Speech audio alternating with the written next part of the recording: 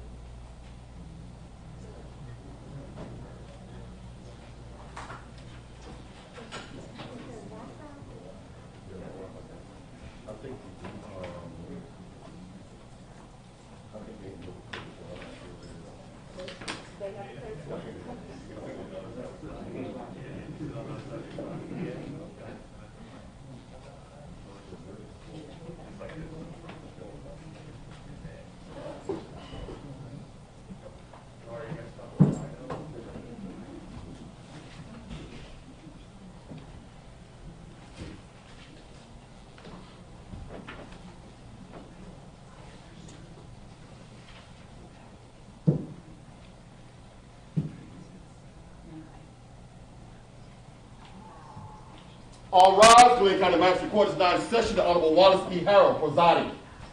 Be seated, please.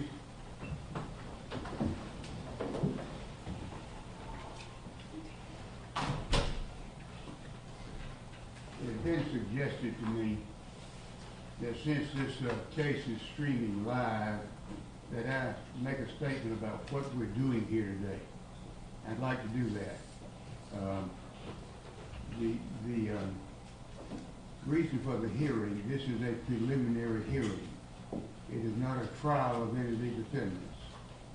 The law requires that there be a preliminary hearing and that a determination be made of whether or not the case is sufficient, the felony case is sufficient to be heard by the Superior Court.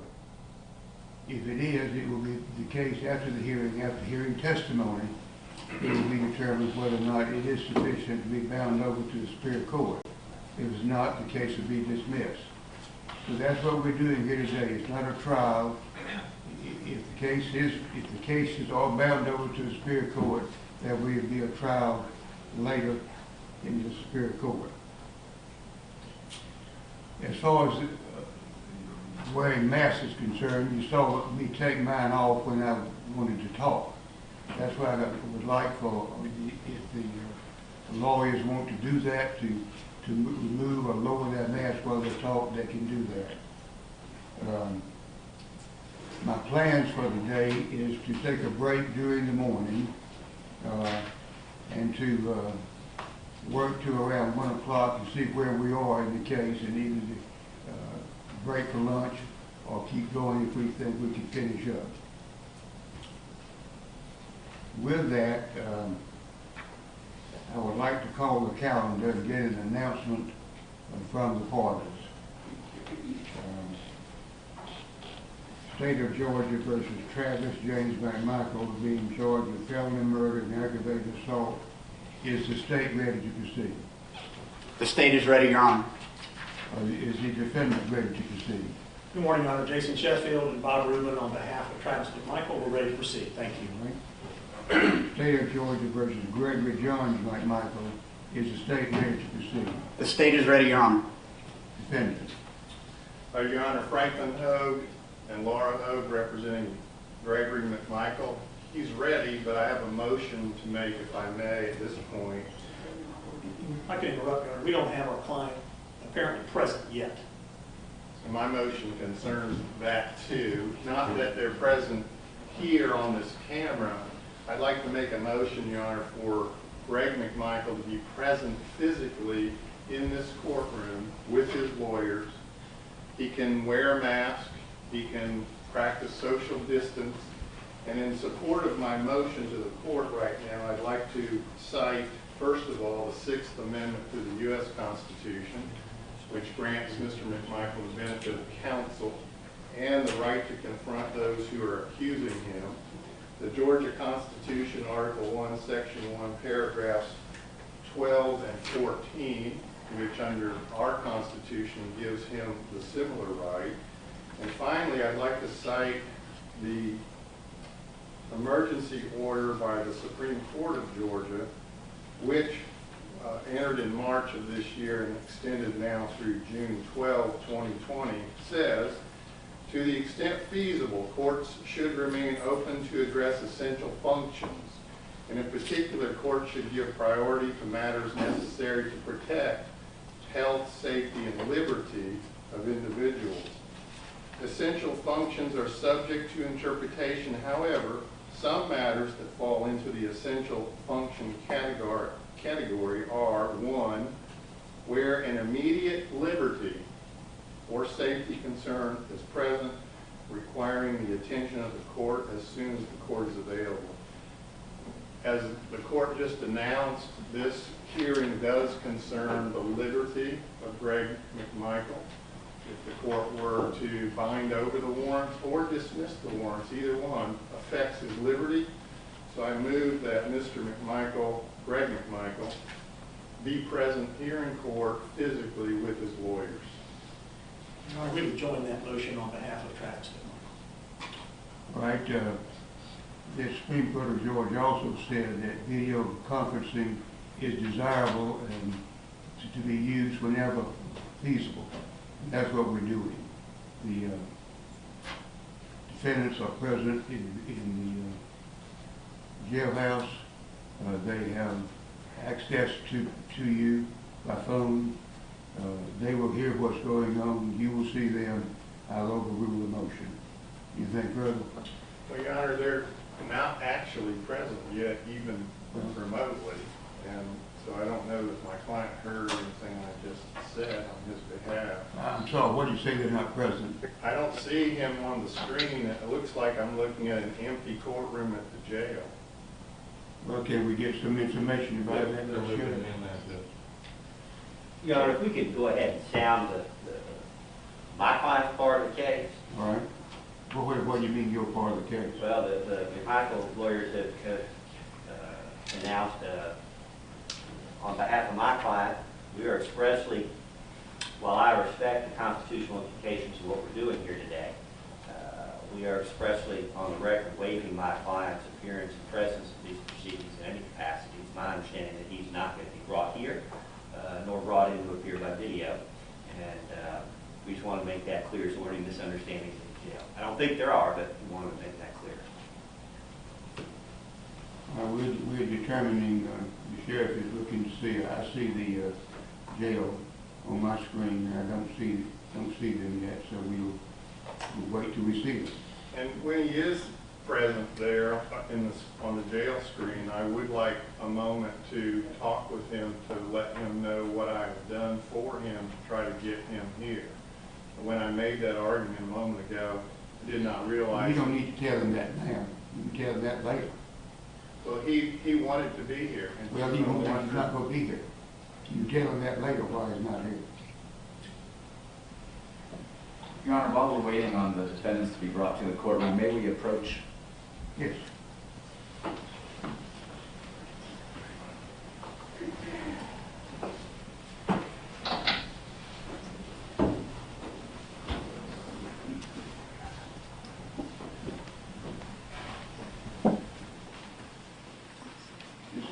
Big approach. I will remind counsel that the mics are on.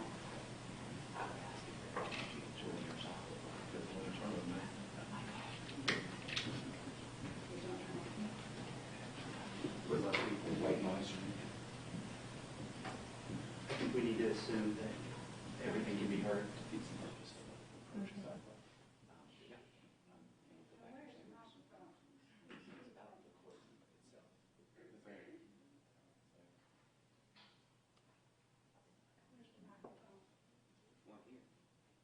want this off right now. I'm listening to them.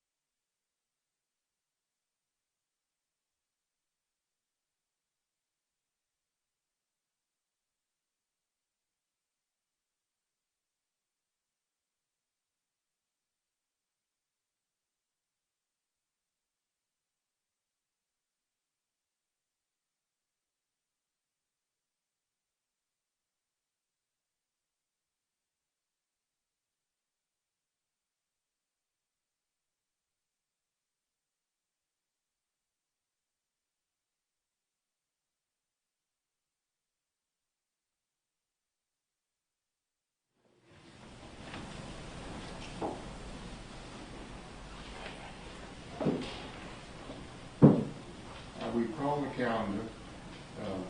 Everybody's ready for trial, for the hearing. Will the state of Georgia call that first witness?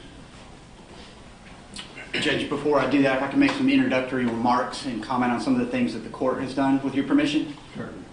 I would also note that, sorry to interrupt you. No, you cannot interrupt and sit down, Counselor. Thank you. Go ahead. Your Honor, I have a motion pending before the court. You may argue that later. Go ahead. Judge, this is, as you noted, the State of Georgia versus Travis McMichael, Greg McMichael, and William Roddy Bryan. I note for our record, because we need to make a record here, that we have two of the defendants who are seated in the courtroom, it would appear, at the Glenn County Adult Detention Center. One of them is off camera at the request of defense counsel and with waiver. We do have one witness from the state's perspective that we intend to call in just a moment.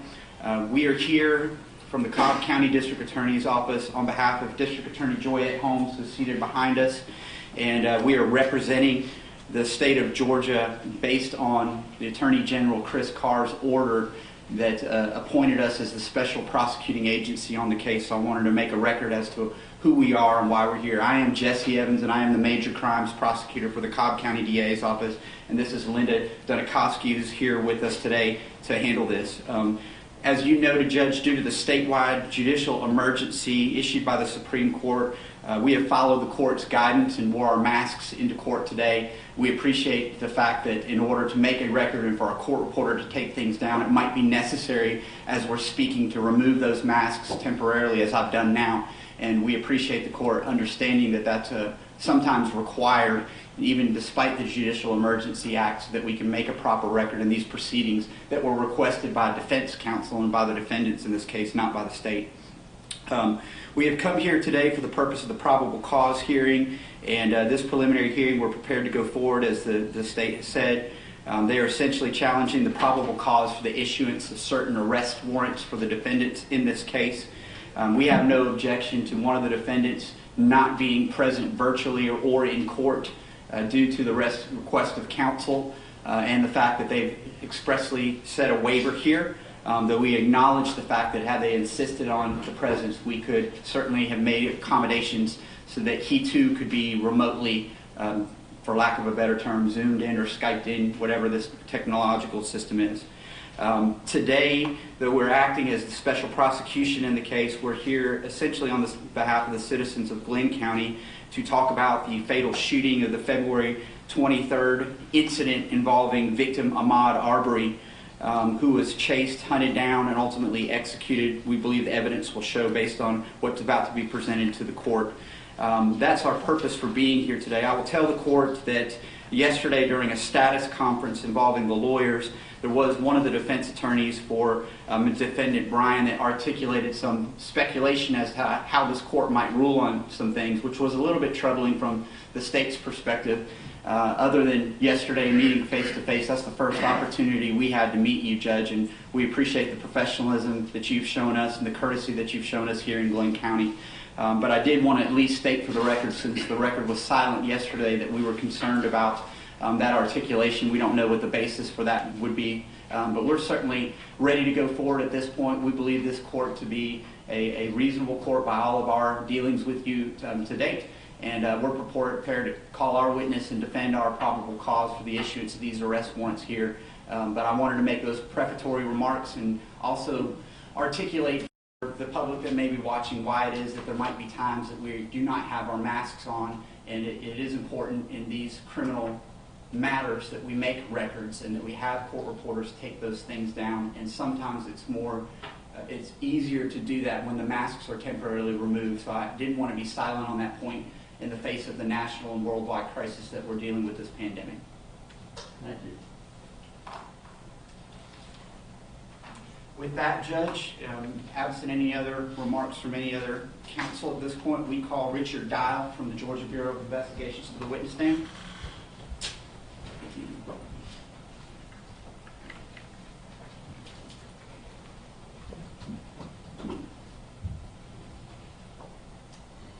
Raise your right hand to your side.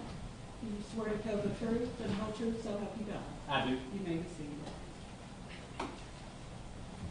All right, so thank you for removing your mask for purposes of making the record, but I'll ask that you keep it handy. If there becomes a point in time where you're no longer testifying, then we may ask you to put that back on while you remain in the courtroom. Understood? I do. Yes, sir. To the degree you're able, I want you to use the microphone beside you so that we can make a good record and so that everybody can hear you. First of all, if you will, introduce yourself to the court. Spell your first and last name for the benefit of our court reporter. Certainly. I'm Special Agent Richard Dial, R-I-C-H-A-R-D. Dial is D-I-A-L. I'm Assistant Special Agent in charge with the Georgia Bureau of Investigation assigned to the Kingsland Field Office, which covers Glenn County. Have you been tasked with being the lead investigator on the investigation involving the fatal shooting of Ahmaud Arbery from February of 2020? Yes, sir. I'm the case agent. Before we get into the facts supporting your arrest warrants that were issued in this case, will you please articulate briefly a little bit about your background that allows you to serve as an investigator with the Georgia Bureau of Investigations? Certainly. I was hired as a narcotics agent with the Georgia Bureau of Investigation in 2001. I was subsequently promoted into a special agent position. I had been with the Georgia Bureau of Investigation that entire time, which is approximately 19 years. Throughout that time, approximately 17 years of that, I've been assigned to the Region 14 Field Office, where I've worked a variety of investigations. In this particular case, you're not the only agent working on the case from the Georgia Bureau of Investigations. Is that accurate? And that's correct. There was a team of agents assisting me in the investigation. And as we sit here now, can you confirm for the record and for the benefit of the judge that while arrest warrants have been issued, there are certain aspects of the case that are continue to be under investigation? That's correct, sir. It's still an ongoing investigation. I have copies of the arrest warrants in this particular case for the defendants, including the two McMichaels as well as Mr. Bryan. Are you the affiant who swore out those affidavits for arrest for these defendants? I am, yes. And if I am correct, the date of the offenses that we are here to discuss today are February the 23rd of 2020. Is that correct? That is correct. And just to get past these basic background information before I open it up to you for the facts, will you confirm that you have arrest warrants charging Travis McMichael with felony murder based on aggravated assault as well as aggravated assault? I did, yes, sir. And then can you also confirm that Greg McMichael is charged with felony murder based on being party to the crime of aggravated assault as well as party to the crime of aggravated assault? Yes, that's correct. And then finally, chronologically, the last warrant that was obtained by you and your agency is against William, sometimes referred to as Roddy Bryan, correct? Correct, yes, sir. And that warrant, those warrants charge him with felony murder and criminal attempt to commit false imprisonment. Is that correct? That is correct. The location of the fatal shooting of Ahmaud Arbery in this particular case, what is that essential cross-section of those streets? It's going to be Holmes Road and Satilla Drive. That is in Brunswick, Georgia, in Glenn County. Holmes is H-O-L-M-E-S, correct? Yes, sir. And Satilla, S-A-T-I-L-L-A, for the benefit of our court reporter. Yes, sir. That's correct. And can you confirm for me that that is in Brunswick and in Glenn County, Georgia? Yes, sir, it is. Today, you have a monitor in front of you. Do you see two of the defendants present virtually? I do, yes, sir. And they have masks on, but do you recognize who those two are? I do. Travis McMichael is seated on the left in a striped shirt, and Greg McMichael is in a jacket and tie, seated on the right. Okay. All right. I want to ask you some questions about when you got involved in the investigation. Yes, sir. First of all, was the GBI asked to be involved with this case at the outset, or did that come about later? No, sir, that came about later. Can you briefly articulate, for the benefit of the court and for our court reporter, how that is that you came to be involved in the investigation and why that was delayed somewhat? Certainly. This case was originally investigated by the Glenn County Police Department. Subsequent to that, the district attorneys recused themselves for this circuit. Another district attorney was assigned, and that district attorney recused himself and was assigned to a third district attorney. My agency on May 5th, 2020 contacted that district attorney, offered our assistance. The district attorney was Tom Durden, and we offered our assistance. He availed himself of our assistance and requested us to become involved in the investigation. And then on May 6, 2020, I was contacted and assigned the investigation. All right. You've had an opportunity now to review Glenn County's initial response to the shooting, correct? I did, yes, sir. And I assume you've talked to witnesses and had your agents talk to witnesses in support of the arrest warrants that you obtained in this particular case. Yes, sir. Briefly, I want to talk about the deceased victim in this case. Will you tell the court what his name was and a little bit about his background? Certainly. His name was Ahmaud Arbery. He was 25 years of age. He was a resident here in Brunswick, Georgia. He lived at 140 Boykin Ridge Drive at the time of his death with his mother. He was involved in athletics, liked to play games outside. He liked to run. like to play video games. As part of your investigation of this case, were you able to determine the approximate distance from Ahmaud Arbery's home to the place where he was fatally shot on Satilla and Holmes? Well, yes, I actually took a driving measurement from his residence to where the house under construction was located, which is at play in this investigation, and that's located at 220 Satilla Drive, and it was approximately 1.8 miles. The scene of the shooting is a little further down the road, approximately 2.5 miles would be my estimate. I want to ask you some more background information now about the defendants in this case, and we'll start with Travis McMichael. Travis McMichael, were you able to determine what his age was? I was, yes. Travis McMichael, he is 34 years of age. He resided with his father, his mother, and his sister at 230 Satilla Drive in Brunswick, Georgia. And did he have some prior training in the Coast Guard? Yes.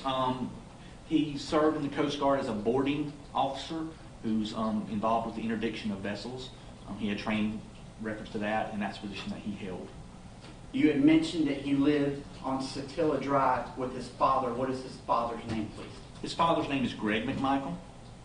How old was he at the time of the commission of these crimes? 64 years of age. And did they live together? They did.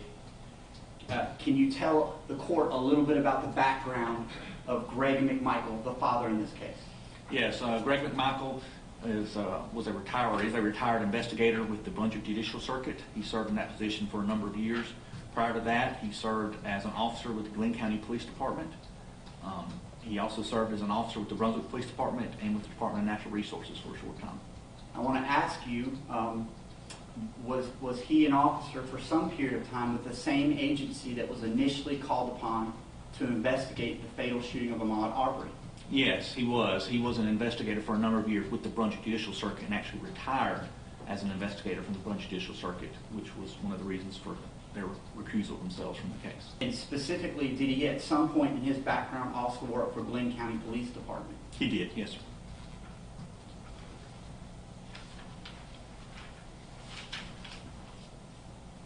I want to turn our attention now to the third defendant, William Roddy Bryan, and ask a little bit about his background. Can you articulate for the court where he lived and a little bit about his age and his background?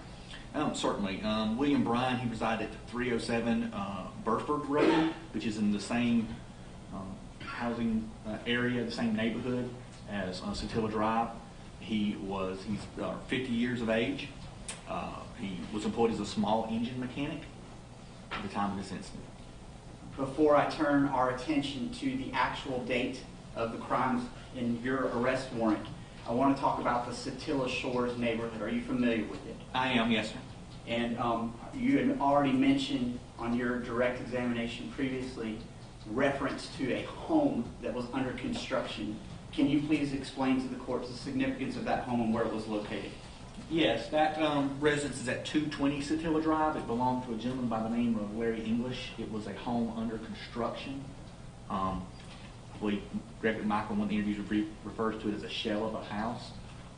He was in the process of constructing this home. As you go into Satilla Shores neighborhood, you go down a short way and it's on the right. It's as you come in. This home is important in this investigation because the deceased victim in this investigation, Ahmaud Arbery, had been seen inside that home on security camera footage prior to the shooting incident. And on the day of the shooting incident, the neighbor had seen him inside of the home that's under construction and had called 911 prior to the rest of the events taking place. Focusing now on that home, you said that the home was under construction. Was it secured or unsecured at the time of the shooting? Unsecured. And when I say unsecured, describe for the court its state. The upper walls of the house and the windows were in the house. There are no interior walls, it's studs. We did have this from the security camera footage that shows the interior of the residence. There was no garage, or it does not appear to be there was any garage doors on the house, which is actually attached to the house. In the video, we couldn't tell if it had a front door or not, but it's very obvious that individuals were able to walk through there without being impeded in any way. In fact, have you found as part of your investigation other videos showing other people that walked through this unsecure residence at different times? Yes, sir. Besides Ahmaud Arbery, we have discovered video of at least 2 other groups of people that have been inside the residence with the interference construction. Was anyone living at that house at the time of this crime? No, it was going to be a vacation house that was under construction. There was a small trailer in the backyard, which was secured, but for when the owner, who resides in another county, would come and work on the house, he'd have a place to stay. But it's been under construction for quite a while. Okay. And to your knowledge, was anything ever taken from this house based on the video footage that you've seen? No, I think there were some kids in the neighborhood, I believe, took a couple pieces of wood from the house. But that was on video. But other than that, no. There's nothing I saw in the video, nor that Mr. English has told us during interviews he can say was taken from the house. And has the owner been interviewed by the Georgia Bureau of Investigation? Yes, he's been interviewed at least 2 separate times by 2 different agents in reference to this case. You had mentioned that Mr. Arbery was an avid runner. Is that accurate? It is. And have you talked to multiple people, you and your agency, who confirmed that running was one of the things that he did for, Yes, very much. for health and for just his mental state? Yes, sir. He just enjoyed running, is what we're getting from numerous witnesses and the family, friends of his. In conversations with the homeowner of this house under construction, was there ever any discussion with him about water sources that might be there if somebody wanted to get a drink of water, say, during a run? I'm aware that the homeowner, Larry English, or through his attorney, has made statements concerning their speculation that there are water sources at the house, and that could be a reason for Mr. Arbery's entering the house. That is not captured on video, but I'm aware of that statements that they have made. On the date in question, now turning to February 23rd of 2020, you had talked about video. Is there multiple sources of video surveillance that's been reviewed from the Satilla Shores neighborhood from which we were able to piece together a timeline of what happened? Yes, sir. That's correct. Different locations, not just this house that you referenced. No, yeah, there's different locations. Neighbors and other sources of video we have that help show the events that occurred. All right, I now want to direct your attention to specifically February the 23rd of 2020, the date that is the subject of your arrest warrant for the 3 defendants in this case. Were you able, looking at all of the evidence and speaking to all of the witnesses, to piece together a chronology of how Ahmaud Arbery came to be shot at Satilla Shores? Yes, sir, I have. Would you briefly and succinctly articulate for the court what it is that you were able to piece together from your investigation in this case? Certainly. From the surveillance video across the street from the house that's under construction, you see Mr. Arbery coming up to the house, going directly into the house. From the interior video of the house, you see him just wandering around, again, not taking anything. He's just walking around, looking around inside the under construction building. The neighbor across the street, Mr. Albanez, you can see him on the video coming forward, and during interviews with him, he saw Mr. Arbery going in the house, so he calls 911. At that point, the call is dispatched, and during the call, it's actually logged as somebody's in the open construction site. So Mr. Albanez sees him in there. From the video, you can tell that Mr. Arbery comes out of the residence and goes running down the street. From the interviews conducted by Glenn County PD, and you can actually see it on the video, Mr. Greg McMichael was in his front yard. You don't see him, but you see he says he's in his front yard working on some cushions for his boat. When he sees Mr. Arbery running down the street, during his interview with Glenn County PD, he doesn't say, he says that he didn't know if Arbery was chasing somebody or somebody was chasing him, but he recognized Arbery from previous video he had seen from February 11th as somebody that was inside this house that's under construction. I want to talk about that previous video since you broached that topic. Did Satilla Shores have a Facebook page during which residents were talking about that property and other things? Yes, they did. Did you find any discussions about the fact that somebody may have been in that residence previous to this? Yes, there was some discussion about it on the Facebook page, as well as on the February 11th report that was filed by the officer who responded to the person in there. He makes note that the person's information was on that Facebook page. And now getting back to the chronology of February the 23rd of 2020, articulate for the court what your investigation revealed in terms of Mr. Arbery running past the McMichaels household. Okay. Mr. Arbery proceeds past the household. He's running down Satilla Drive south. Greg McMichael goes inside, according to his statement and Travis McMichael's statement, tells Travis McMichael that the guy's running down the road. They both grab their weapons. Greg McMichael arms himself with a Smith & Wesson 686 .357 Magnum revolver. Travis McMichael arms himself with a Remington 870 pump 12-gauge shotgun. They then enter Travis McMichael's truck. Travis McMichael is driving. Greg McMichael is in the passenger seat. This is according to both their statements. Then on the video, you see them come out of the driveway and turn in the direction that Ahmaud Arbery was running. I want to pause there at this point. You had mentioned a previous 911 call involving the residence that was under construction, correct? Yes. Were either of the McMichaels the 911 caller for that initial call about the structure? No. The person that called was Matt Albanese. Neither Travis or Greg McMichael has called 911 at that point. And that's what I want to be clear on. So my follow-up question to you is, when the defendants, the McMichaels, armed themselves with this revolver and shotgun, did they make a 911 call before going after Mr. Arbery? No, sir, they did not. So there was no 911 call initially by them as they gave chase? That's correct. Can you describe the vehicle that the McMichaels were in? Yes, they were in a white Ford F-150 2019 model that belonged to Travis McMichael.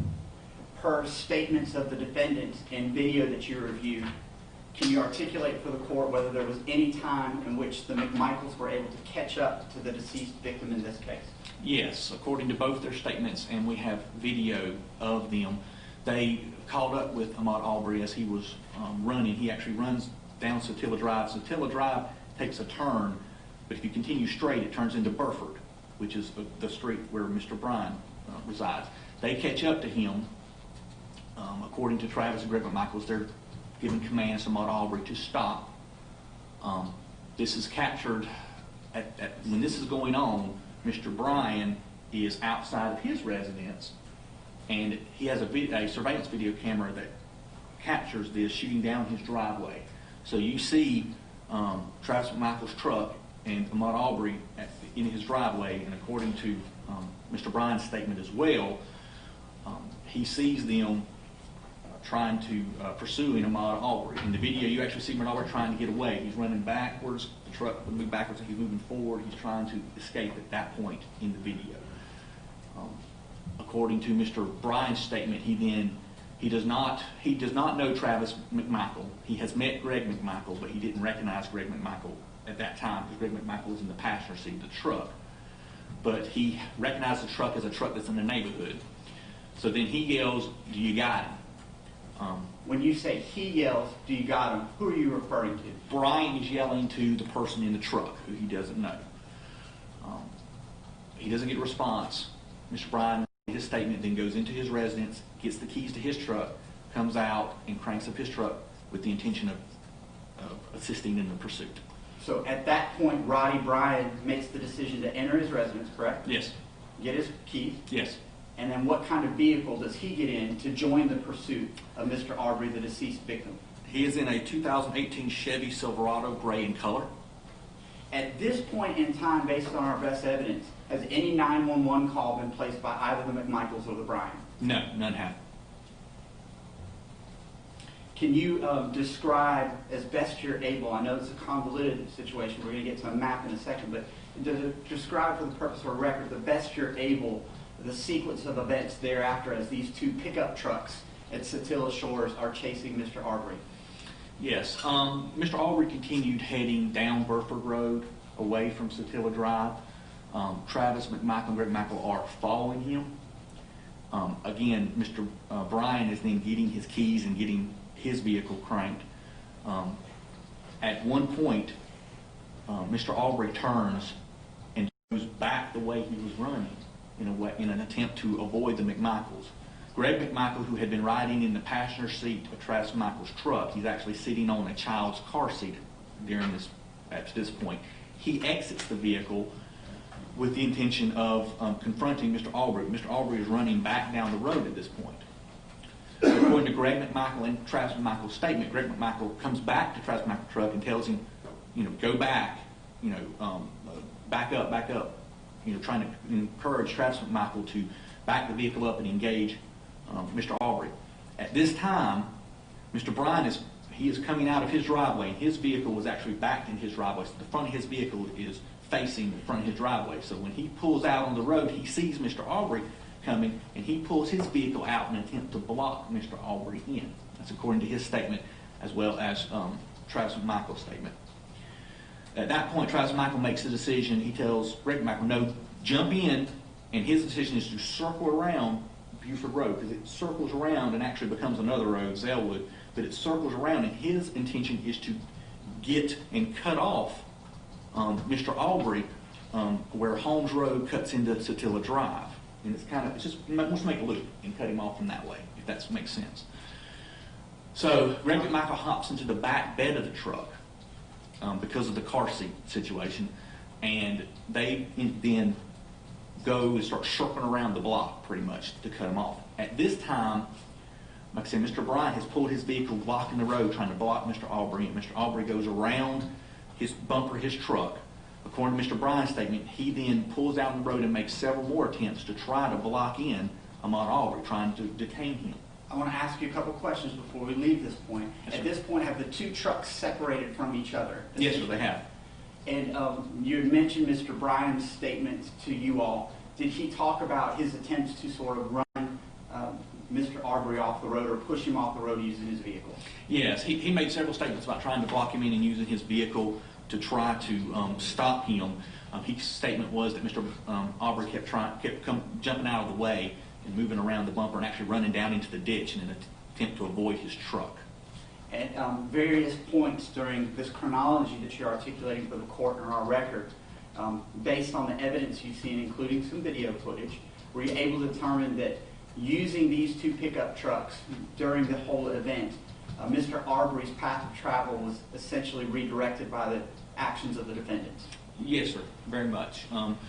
Mr. Bryan, so Mr. Arbery gets, if I can explain. Sure. That's okay. Mr. Arbery goes around Mr. Bryan's truck as he's pulling out. At this point, Mr. Arbery is heading back the way he's come, which would lead him out of the Satilla Shores neighborhood. Mr. Bryan makes statements that he continues to try to block in Mr. Arbery. Mr. Arbery takes a right turn onto Holmes Road, and Mr. Bryan is actually overshoots him going Satilla. So at this point, Mr. Arbery is trying to avoid Mr. Bryan, and he turns down Holmes Road, which is actually going sideways back into the neighborhood instead of out, which is the way he was traveling. Mr. Bryan then remaneuvers his vehicle and pursues Mr. Arbery down Holmes Road. I want to be clear on that point. As you go down Holmes Road, had Mr. Arbery been allowed to finish that path of travel, was there any direction that could be made to get back to the exit of that neighborhood? Yes, if he went down to Holmes Road, he could have caught Zellwood and then gone back up again to Satilla Drive and going back out Satilla Shore. So pretty much he could have gone straight, but he cut and would have had to circle back around. But he could have still escaped the neighborhood at that point. At some point in time, I know that a video was started by Mr. Bryan. Is that accurate? That is, yes, sir. And he's confirmed as much, and we have copies of that video from his cell phone, correct? That's correct, yes, sir. There's been portions of that video that have been played widely on television, but there's actually other portions to that video as well, correct? That is correct.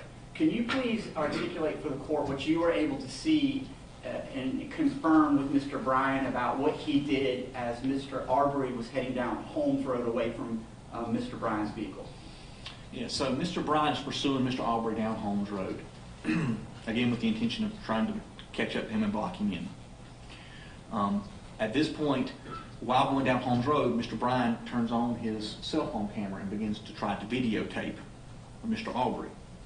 Mr. Arbery stops. Now at this time, the McMichaels have turned off of Zellwood and are coming down from Holmes Road. So you've got one vehicle coming one way down Holmes Road and another vehicle coming another way, and Mr. Arbery is in between. So at some point, Mr. Arbery turns around and starts heading back towards Mr. Bryan. based upon the statement, it appears that Mr. McMichael is coming. Mr. Arbery's running, sees Mr. McMichael's truck, and then turns around and runs back by Mr. Bryan's truck. Mr. Bryan gets out of the way as Arbery runs past him, and then he sees the McMichaels come forward. Now, at this point in the video, Mr. Bryan has put the video down, so you don't have video of this sequence of events. But this is according to Mr. Bryan's statement that Arbery runs past his truck, then the Bryans come past his, then the McMichaels come past his truck. Then Mr. Bryan pulls out and again goes back down in the direction of that Mr. Arbery had traveled. But before we leave this topic here, was any of this captured on the video before the phone was put down? Could you actually see Mr. Arbery trying to evade the truck? Yes, sir, you can. Okay. And did you see him turn around and try to get away from the truck before it turned around? I'm referring obviously to Mr. Bryan's truck. Yes, sir. And I know that you just said that the video was put down at some point and couldn't see, but were you able to capture any audio? Yes, you can hear the different gears changing in the engine, moving in the vehicle. Yes. All right.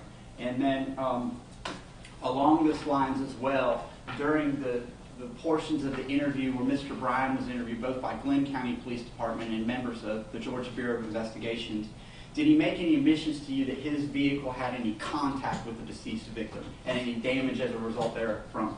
Yes. He indicated at one point that his vehicle had contact with the victim. His impression was that Mr. Arbery had been trying to open the driver's side door but did not got to the driver's side door. He made that statement initially. The Glenn County Police Department that day actually photographed the truck. You can see some palm prints, appear to be swipes on the rear driver's side door. His truck is a four-door truck, right? So there's some swipe marks and palm prints there. There is also white cotton fibers along the truck bed where the bed liner lips over the bed of the truck. There's a little bit of plastic in that bed liner. There is white cotton fibers along it, which Mr. Arbery, during this pursuit and incident, was wearing a white cotton shirt. There was also a dent directly below those white cotton fibers, and that dent we attributed to contact with Mr. Arbery because of its location. And did Mr. Bryan confirm during his interviews that the dent was actually as a result of the vehicle making contact with him? I believe that was his surmise, okay, but I'm not 100% sure on that. Turning now to the situation we have involving the two pickup trucks. After Mr. Bryan turned around, can you confirm that both pickup trucks were essentially facing the same direction on homes? Yes, they were. Both. It was Mr. Arbery running back down Holmes towards the drive, Travis McMichael driving his truck directly behind Mr. Arbery, and then there was Mr. Bryan behind Travis McMichael's truck. At some point, Travis McMichael's truck gets ahead of Mr. Arbery. What happens when the McMichaels truck gets ahead of the victim? Their vehicle gets ahead of Mr. Arbery, then they stop their vehicle, and this is almost at the intersection of Satilla Drive and Holmes Road. They stop. Is this a public roadway? It is. Where is Mr. Bryan's vehicle located during this portion of the chase?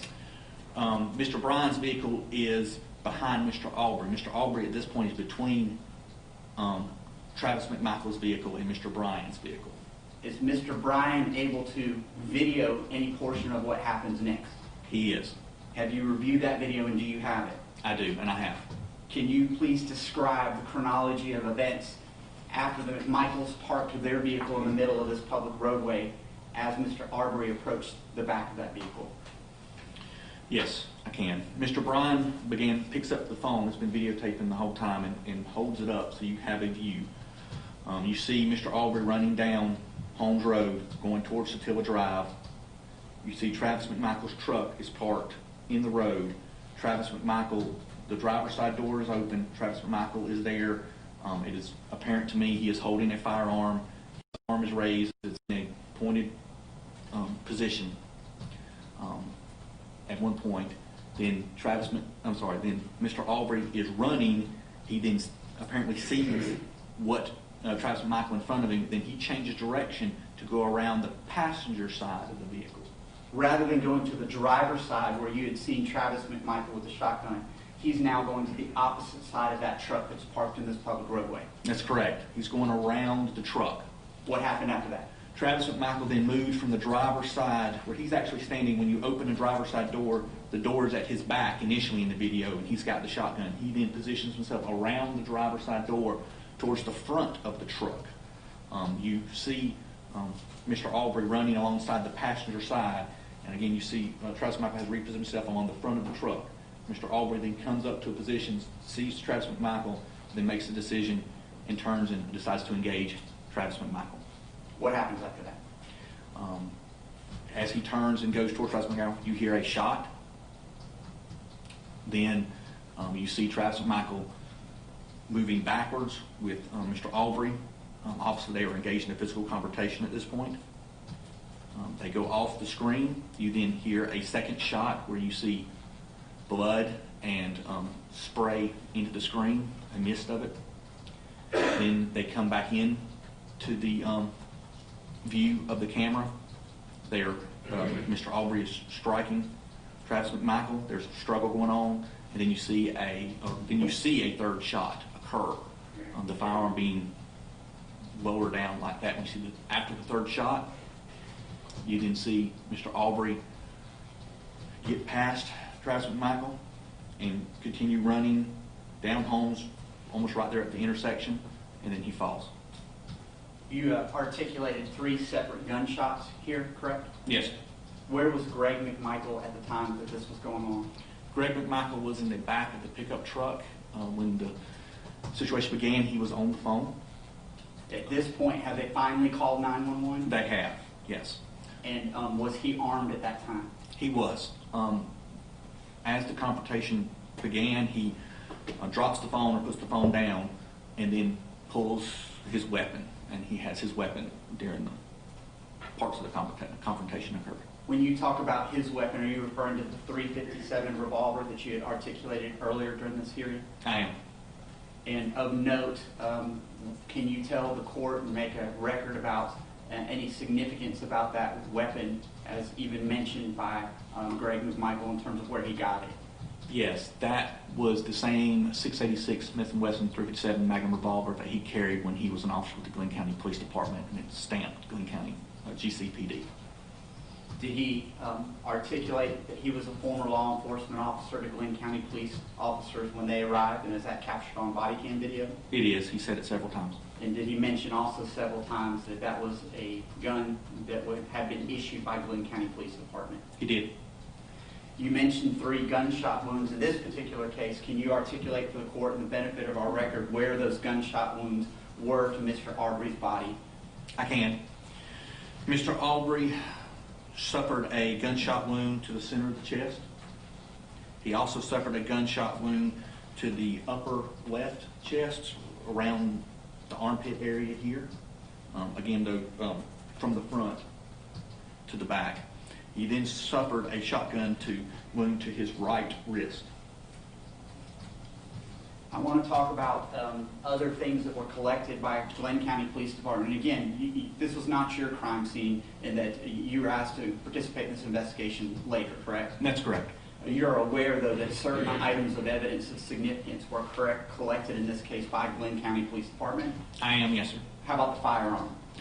Yes. Well, Travis McMichael's firearm was collected by the Glenn County Police Department. And how many spent shell casings do we have from that shotgun? 3. 2 of them were expelled, is that accurate? That is correct. What about the third one? Where did that remain? It was still within the chamber of the weapon. And give a description briefly for the benefit of the court and the record about what type of firearm that was used to shoot Mr. Arbery.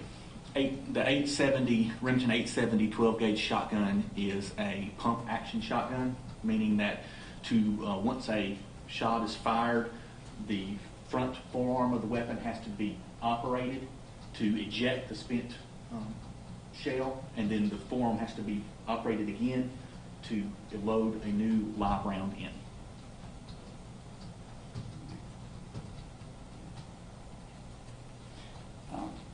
During Travis McMichael's interview with police, did he make any admissions about firing the fatal gunshots in this particular case? He did. He admitted firing the weapon 3 times.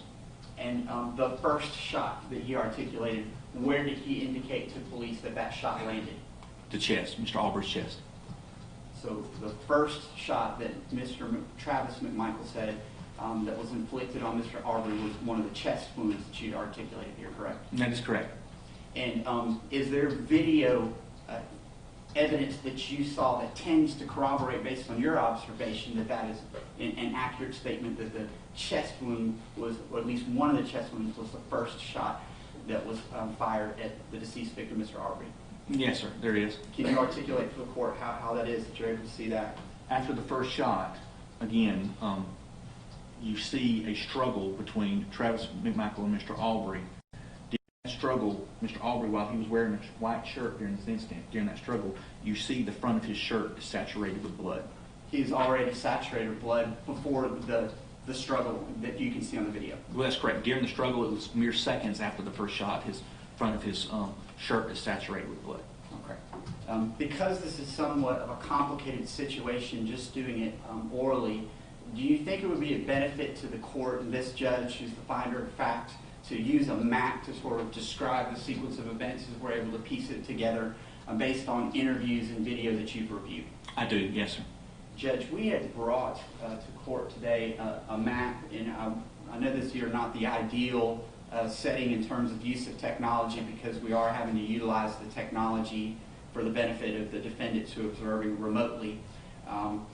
The defense also brought a map, and I think we have a joint agreement that we will tender one of those maps. It's a blow-up map as a demonstrative aid so that we can use this to help articulate the sequence of events. Is that an accurate statement? That's correct, John.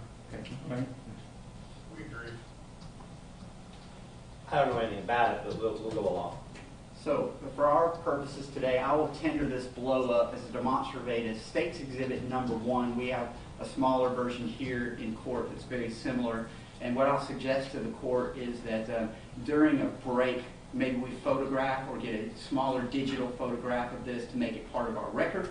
I understand that the defense might want to take this map with them when they leave, and the state has no objection to that, so long as we make a record about what the map looks like. Is everybody in agreement with that? Yes, sir. I really will. Yes. We will grant that. So again, Judge, I know these are not the ideal circumstances, and we are truly appreciative of the court being accommodating to us as we try to navigate through this pandemic and the issues that we're facing here. But I think that during our test run, the best way we're able to do this will be the State's Exhibit number 1 that we'll send to the defense. If I situate this appropriately, I believe that everyone can see that on the video. Let's get confirmation by thumbs up or otherwise. Jesse, can you turn it this way a little bit? I can. Just trying to get the glare off of it. Yeah. Glare.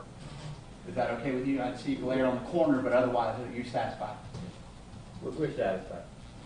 I'm going to hand you this pointer. If you please extend that, Agent Doc, and then I'm going to try to hold this. Describe what is depicted here for the benefit of Judge Harold. This is the Satilla Shores neighborhood. And then show generally the entrance into Satilla Shores that you had talked about. This is the entrance up here to Satilla Shores. And you had talked generally about a house under construction. Let's talk about the locations that you've talked about during your testimony before we go into the chronology a little bit more. Certainly. Again, this is Tilla Drive that comes down. This would be approximately the residence that was under construction, and that would belong to Mr. Larry English. This is marked as 230 Satilla Drive. This is Greg and Travis McMichael's residence where they resided. Down Burford, it would be within this area here is William Bryan's residence along Burford. And then what about Holmes Drive? Do you see that depicted here as well? Yes, this is Tilla Drive here. This is Holmes Road. The intersection, the shooting incident took place about here. Based on the chronology that you just described for the court, please show where Mr. Arbery would have initially entered this neighborhood. He would enter the neighborhood from up here, which is the entrance. Again, along Satilla Drive is where the house under construction is, and that's where you first see him. We have him on video. It's coming along Satilla Drive in this direction and coming into the house. Will you make sure that you speak up I'm really sorry. loudly, since our court reporters now I'm facing your back, and I trust you'll give me an indication if you cannot. Thank you, ma'am. I'm sorry. Yes, this is still a drive when you come in from the front. If you'll come here, this is the house that's under construction. We have video of Mr. Arbery as he's coming in this direction down Still Drive when he enters into the home that's under construction. I don't think we've explicitly covered times yet, but was this broad daylight? It was, yes. It was approximately 1 o'clock in the afternoon. Okay, so it's the afternoon. Yes. And what about weather conditions? Sunny? Sunny, clear, yes. Describe now the chronology based on the statements that you all have of the defendants and the video that you pieced together of where Ahmaud Arbery initially traveled and what transpired involving the 2 pickup trucks. Certainly. So, again, Mr. Arbery is inside the house that's under construction. The neighbor comes out, sees him. He is standing approximately here. He's the one that calls 911. Police are on their way. Yes, sir. Police are on their way. Let me ask you this. Did any police officers actually respond in such haste that they were able to hear anything? Yes, sir. The first responding officer, again, he is coming back down here. He then hears the gunshots, and he notes that in his body cam footage. Not to keep interrupting you, but if you will describe the path of travel of Mr. Arbery per statements and video. Certainly. Again, Mr. Arbery comes out of the residence under construction, then heads south along Satilla Drive. You see him on the video as he comes in this direction. This, again, is Greg McMichael and Travis McMichael's house. Greg McMichael's statement is that he goes in, tells Travis, they then grab their weapons. On the video, you see Travis, what appears to be Travis McMichael's truck, come off the 230 Still Drive and go in this direction in pursuit of Mr. Arbery. According to their statements, Mr. Arbery then comes down Satilla Drive. He then goes onto Burford Road. Again, he comes by Mr. Bryan's house, which would be in this area here. There's video. He's going back and forth by Travis McMichael's truck at this point. Then, according to statements, Mr. Arbery goes down Buford. Travis McMichael is pursuing him down Buford. Before they get to the turn here, Mr. Arbery turns back and goes back north along Buford. This is when Greg McMichael gets out of his vehicle. In the meantime, Mr. Bryan has decided to go in pursuit himself.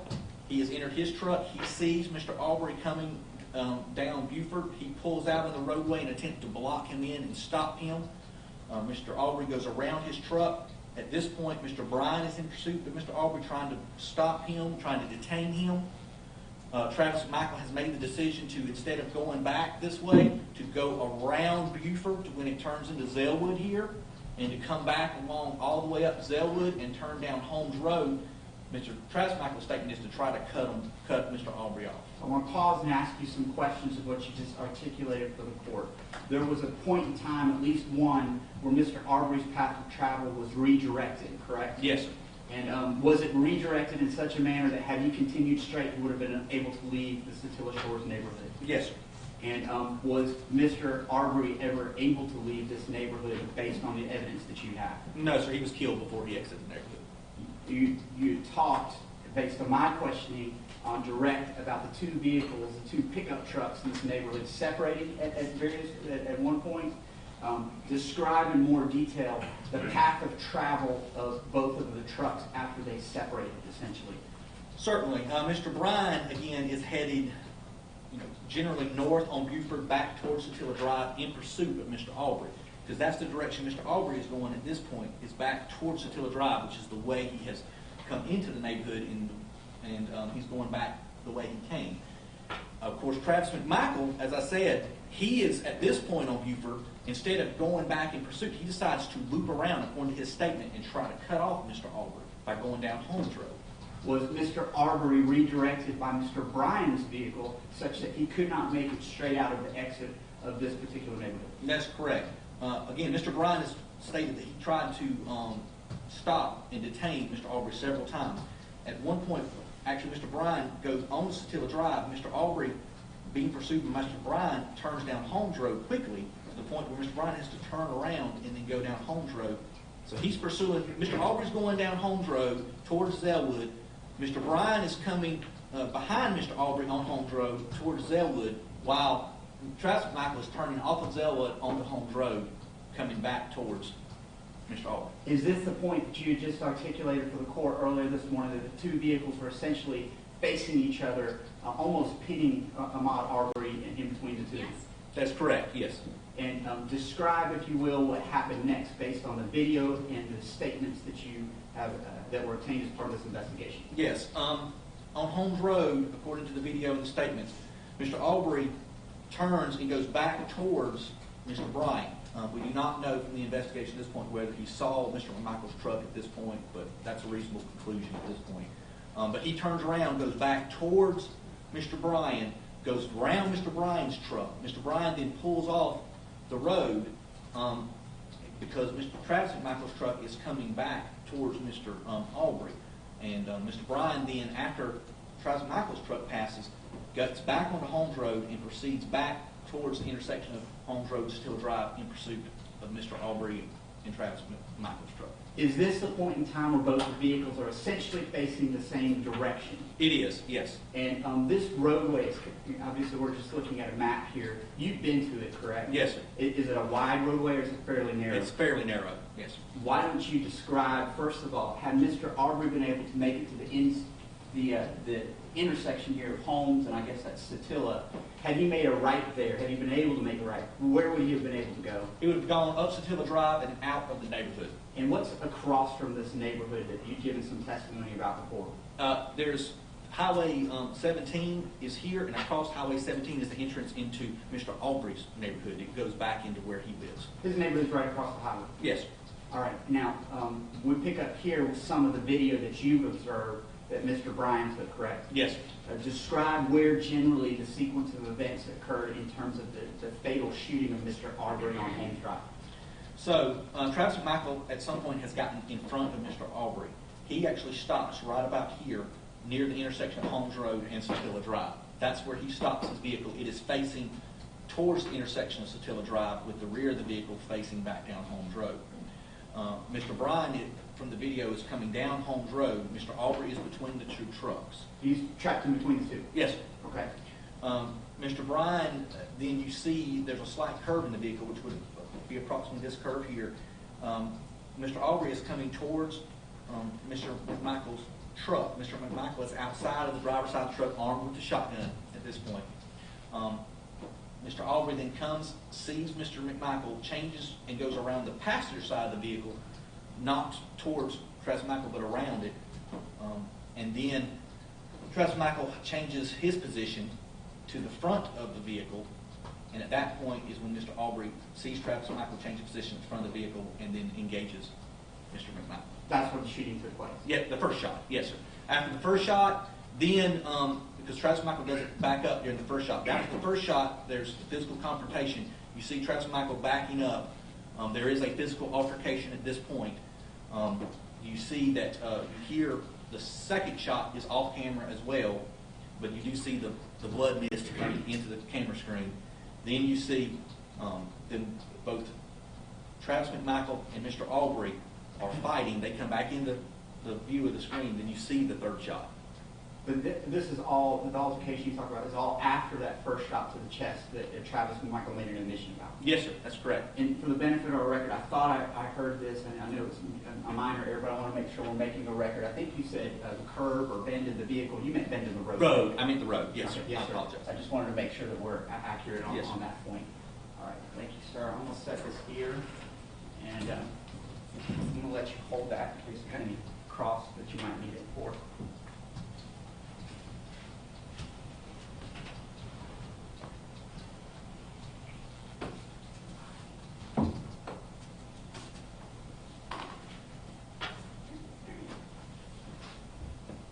during the investigation of this case, you're aware of the cause and manner of death as determined by the Georgia Bureau of Investigation's Medical Examiner's Office, correct? I am. And can you please articulate for the benefit of the court and our record cause and manner of death? Cause was gunshot wound, manner was homicide. I want to talk about statements of the defendants. There were statements of all three defendants that were given to a number of investigators in the case, including Glenn County Police Department. That's correct. First, focusing on Greg McMichael's statement, was there any body cam video obtained showing statements that he made to responding officers? There was, yes, sir. And just summarize any admissions or statements that he made to Glenn County police officers. Greg McMichael pretty much relates on the body cam footage, and then later on, whenever he actually is interviewed on camera by the Glenn County Police Department. He makes admissions to seeing Mr. Arbery running down the roadway. His statement to the effect is he didn't know Mr. Arbery had stolen anything or not, but he had a gut feeling that Mr. Arbery may have been responsible for thefts that were in the neighborhood previously. And I think he actually says gut. His instinct told him that. He then tells Travis McMichael. He then describes the pursuit of Mr. Arbery. He says that during Greg McMichael's statement, he only hears 2 shots during his statement. It appears by looking at his description of events that he either didn't realize the first shot or didn't register it. He was admits to being on the phone with 911 when the shooting was occurring on his weapon. Did he make any admissions to you about Mr. Bryan at some point volunteering to join into this chase of Mr. Arbery in the neighborhood, and how did he describe that? Yeah, he described that Mr. Bryan was trying to block him in as well. Okay. And at the point of the actual shooting itself, did Mr. Greg McMichael make any admissions to Glenn County investigators about any statements that he was making to Travis McMichael about what he sure shouldn't do? Yes. He says on the body camera footage of the first officer, he tells him that he was telling Travis McMichael, don't shoot. Despite that, did you have video footage showing that essentially Greg McMichael is covering Travis with a .357? I do, yes, sir. And what did Greg McMichael say about Travis's shooting of the victim in terms of where he shot him specifically on his body? Chest. Okay. Similarly, was there video footage, both body cam and also interview footage of Travis McMichael and his assertions about what happened on this date? Yes. Travis McMichael's particularly interview was done at the Glenn County Police Department with him, where he went into detail.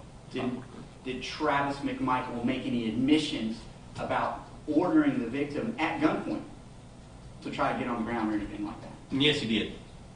Prior to the shooting? Prior to the shooting, yes, sir. And what about any admissions that were made about the fatal shooting itself? He admits to firing his shotgun 3 times.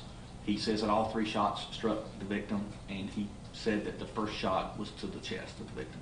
Prior to that, had Mr. Travis McMichael made any admissions about choosing to chase the victim with his pickup truck you described? Yes. He was the driver of that truck? He was the driver of the truck, yes. I now want to turn your attention to Mr. Roddy Bryan. And are you aware of any admissions that he made both to Glenn County Police Department as well as investigators with the Georgia Bureau of Investigations about his role in this particular crime that led to the arrest warrants you obtained? Yes, sir, I am. Can you describe generally for the court some of the specific admissions that were made by Mr. Bryan? Mr. Bryan admits to joining the pursuit of Mr. Arbery. He admits to trying to block Mr. Arbery in, trying to detain him several times, both before Mr. Arbery turned onto Holmes Road and then while on Holmes Road. Did he make any admissions to using his vehicle to redirect the victim within the Satilla Shores neighborhood prior to the fatal shooting? Yes, he did.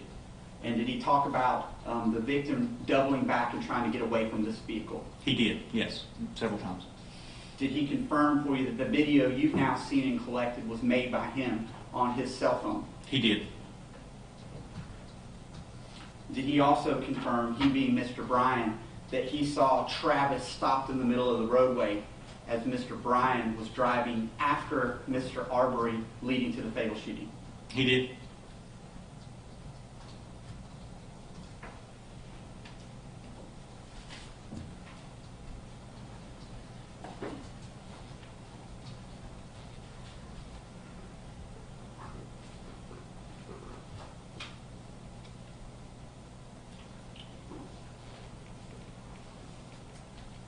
For purposes of our record, we've had the benefit of this witness being able to identify the McMichaels because they're seen on video, but because the defendant has waived his presence for Mr. Bryan, we're not able to do an in-court identification. And are you stipulating to identify? We will, sir.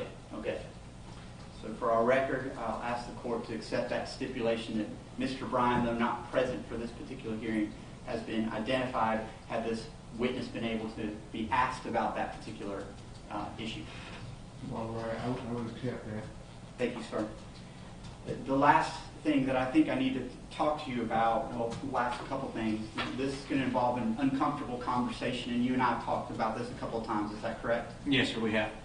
You know that I want to ask you about a particular quote that Travis McMichael stated on the crime scene that was overheard by one of the defendants and shared with investigators prior to police arriving, correct? That's correct, yes, sir. And though this may be an uncomfortable conversation for the benefit of the court and for the record, we're making it clear that this is not your quote, it's not the GBI's quote.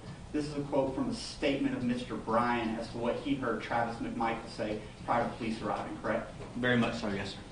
Understanding that and understanding that it might be a little uncomfortable to talk about the words because it involves a curse word and something else, I need to ask you about that quote. Can you please articulate for the court what Mr. Bryan said he heard Travis McMichael say prior to police arriving and after the fatal shooting?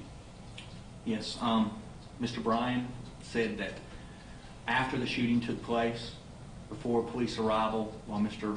Arbery was on the ground, that he heard Travis McMichael make the statement, "fucking nigger."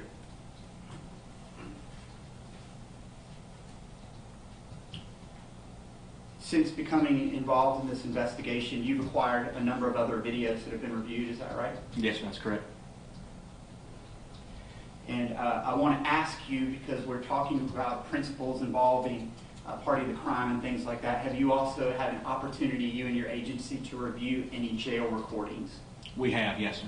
So I want to ask a couple of things regarding the jail recordings and also about conversations between the defendants prior to the arrest. Was there a delay before you were involved in the case and able to secure the arrest warrants that are the subject of this preliminary hearing? There was, yes, sir.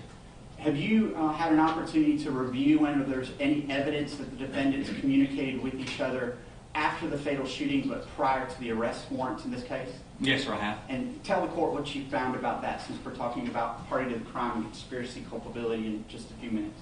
Yes, we have uncovered evidence through statements that Greg McMichael had conversation with Mr. Bryan concerning the video and the incident.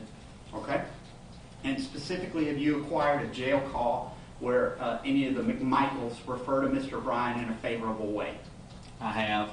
During a jail call that my agency obtained and reviewed, Greg McMichael was on the phone with a caller. The caller asked him about Mr. Bryan. At first, Mr. McMichael says he can't talk about it, and then he says that Mr. Bryan is an ally.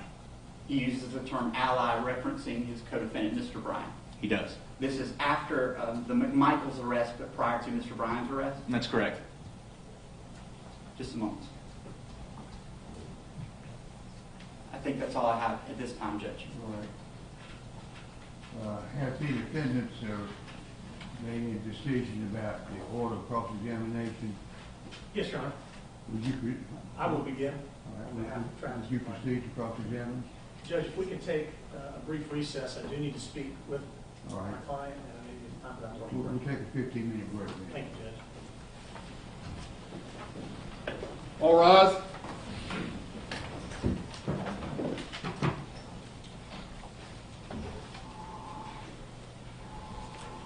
Maybe stay at ease.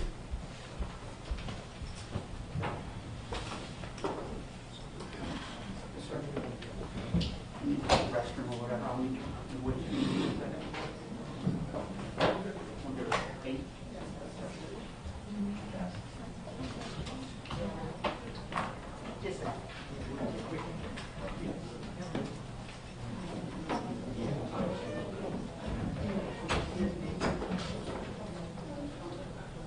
Jason, Yeah.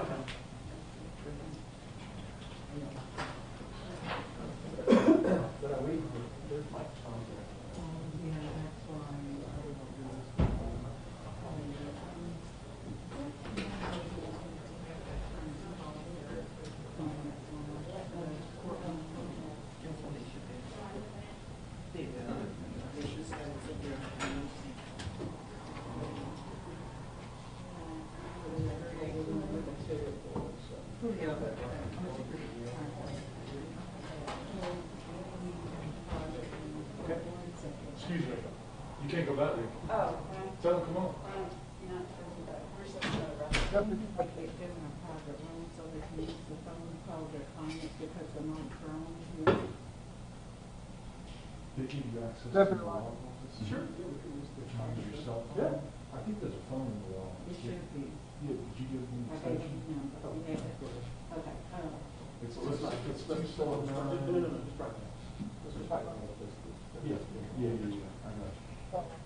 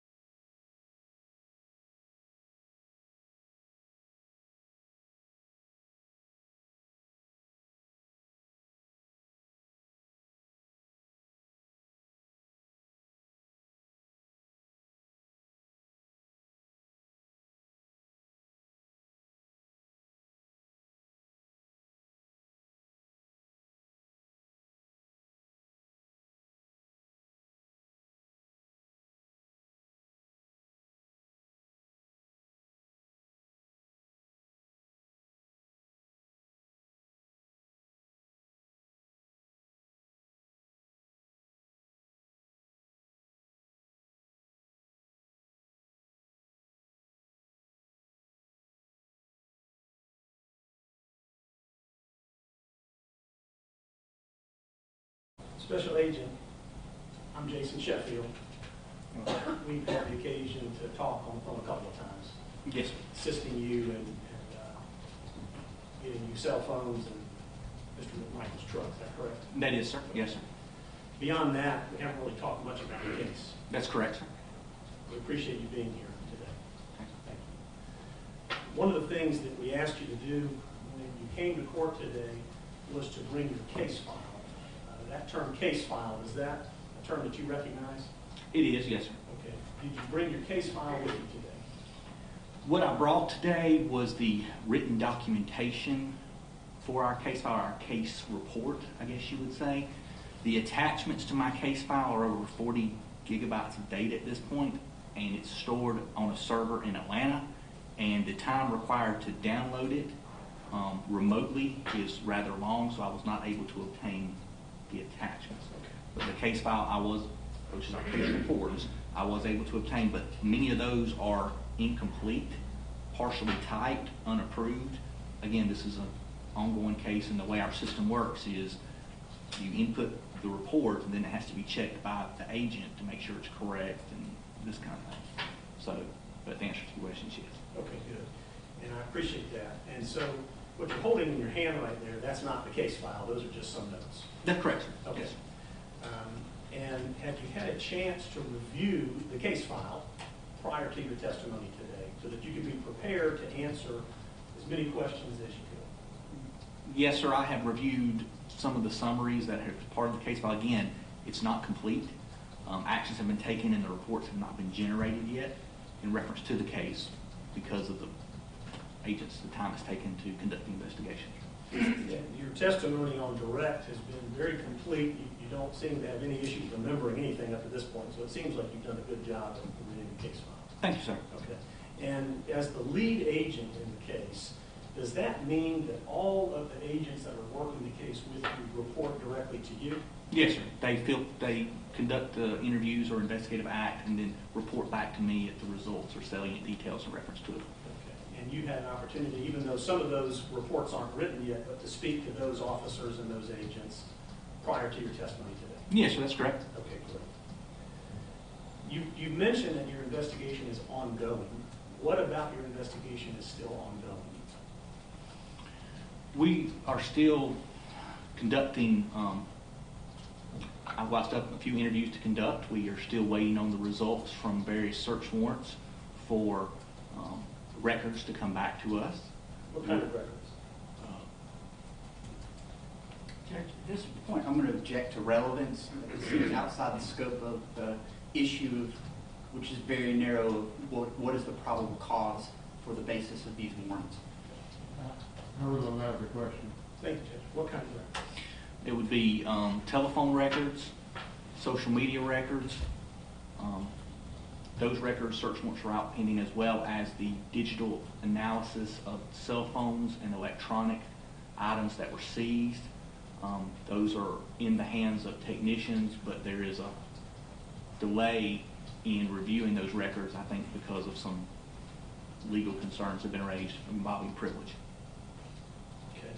What is it that you're looking for exactly, and how does it fit into your case? Judge, I have to object. I think that's fishing and not relevant to the issue of probable cause, which is the facts and circumstances leading to the death on February 23rd, 2020. I will allow the question. Well, it depends on the various items or what we're looking for. Of course, each... You mentioned phone records, cell phones, and social media. Yes, sir.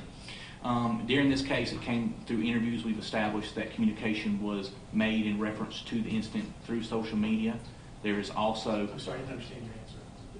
Okay. There were communications that were made about the shooting By whom? by Greg McMichael through Facebook. He posted about it through Facebook, as well as contact was made from witnesses to him through Facebook, which subsequently followed up with a call from him to at least one witness where he described what occurred. There has also been pictures of the crime scene posted on social media by some of the McMichael family. Do you know who posted them? I this do. time? Lindsay McMichael posted at least one. She has admitted to posting one photograph of the crime scene.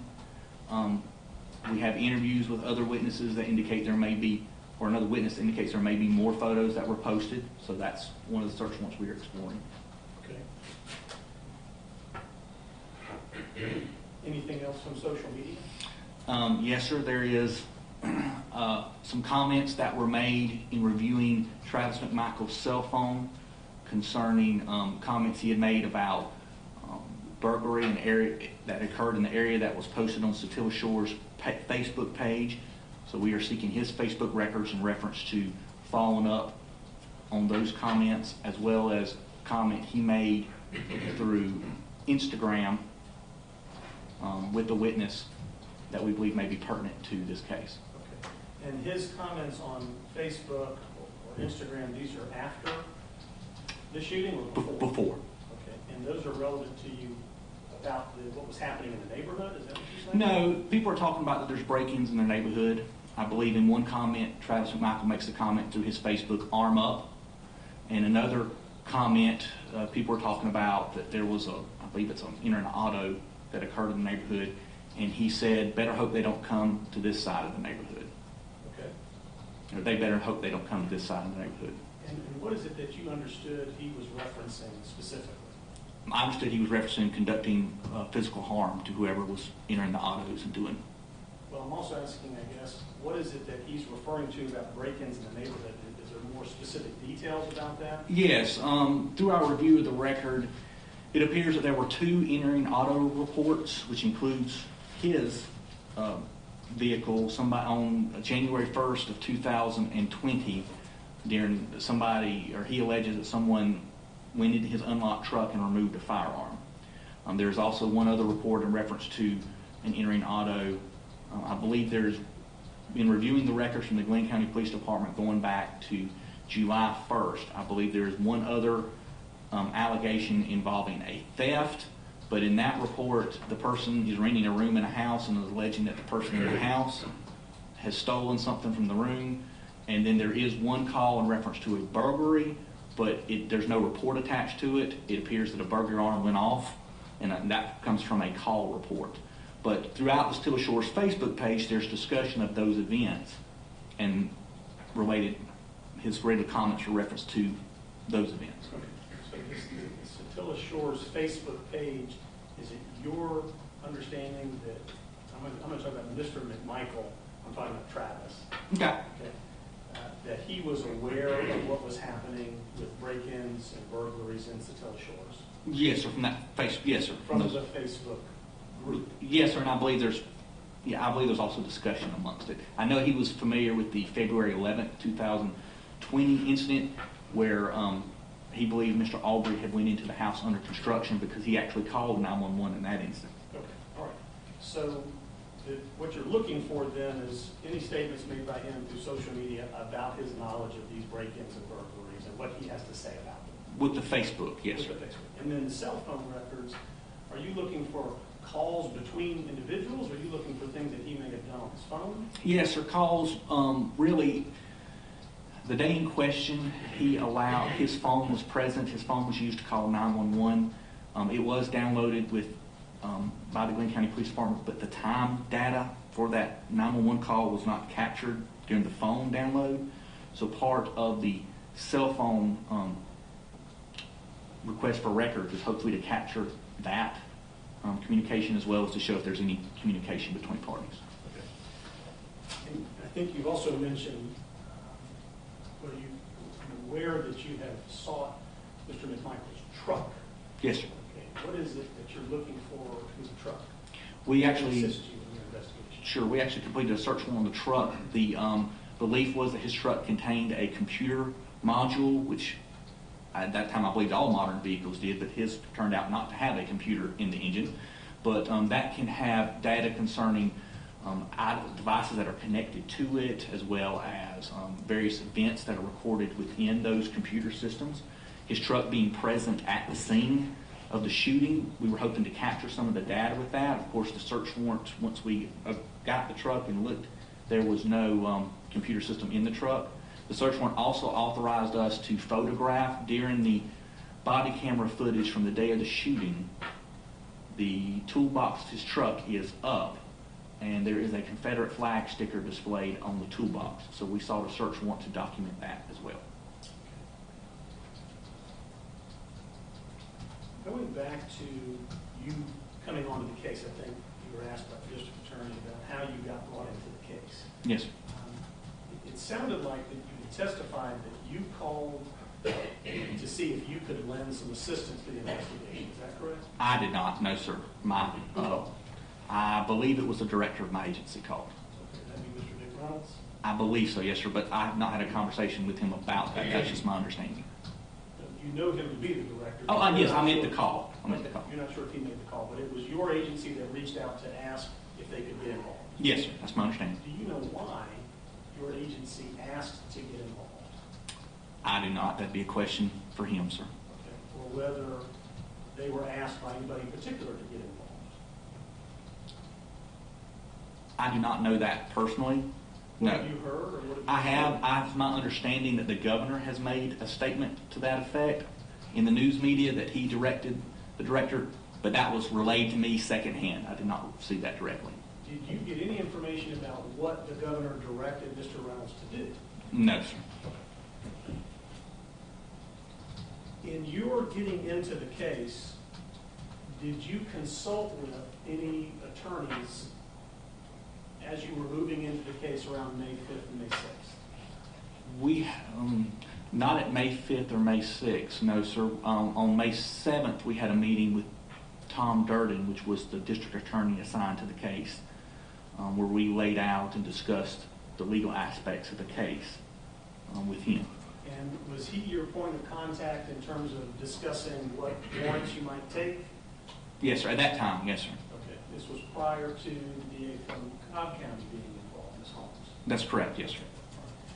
And so as you are stepping into the case, you said that you received information that you were going to get involved around May 5th, is that correct? I got a call on the evening of May 5th by my SAC advising that the GBI had been requested in reference to the case. SAC Special Agent in Charge? Yes, sir. Yes, I'm sorry. Yes, Special Agent in Charge. I then received a call from my inspector on the morning of the 6th, instructing me that I was the assigned case agent. Did you learn anything about the case from either of them? No, sir. Not. Or what the directive may be? Just to investigate the case was my understanding. Were you aware of the shooting that had happened back on February 23rd prior to the 5th? Yes, sir, I was. Were you aware of what was happening with demonstrations and what was happening with sort of unrest in the community? Yes, sir, I was. Had you any time ever spoken with Glenn County Police Department, anyone in Glenn County, about their investigation prior to your involvement? We had had discussion with them about the expected protests, but When was that conversation? I know there was, I believe earlier that week, that Monday, I believe, there was, if that or the week before. In May? Yes, sir. Yes, sir. There was information about a protest, and the Glenn County Police Department interim chief of police, Jay Wiggins, contacted all local and state law enforcement in the area to have a meeting in reference to possible resources they could provide in reference to any protests that could occur.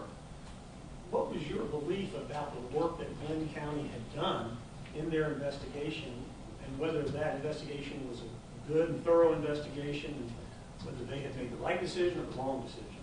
Objection to relevance. Doesn't really matter what other investigators might think about the case. This is probably I agree with that. Let's just, you can ask them, what did they do? Okay, I'll leave it. What were you aware of what Glenn County had done in their investigation prior to that early week in May when you were asked to get involved? All I knew is they had conducted an investigation. I didn't know. Were you aware that they had made the decision not to make an arrest? Judge, again, object to relevance.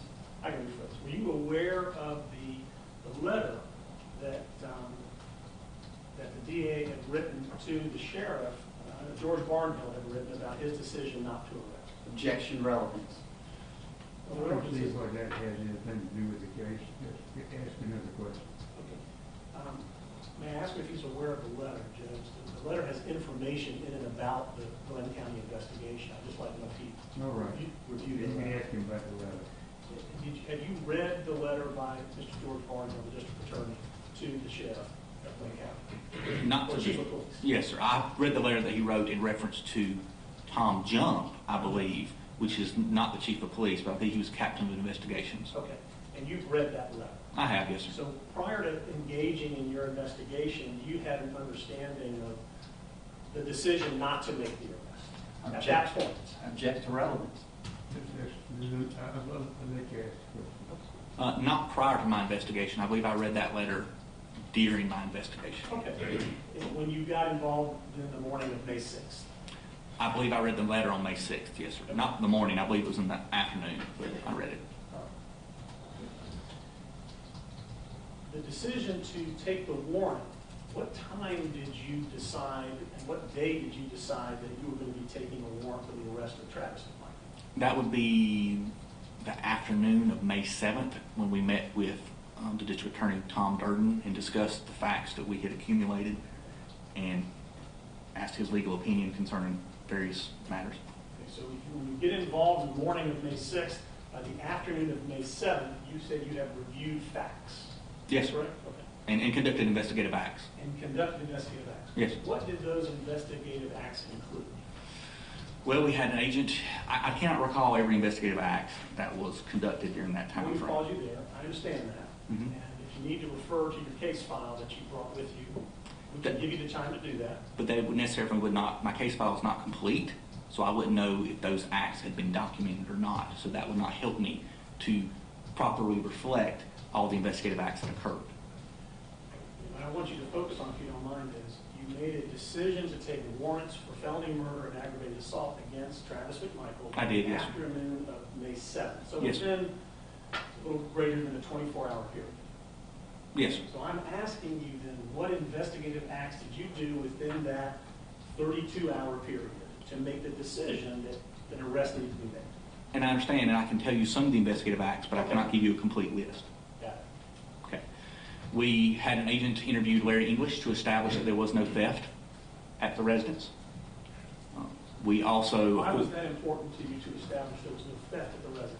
Because part of the letter that you referenced to George Barnhill, he was alluding to the fact that there was a burglary in progress. There's no evidence of a burglary taking place. The fact that Mr. Arbery had been there numerous times before, nothing had been taken. The fact that they were reported as trespassing, not burglary. Again, we had reviewed all Glenn County Police Department's case file. We then... At that time, you had reviewed the Glenn County case file within that 32-hour period? Yes, sir. Okay. That means all of their written reports, Yes, sir. the medical examiner's report, Yes, sir. photographs taken? Yes, sir. Didn't have cell phone records at that time? Or There was cell phone download. That part we had problems getting into because of the format, and I don't really understand that. I am not a technically wise person, but the person that was assigned to look at the cell phone records had issues getting into them. We were able to have to get another copy from the Glenn County Police Department to further look into the cell phone records, is my understanding. if I could go back, so you spoke with Larry English, who said to you, or one of your agents, I have not, in fact, had anything stolen from me at any point in time. Is that correct? From that residence. From the 226 Hill Road. They can establish at that residence. Okay. And I think you said that therefore there was no burglary that had happened in your mind. Is that correct? That's correct. Is it that you believe that an item has to actually be stolen for the burglary to be committed? My understanding of the law is for burglary to be committed, you have to enter a structure with the intention of committing a felony or a theft. Neither a fact could I establish in this investigation Mr. Arbery had committed. Okay. But the burglary statute, to your knowledge, does not require an actual theft to be completed. It can be to enter simply True. with the intent to commit a theft. But at no time did it appear he was interrupted and he didn't steal anything. So I do not think you could establish as a point of law that his intention was to steal something if he had been in the residence multiple times and never taken something and then he left without taking anything. That was my reasoning.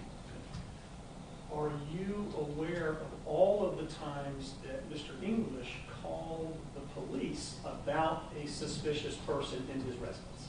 I am aware that he has called the police in the past about a suspicious person in the residence, yes, sir. Are you aware if there are videos that exist of those moments where he saw a suspicious person on his cameras? Yes, sir.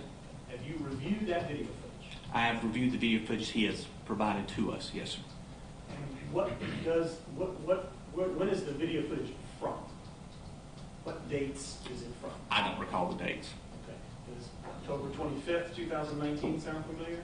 Could be, yes, sir. November 18th, 2019? Could be, yes, sir. February 11th, 2019? That one I do remember, yes, sir. And in the video footage, you're saying you don't see anybody stealing anything, actually? I don't see Mr. Arbery stealing anything. Like I said, there were children that took some scrap wood, but he did not consider When did that happen? I don't remember the date on that. But not the dates I've just disclosed? I don't believe so, no, sir. And And my understanding is he knew the children and did not really consider that. I don't believe he called the police on that instance. the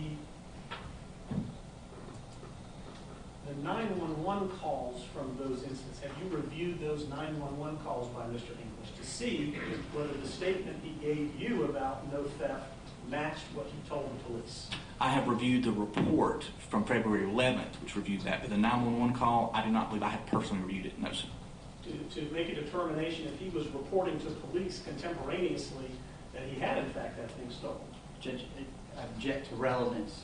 All of these questions are involving other acts, and we're here for probable cause as to the issuance of the arrest warrant for February 23rd of 2020. I don't believe we've had any questions about that to date. May I respond to that? Yes. The issue that I believe we heard on direct testimony was that there was a history of problems in the neighborhood that neighbors were communicating about, that Travis McMichael and his father believed that, I think the testimony was, the guy was running past the house, and so I'm merely inquiring if he is aware of the statements that the homeowner who owns the residence that was being burglarized, if he has reviewed that enough to determine whether that person's statements actually do establish a burglary or not. I'll let you answer the question. Thank you. So I guess my question was, have you, it sounds like your answer is no. The 911 calls you have not reviewed. What Mr. English is telling the police contemporaneously on October 25th or November 18th about whether he believes something was stolen. I have reviewed the February 11th report from the police where he clearly tells them that nothing has been taken, Okay. that the person is doing no damage. On February 11th. On February 11th, yes, sir. I got you. And in the past, he notes that in the report. So I have reviewed that police report, which is a statement that he made to a law enforcement officer prior to this shooting incident. I have also reviewed Greg McMichael's statement made to the Glenn County Police Department, where he says that he knew nothing was taken on February 11th. He didn't believe anything had been taken from the house in the past. He said it's possible, but he didn't believe so. Okay. I'll get to that. Okay. You've begun to speak a little bit about Mr. Arbery's background. You were asked questions about athletics and things that he did for leisure. I think running was one of those things. Yes, sir. Did you get any information about where he would go for runs and whether that included the Satilla Shores neighborhood? I did, yes, sir. And what did you learn about whether he had run previously in Satilla Shores? Yes, we found witnesses in Satilla Shores that had confirmed that he did run through Satilla Shores. And did they give you an estimation of when that was, or just that they had seen him generally before? I don't recall. I believe there were the witnesses we interviewed. I did not personally interview him. Was relayed to me is that they had seen him run through the neighborhood before. That at least one of them had engaged in frequent conversations with him while he was running through there, and I believe they gave a time frame that they would normally see him running through the neighborhood. And that witness, have you documented that interview with the witness's name and contact information? It will be documented. I did not do the interview, but And yes. that is something that has happened since the arrest on May 7th? No, that was before May 7th. That was before? Yes. Okay, so that's kind of what we were talking about, is what you had done in that 32-hour period. Larry English was one person that you had spoken to. What else did you do in that period of time? We conducted a neighborhood canvass at Satilla Shores, where again we located the witnesses that had seen Mr. Arbery running. We spoke with family members who confirmed that he ran.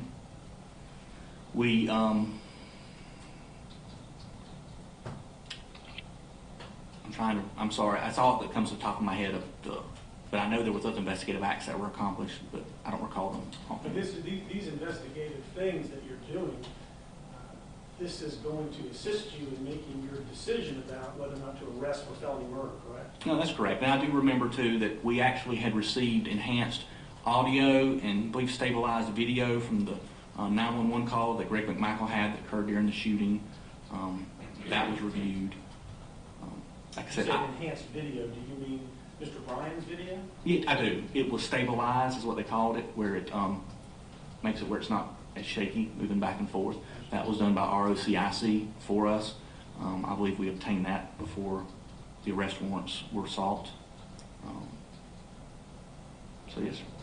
And then I think you've already said that you reviewed the entire Glenn County file, which included Mr. McMichael's statements, also his father's statements, and Mr. Bryan's statement. Yes, sir, that's correct. Okay. You mentioned that Mr. Bryan has told you that Travis McMichael used this awful cursing term. Is that something that you learned prior to the arrest decision on the 7th? No, sir, that we learned that information afterwards, and he did not tell me personally. He told an agent with the GBI. And I'm going to assume that it was told to either you or your agents working under your direction. Yes, sir. Okay. And so, May 7th, we're now at June 4th. When did you learn from Mr. Bryan that Travis McMichael allegedly cursed and said that horrible word at the deceased body of Mr. Arbery? I believe that interview was conducted on May 13th. Okay, so after your decision to arrest, Yes. on May 13th. At that time, how is it, sir, of 2020? Oh, yes, sir. Yes, sir. Yes. How is it that Mr. Roddy was in a position to come and speak to you or your agent about that on that particular day? Did you call him? Did your agent call him? How did that come? How did he come in to speak with you? My agent had actually already interviewed him. Prior to the 13th? Yes, sir, 2 days prior. My agent had spoken with his attorney, and I believe Mr. Bryan had agreed to interview and then agreed to a subsequent interview where they would go into details involving the shooting incident. So on the May 11th interview, Mr. Roddy did not say or allege that Travis McMichael said that awful thing? I don't think the interview was focused on the time of the shooting. It was, I believe, subsequent to the shooting was the focus of that interview. I understand. But he didn't say it on that day, to your knowledge? I don't believe so, no, sir. And looking back to February 23rd, 24th, moving all the way through February and March and April and the first 11 days in May, he had never told anyone that Travis McMichael had made that horrible statement, had he? Not that I'm aware of, he hasn't. He had not provided that information nor provided information concerning the video that he had at his residence, surveillance video that captured. Right, somebody else released that video. No, I'm talking about the surveillance video at his His house. home house video. Yes, sir. Okay. He revealed that to us as well, and we were able to get a copy of that. And that was on the 13th?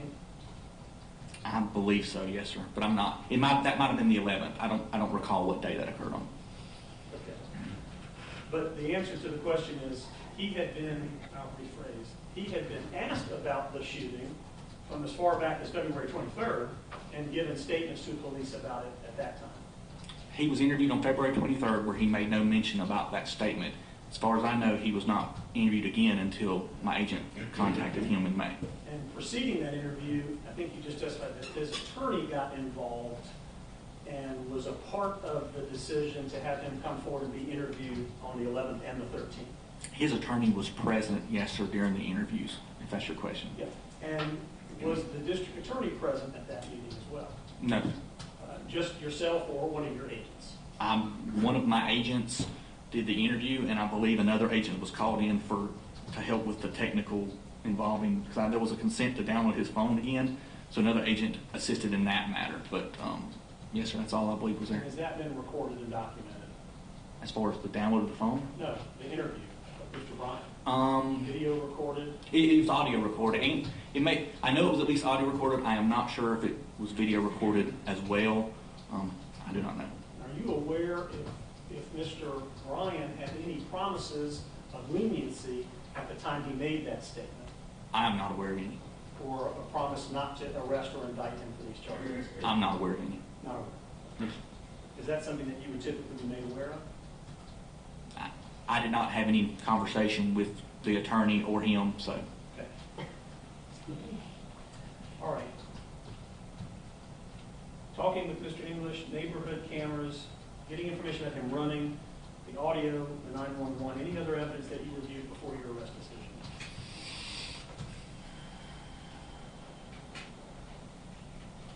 Well, again, like I said, we spoke with the family. We obtained background information on the victim. I don't recall. There may have been other investigative acts. I believe there were, but I do not recall them offhand.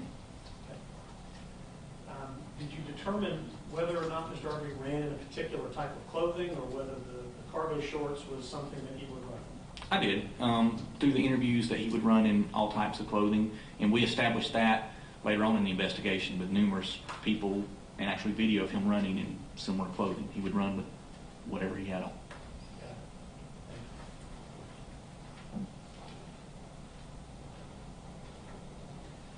I think you also testified on direct about Travis's background and being in the Coast Guard. What is it that you have done to look into Mr. McMichael's background? Mr.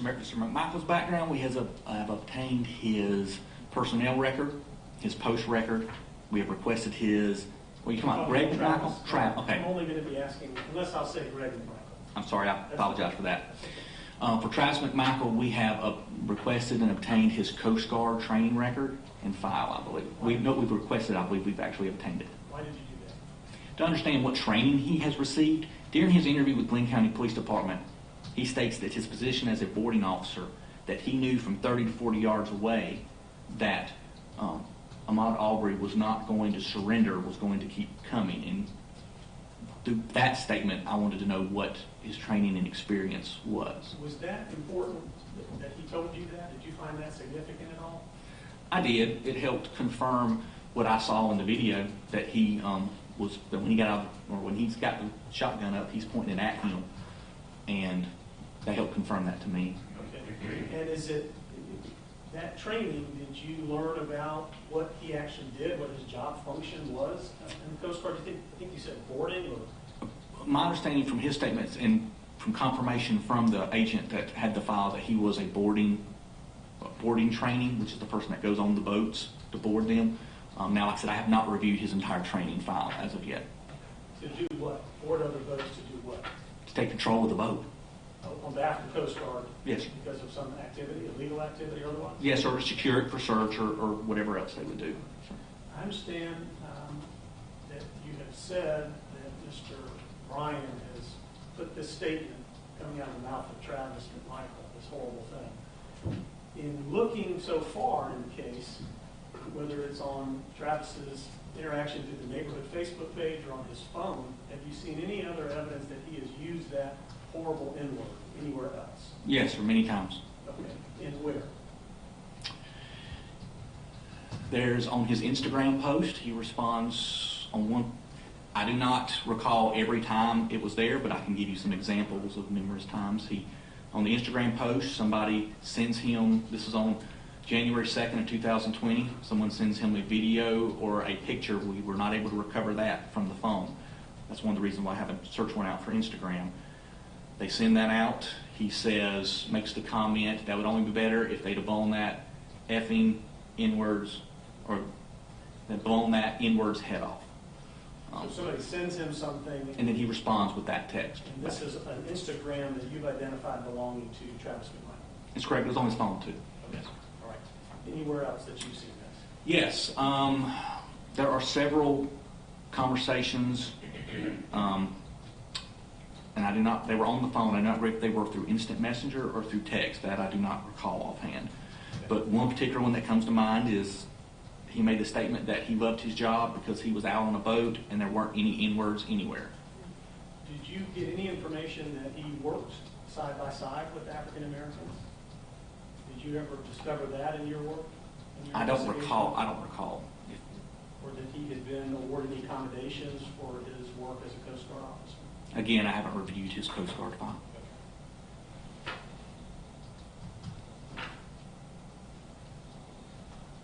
I think you talked about looking into Greg McMichael's background. I won't go into that, but let me move into then Satilla Shores neighborhood.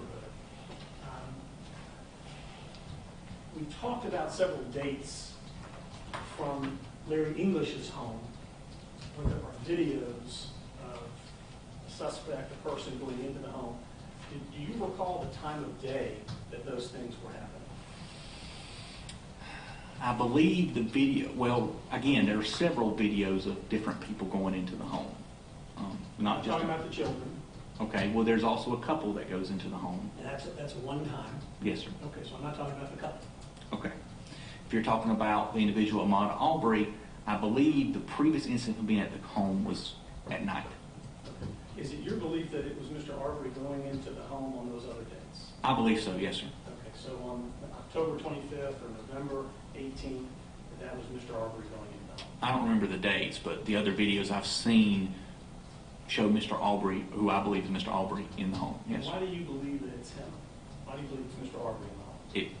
Because I've seen him and it looks like him to me in the video. If you don't mind just helping me understand in what ways, what descriptors seem to match up? His face, I believe there's tattoos that are seen. Okay, all right, so you feel fairly certain based on face and the tattoos? I do, yes.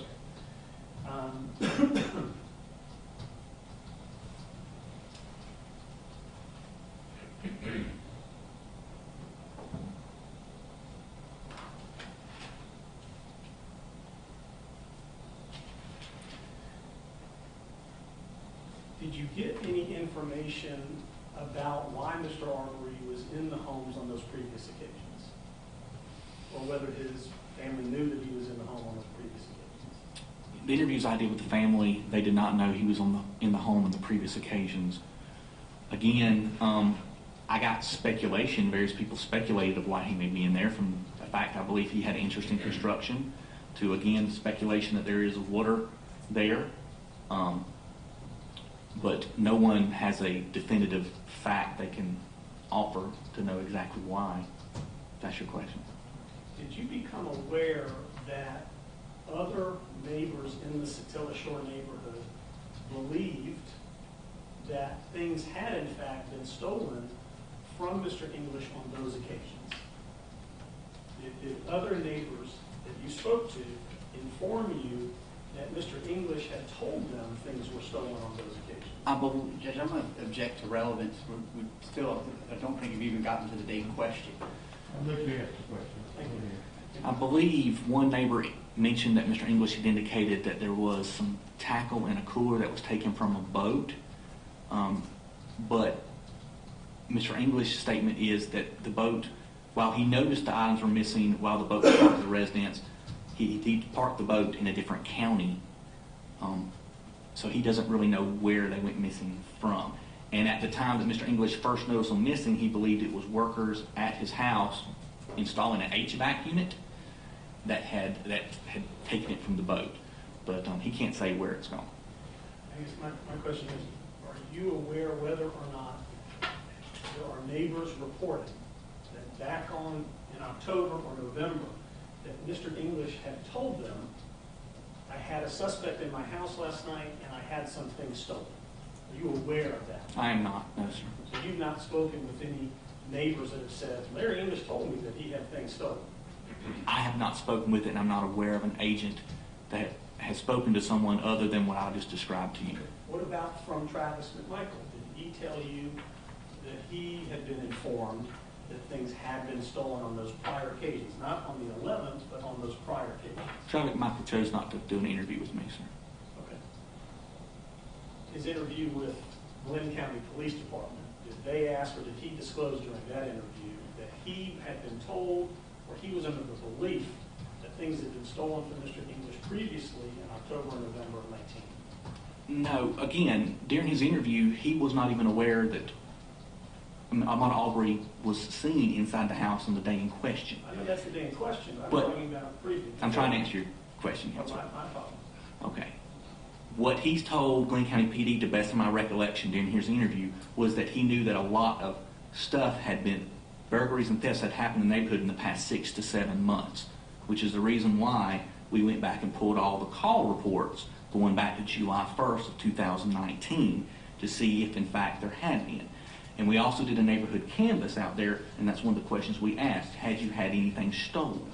What did you learn had been stolen over that 6-month period of time in that neighborhood, in that area? There were 2 entering autos. There was 1 theft, again from a bedroom, and then there was 1 call of a burglary, but no subsequent report of that. What about stolen firearms? Well, and one of the entering the autos was Travis McMichael's firearm was taken. Were you aware of any other firearms that were taken out of cars in that time period? I am not, no sir. Okay. You're not aware of it? I'm not aware of it.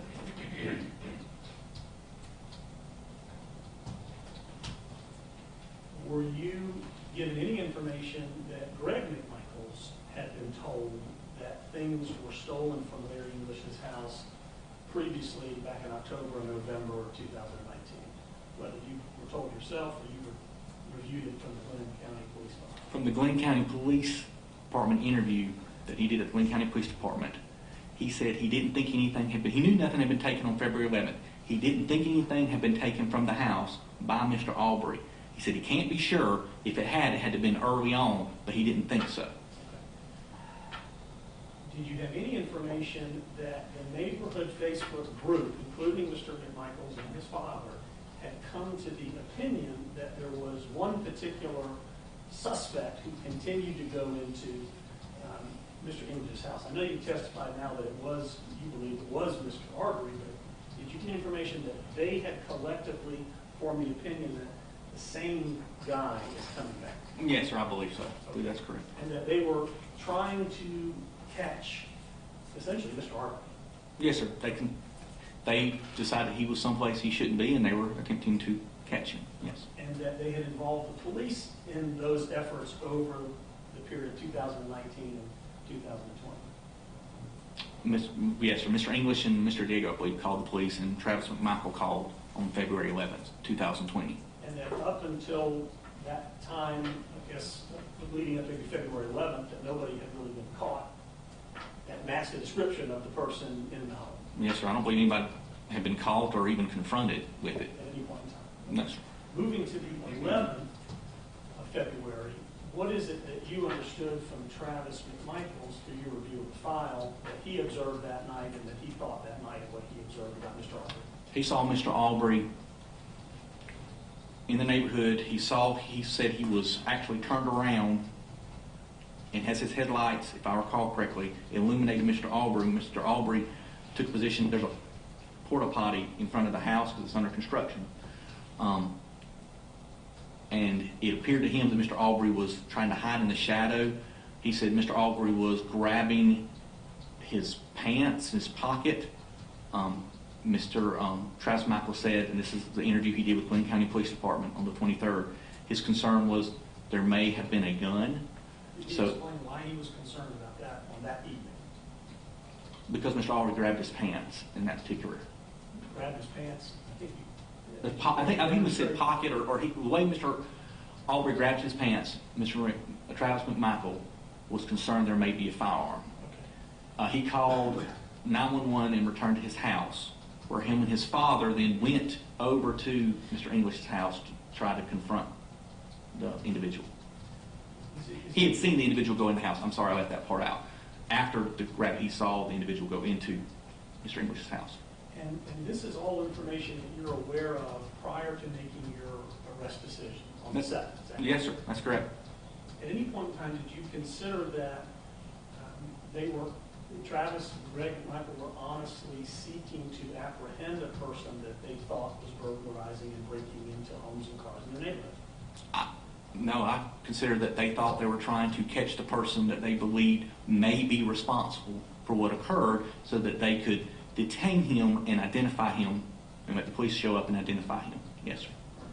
And do you believe, based on what you've heard, that that's what they were trying to do on the 23rd, that they were trying to detain and identify this person? I don't know if I've formed that opinion yet. No, sir. I'm still under investigation, but I know that's what their statement on the 23rd was. That's what they shared with police, is that they were trying to do what they had been trying to do, which was to detain and identify this person. That's correct, yes, sir. And you say that you're thinking about that, and whether that's true or not, you haven't formed your final opinion on that. I'm just gathering the facts, sir, and my investigation is not complete. So, Is it important for you, as you're gathering the facts of your investigation, to answer that question in your mind? I'm going to object to the relevance of this line of question. The question is about probable cause for the issues of these arrest warrants for the defendants in this case, and not about speculating about what might be in the defendant's mind or anything like that. I think that's a good objection. I will suspend it. I'll move on, Your Honor. On the 23rd, is it your thought, do you understand are you aware of the citizen's arrest law? I am, yes, sir.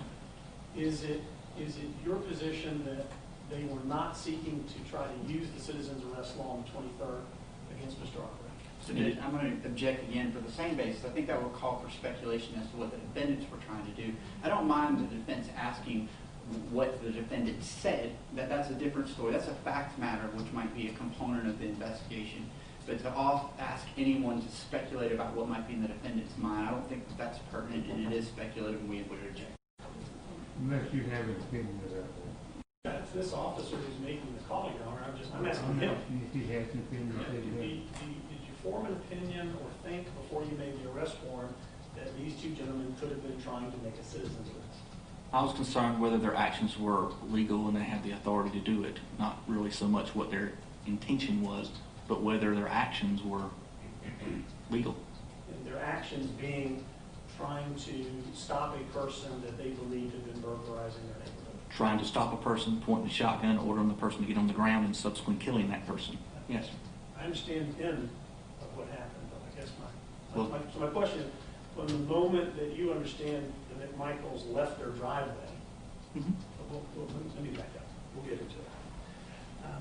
You had mentioned, I had asked you about the Barnhill letter, and we were talking about Mr. Arbery.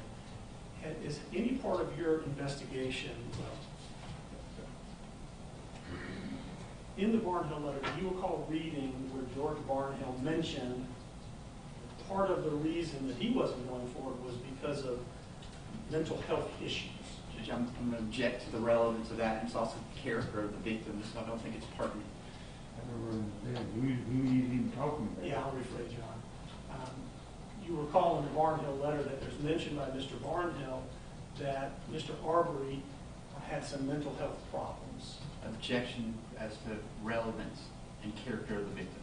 Well, this is going into the circumstances I'll let you ask what happened that day. I'm just asking if you were aware of that mention. Yes, sir, I am. Okay. And have you done anything to investigate that statement by Mr. Barnhill? Yes, sir, I have. Okay. What have you discovered? Same objection. It's not pertinent to what happened on February 23rd, 2020, and it's character of the victim potentially. I don't think it's character. Well, I mean, bad things happen out there. And his mental status, I'm not sure that's pertinent.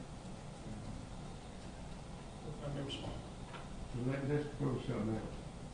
I just respond to make the reason I'm asking is, it's my understanding that the testimony thus far on direct has been about the interaction between Mr. Arbery and Travis McMichael, and how that interaction has ebbed and flowed across an entire neighborhood.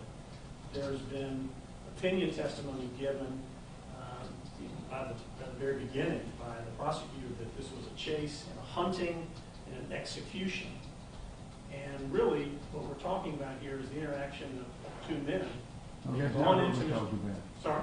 That's not what we're talking about. Well, I'm talking about whether or not, what the answers to the question about, is there anything about the mental history that could have played a role in this interaction that would ultimately go to the question of whether this was a case of self-defense and not a case of felony murder and aggravated assault. So that would be the reason I would ask the question. All right, I'll let you ask that question. Judge, I do want to point out there's no evidence before the court. I understand that these defendants even knew what history the deceased victim in this case have. So this serves no purpose other than to cast his character into question, and we object on that basis. But it certainly is almost immaterial, but I'll let you go ahead. What did you want to say? Through interviews and review of mental health records, we learned that Mr. Arbery had previously been diagnosed with a mental illness. I believe it was, I'm not 100% sure on what the exact diagnosis was. And what were the features of that mental illness? I believe at the time he was having auditory hallucinations, is the best I can recall, back when he had the mental health diagnosis. And when was that diagnosis? I don't recall the date. Do you have your file where you might be able to review that? I do not believe it's in my file. That's in the Glenn County Police Department file. I have requested that another subpoena be issued for the mental health records in their entirety. The ones I reviewed was in the Glenn County Police Department file. Okay, and who is it, what officer in Glenn County was the one that uncovered that or was diving into that issue? I believe it was requested from the coroner's office to obtain a subpoena for the mental health records. I don't remember which officer. You can't identify for us which Glenn County officer had gathered that information? It came from the coroner's office. I do not know which officer entered it into the Glenn County Police Department file. Came from the coroner's office. Do you know the provider of the records?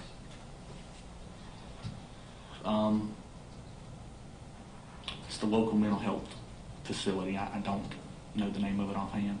I don't know if it's Gateway or by the Sea or something like that. I do not know. And to try to help where I was ultimately going with this, is there any evidence that you've collected that that mental illness was active and still ongoing or being treated on February 23rd or right before February 23rd? Do you have any information about that? The information I have is that he was not currently under treatment for the mental illness. Not receiving medications or anything like that? And that's my understanding from discussions with the family and from the records that I have. Okay, I understand.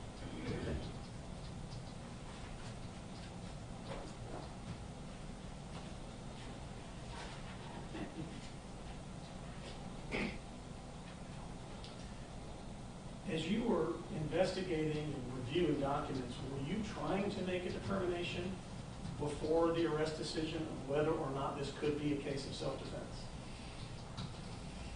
We were collecting all the facts we had available. Then when we had a meeting with the district attorney, presented those facts, had a discussion. I mean, I don't know if there was an ongoing... You discussed it? Yes. About whether or not this was a case of self-defense? Yes, sir. That was part of the discussion. And what are the facts and factors did you discuss that supported that this would be a case of self-defense? That supported it? Yes, sir. It was just their contention that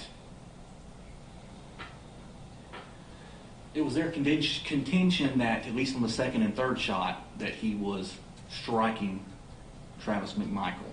Again, Travis McMichael is not clear. He says they were tangled up, but he's not clear on the first shot that there was actually any physical violence done to him as far as a strike. He first says he shoots when Ahmaud Arbery squares up with him.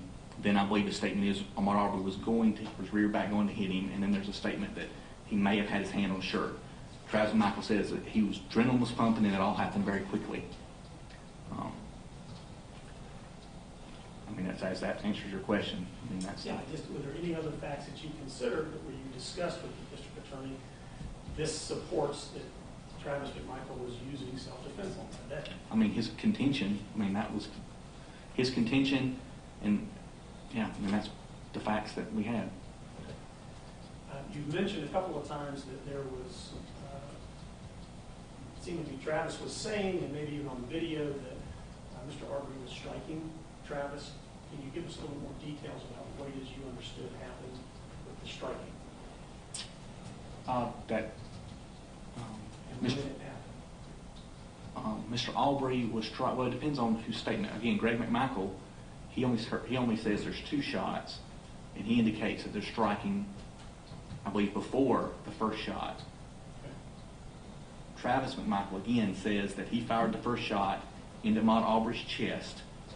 Says that he cannot be sure Ahmaud Arbery had struck him then, or had his hand on his shirt, or, he's very unclear about that. He does know that after shooting him, that Travis McMichael backed up and Ahmaud Arbery was striking him. Did you see evidence of that on Travis McMichael? He points out, and they took photographs of his face. I didn't see any visible injuries to him. Who's they? The Glenn County Police Department. And you have those photographs? They are in the Glenn County Police Department file. Okay. Was EMS on the scene as well? Yes, and we've interviewed the EMS, and I do not believe they offered any treatment for that. They were also trying to wash the blood off of Travis McMichael, I believe. But I think they did have him checked out because he said he was struck to the responding Glenn County Police Department officers. Again, I did not see any marks on him, but in the video you can see Ahmaud Arbery striking him.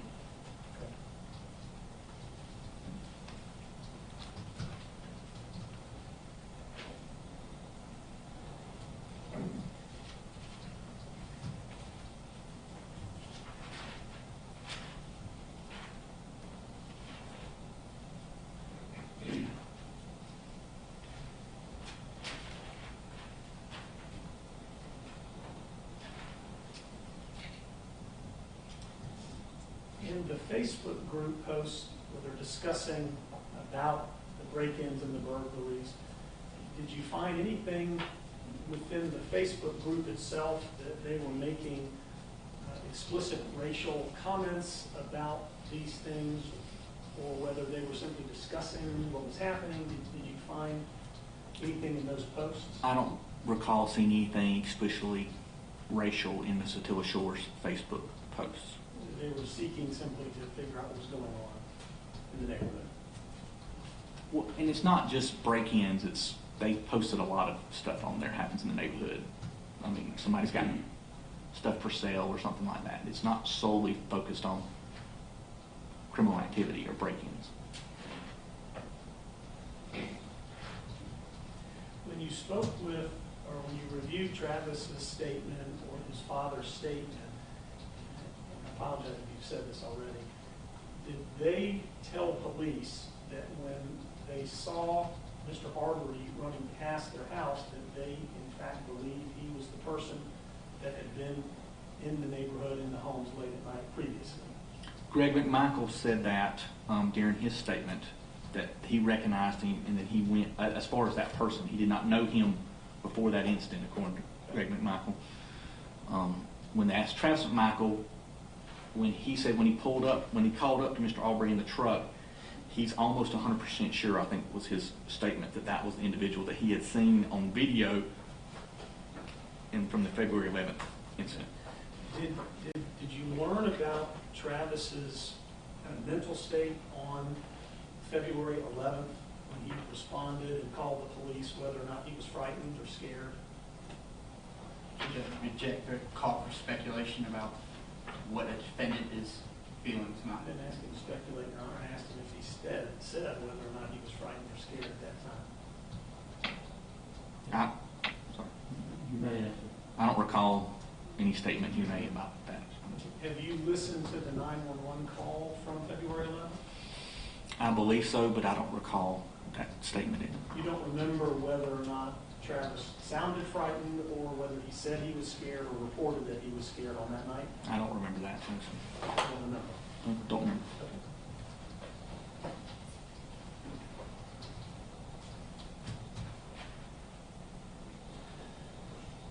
And I just wanted, I'm aware at the time, I wasn't sure if you were going to be breaking, but I'm going to move into using the map. I'm going to come up there, but I didn't know if you were going to take a break or not. Much more time do you think for this witness? It's probably another hour, if you'll allow. You know, to the extent you care, I usually take my lunch at 12. I think you're a 1 o'clock lunch person, but if we're going to go another hour, I would really prefer to have a break. Well, actually, I'm a 12 o'clock person.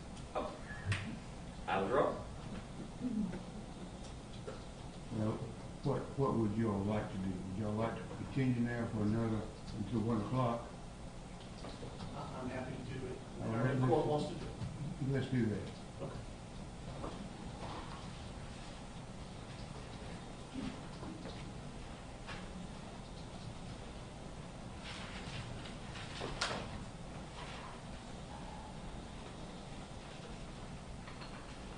approach the witness, Your Honor.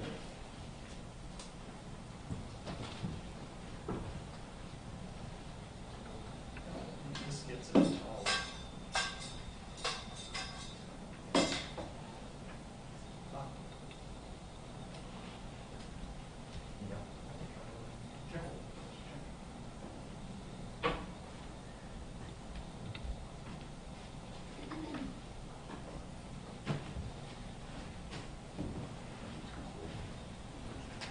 Special Agent, we're going to bring the poster back up.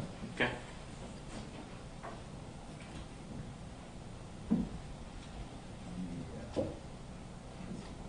Is that oriented the right way, the way we had it before? Maybe that. Yep. And Bob, if you'll tilt it down more. There you go. Perfect. So, I think your testimony is that there is a video that picks up Mr. Arbery as he comes into or onto Satilla Drive. Is that correct? There is a video of him from across the street from the house under construction, which is approximately here, that sees him come into frame traveling in this direction. Whose video camera is that? I can't recall his name. It's his house across the street. And you've now got a copy of the entire video, correct? Yes, that's correct. All right. And on the video, what does it show Mr. Arbery is doing as he approaches the house? Is he walking or is he running? I don't recall. How's that? I don't remember if he was walking or running. I remember him coming into frame, but I don't remember if he was in a jog or running or walking. Well, you testified that you believe he was on a jog, but you're saying you don't remember whether he was on a jog? No, sir. You asked me when he comes into frame, what is he doing? And how much space do you have as he comes into frame? About how many feet of frame does he, or how many feet of road do you think that he uses as he comes up to the house? I couldn't estimate that, sir. Don't know. Couldn't estimate that. Have you sought to measure any of these distances as part of your investigation up to this point? There has been a scan done involving a three-dimensional Leica scanner done, which includes measurements all around. I'm sorry, what kind of scanner? A Leica scanner, which does three-dimensional measurements using lasers of that area. There has also been a drone flight through to help show distances. Great. And then I think you said that he enters into 220 Satilla at that time. Yes, sir, he does. And that's where you pick up with the video showing him walking into the house. Is that correct? He enters the house, yes, sir. So I don't know if he comes into frame running or jogging, but he goes into the house. That's correct. Okay. I think you testified there was an individual that called the police and came outside.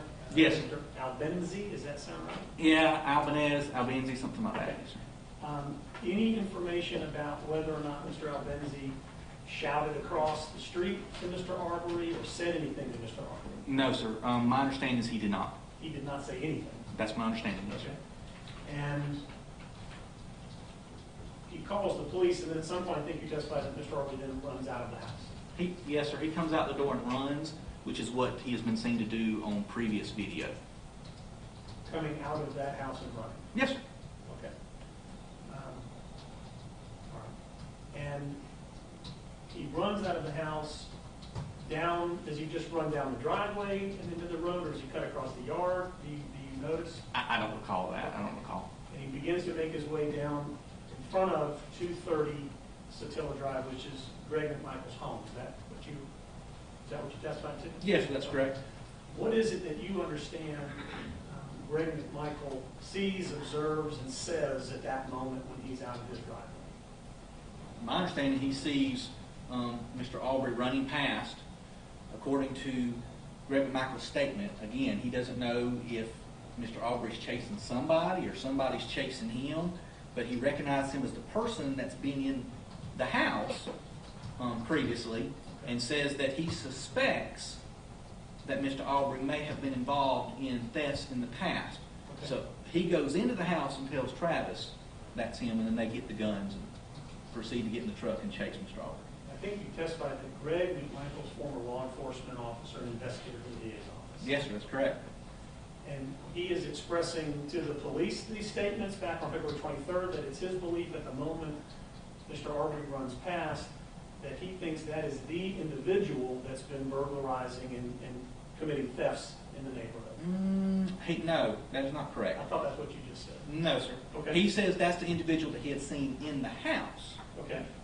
He believes, he has a gut instinct that this person may have been responsible, although he's got, and I think he actually says, I've got no proof of that, but this person may have been responsible for various crimes in the neighborhood. Okay. And did you get an understanding of where he came to that feeling or belief from? Just his explanation of Glenn County Police Department, like I said, I think he actually says it's a hunch. They go into it's just like a subjective just reasoning. He says, my reasoning is there's thefts going on and somebody's in a house under construction. So they're probably or possibly the person that may have been doing these thefts. Would you consider it significant if Larry English had in fact told him that he had thousands of dollars worth of fishing equipment and electronics stolen from his boat around the time of October or November of 2019? I would find it astonishing considering that Mr. McMichael tells them that he did not think anything was stolen from the house on February 23rd, 2020 during the interview with the Glenn County Police Department. So I would think that that would be a change. If he came out and said that now, I believe that would be a change in the statement he gave on the day of the murder. Okay. Would you, okay, but, all right, we move on. So then after he runs past, you said that Mr. McMichael goes in the house and gets Travis. Yes, sir, that's correct. And what do you understand happens next? Mr. McMichael grabs his Greg McMichael grabs his .357 Magnum revolver. Travis McMichael grabs a 12-gauge 870 shotgun.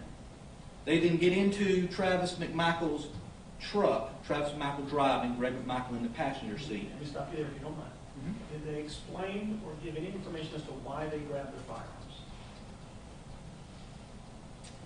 Yeah, I believe Greg McMichael explains that, again, this is an individual that had been in the house over here and they didn't know if he was armed or not. So they grabbed weapons. Did they at all reference the February 11th evening where they thought that he may be armed because he had been motioning to his pocket or reaching his pocket? Yes, sir, I believe that was brought up during those interviews, yes, sir. That they were afraid that the same guy may have been armed. Well, yeah, they mentioned that, but Greg McMichael also says that his gut instinct, again, was this person may have been the individual that went into Travis McMichael's truck and stole a firearm. However, he said he had no evidence of that. He had no objective reasoning for that. I believe they were going into subjective versus objective information. And but that his just gut instinct. Okay, but subjectively he believed, is what you're saying. Yes, sir. That's what he said, not what I'm saying. They get in the car, and I think you say that Greg McMichael sat in the front passenger seat, but there was a baby seat in there? That's correct, yes, sir. That he rode in that sort of capacity up to a certain point, is that right? Yes, sir. According to his and Travis McMichael's statement, he rode into that until this location on Burford, where Mr. Arbery turned and went back in the opposite direction. So when they got in the car, what is it that you understood? That they could still see Mr. Arbery running in that direction, or that they just drove forward to see if they could find him? Did they still have eyes on him, I guess is my question. I don't believe that question was specifically asked of them, whether they still had eyes on him or not. But they drove down Burford. Well, they drove down Satilla first and then on to Burford. Burford. I think you were saying Buford earlier. I'm sorry. You mean Burford. I meant Burford, yes, sir. I apologize if I misspoke on Buford. And then, at some point, you learned that the McMichaels see Mr. Arbery running down Burford. Is that correct? Yes, sir. According to both their statements, they catch up to him. Okay. Now, I think you testified that you've got a video from Mr. Bryan that comes from cameras on his home. Yes, sir. That's correct. Have you reviewed that video? I have, sir. Okay. And do you see Mr. Arbery run past the house? The video is apparently motion activated, so when it starts, you see, if I recall correctly, Travis McMichael's truck and Mr. Arbery running from the front of the truck towards the back of the truck, and then it looks like he's changing direction, and then the video stops. Okay, so where is Mr. Bryan's house on that map? I think it's approximately right here.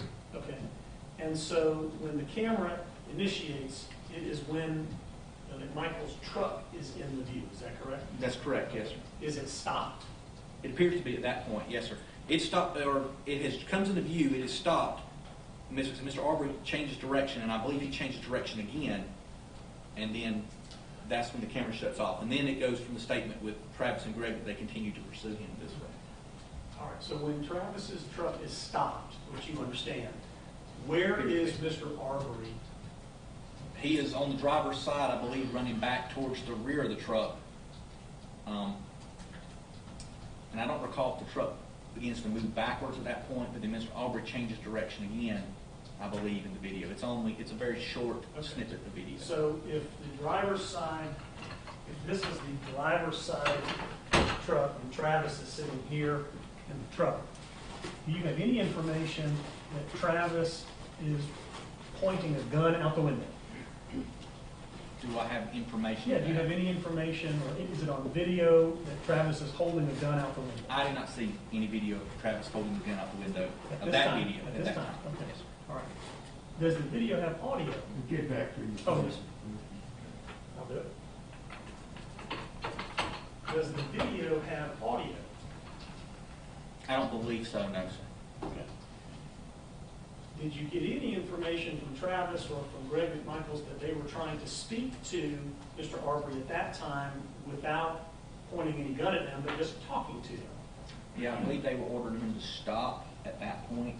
Then later Travis says his statement changes a little bit. At first it was we were telling him to stop, and then it was we were saying, hey, we just want to talk with you. So Are those two things inconsistent in your mind? Stop, hey, we want to talk to you? You seem to think that those are inconsistent with one another. I do. Okay. Just from my interpretation of the interview. Yes. But at that moment, saying to Mr. Arbery, stop, we want to talk to you, there's nothing illegal about that. Not at that point, no, sir. Not just saying that, no. All right. And so, without a show of guns or force, you said that Mr. Arbery then begins to run what appears to be back the other direction? Well, yes, sir. Towards Satilla? Well, it looks like to me he's running back for Satilla, and then like I said, I can't recall if the truck starts backing up, but then he changed direction again. From the video, it's very obvious to me at that point Mr. Arbery is trying to escape from Travis and Greg McMichael. Now, you're getting into the mind of Mr. Arbery right now, aren't you? No, You're sir. getting it- No, sir. I'm telling you what my interpretation of what I say on the video is. Tell us what you're basing that interpretation on. What facts do you think support that he is at that moment trying to escape? Because he looks like he's running away. He's running away from the truck, And then I believe the truck starts to back up, and then he changes direction to get back away from and them. he comes back toward the truck? or not? As the truck was moving this way, I believe so, sir. Yes. Please. Okay. At this point in time, do you know where Mr. Bryan's truck is and whether it's come out of the driveway or not? It has not. It is in video frame, parked in the driveway. Okay, so as you're trying to interpret the running away aspects of what Mr. Arbery is doing, you're not saying that he ran this way, then stopped because he saw Mr. Bryan's truck and ran back. No, sir. You're just seeing him sort of change directions and hover around that area. No, sir. My interpretation is that he's changing direction because the truck was going backwards. Okay. He's trying to escape the truck So the truck's going backwards and he decides to run back in front of the truck to get away from it. That is my interpretation of it. and not back out Satilla's shores. I think he's just trying to get out of the truck. Now, when they come down here, he turns and then tries to go back out Satilla Shores. All right. So once Mr. Arbery runs away from that, what do you think happens next? Well, it's based upon the statements of Travis and Greg McMichael, Okay.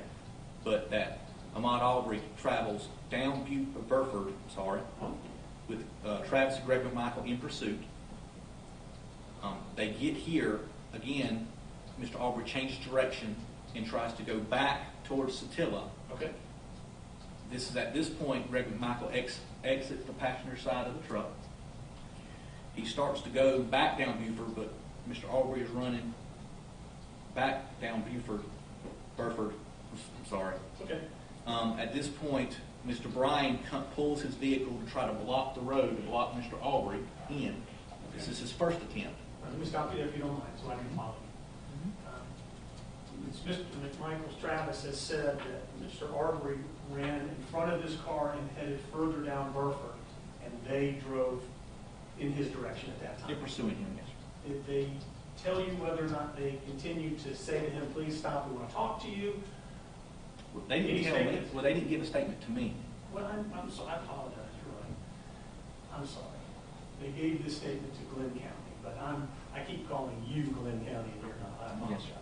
And they gave this statement to Glenn County that they continue to try to engage him and ask him to stop and say, we just want to talk to you. I don't recall them making that statement at this point in the I narration. don't remember that. No, sir, I don't remember. Okay. Nonetheless, at some point, you don't have any information at this point that on that second encounter, which I'll call the second encounter on Burford, where they kind of drove up to him before Mr. Arbery changed directions back, that they pointed any guns at him at that time. At this time? When they followed Mr. Arbery further down Burford and they re-engaged and then he took off running back down towards Satilla, that they pulled out any guns at that time. Neither one of those, neither Greg McMichael nor Travis McMichael confessed to that during the interview. That Glenn Use the County. word confess. I'm just saying, did they say that they took their guns out or not?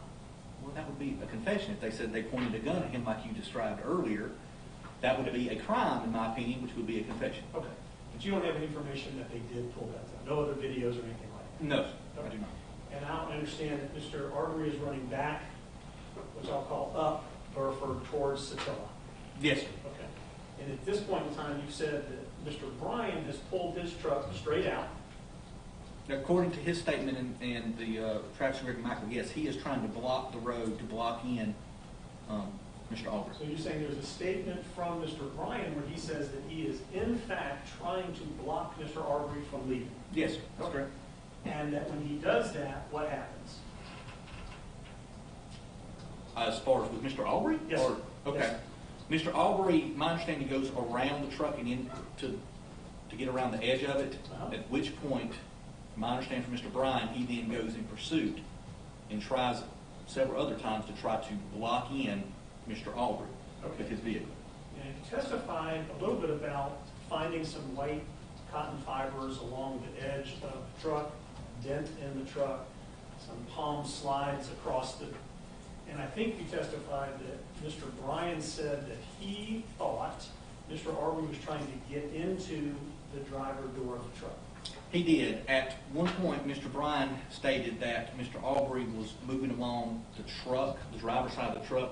He interpreted that movement as Mr. Arbery may be trying to reach the door handle and open the truck, so he gunned the truck and shot forward.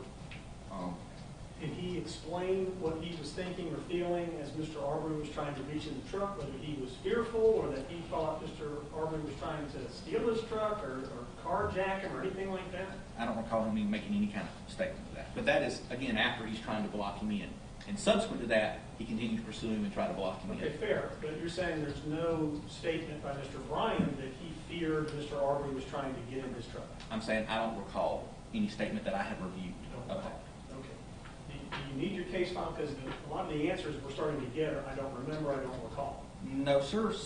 I did not do the interview with Mr. Bryan, so I cannot answer something that I have not reviewed the recording of or the interview of him. You're asking me, has he said that? I can only tell you to what I have knowledge of. All right. So you haven't really completed your review of even the video and the interview of Mr. No, Bryan?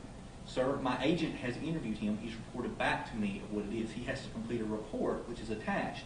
And then at that point, I will sign off on the report and attach it. That's part of the process.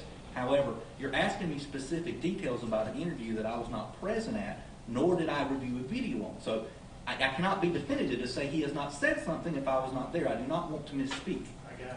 And now I understand that you haven't reviewed the video of the interview. I understand that. Sir, I don't even know if there is a video. It could have been audio of the interview my agent did with him. Okay, but I now understand you haven't reviewed that yet, and that's Yes. why your answer is I don't know. Yes. Okay. Is it significant to you at all if Mr. Arbery would be trying to break into that truck with Mr. Bryan? No, sir. Again, at this point, I think Mr. Arbery's trying to escape. I would say that he's trying to get away. And Mr. Bryan continues to pursue him and try to block him in again. So he's trying to get away from Mr. Would you Bryan. delay it, please, Suzanne? Oh, I apologize. Go ahead. sir. okay, yes, no, yes. You're asking me if it's significant whether or not he was trying to open the driver's side of the door. My answer is that no, because I think Mr. Arbery is motivated by a desire to flee based upon all the information that this has. Also, Mr. Bryan continued to pursue him and try to block him in after that. It's my understanding. Is it your understanding or your opinion that Mr. Arbery was trying to get into the driver's side of Mr. Bryan's truck so that he could use it to flee? Judge, I'm going to object. I think it's been asked and answered, and I don't believe it's pertinent to the issue of probable cause as to the issuance of the arrest warrant. Is there some reason we just don't play the interview? No, sit down. Your Honor, I just understood that his testimony on direct was about this interaction, and I'm just trying to follow up on his direct testimony. So is it your belief or understanding, because you're saying that you believe Mr. Arbery was trying to escape? It is my Are you belief. saying that he's trying to get into Mr. Bryan's truck and take it over so he can escape? No, sir. Mr. Bryan indicated that he interpreted Mr. Arbery's actions as trying to open the door. Okay. I don't have an opinion whether that was actually true or not. I'm just telling you, my opinion is that at this point, Mr. Arbery is trying to escape. Okay. Did Mr. Bryan say that Mr. Arbery intentionally committed damage to his truck? That he attacked his truck? Yeah, I don't recall.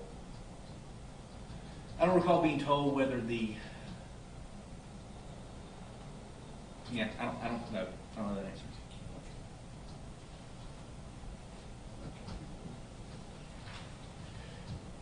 Following this exchange, I guess, between Mr. Arbery and Mr. Bryan's truck, what happens next as far as you know? My understanding is Mr. Bryan continues to pursue Mr. Arbery up Burford. When he comes to Holmes Road, Mr. Arbery turns onto Holmes Road. Mr. Bryan initially is on Satilla Drive. He turns and then goes down Holmes Road in pursuit. Can I stop you for just a moment? Yes, sir. Do you have any information that Mr. Bryan was communicating with Travis or Greg about the next steps that played out between Mr. Arbery and Mr. Bryan? That Mr. Bryan was saying he's going on Holmes now. That there was any calls or communication between them? I do not have any information about that. Or that, no, okay. And you said that Mr. Bryan goes straight down Satilla, essentially, but Well, Mr. Arbery turns right on Holmes. I think he's pursuing, my interpretation is that he's pursuing, he overshoots when Mr. Arbery cuts suddenly down Holmes to try to get away, and then Mr. Bryan had to turn back and to continue pursuit. Do you have any information that Travis or Greg saw where Mr. Arbery went, whether it was Satilla or Holmes or otherwise? No, from the interviews, it appears to me that Travis McMichael's intention was to come back through Zellwood and try to cut Mr. Arbery off here, with Mr. Bryan here, and Mr. Travis catch him between them here. That's my understanding from the interview. So your understanding is that, what information do you have that Travis McMichael said, I'm going to go up this direction and come down Holmes because I know I can catch Mr. Arbery there? How is it that he is informed, in your opinion, that Mr. Arbery is on Holmes Road? No, I say that he's wanting to catch Mr. Arbery here, but when he comes down Holmes Road, he sees Mr. Arbery. You think he sees him? Yes, sir. I believe he says that in his interview. Okay, so when he comes on Holmes Road, he says he sees him on Holmes Road. Is that right? Yes, sir. Well, the shooting took place on Holmes Road as well. So during the interview, my understanding is that he sees him here on Holmes Road. But again, like I said, he definitely says he sees him on Holmes Road. He shoots him on Holmes Road. It's his statement. Let me just break this down because I want to make sure I understand. Prior to seeing him on Holmes Road, do you have any information that Travis McMichael is aware that Mr. Arbery is on Holmes Road? No, I think from the interview I got is that he's wanting to loop around and catch him here. And again, that's my interpretation of what he is telling the investigator of the Glenn County Police Department. That he wants to go all the way around to come back to Burford And catch him, yes, sir. and not just back down Burford? Well, Greg McMichael encourages him to back down Burford and catch him, but Travis says, no, it's loop around. Okay. But prior to that, we don't have any information that Travis knows Mr. Arbery is on Holmes Road. Is that correct? Not until he sees him on Holmes Road. And then he comes up and he turns on Holmes Road and he sees him where you were pointing to, higher up Holmes Road. Is that Yeah, right? yes, sir, I believe He so. drives on the road and physically sees him up there. I believe so because Mr. Bryan is here. Well, it's probably not that far down. Mr. Bryan is here, and this is where the video starts, and Mr. Arbery coming back towards Mr. Bryan. At that point, Mr. Bryan puts the phone down. He then pulls off the road to allow Travis McMichael's truck to pass. Did Travis McMichaels ever say to you, or Greg say to you, that he observed the interaction between Mr. Arbery and Mr. Bryan's truck around the end there of Burford Road, or that he may have seen Mr. Arbery attacking the truck or acting in an odd manner about the truck? Well, again, they didn't make the statement to me. They made it to Glenn County Police Department. I understand. Yeah. I do not recall them making any kind of statement about seeing him try to attack Mr. Arbery's truck, Mr. Bryan's truck on Burford. I do not recall them making any statement in regards to that. And then I think what you said is you believe Mr. McMichael sees Mr. Arbery on the upper part of the road, and then is it that they drive past Mr. Arbery? And that part is not clear in the interview, exactly how they got in front of Mr. Arbery, and it's not really addressed in the interview. That is just me knowing that they're behind him at this point, and at this point they're in front of him. So at some point they had to pass him, but that is not addressed in the interview. And do you have any information? Okay, so you don't have any information about what kind of interaction, if any, there was if they go past him or what? It's not mentioned in the interview. And to make sure, throughout this entire time, do you have any evidence of any kind of texting communications between the McMichaels and Mr. Bryan or anybody else in the neighborhood as they're trying to communicate about Mr. Arbery, where he is and how they can stop him or catch him, as you put it? I have no evidence of that at this point, no, sir.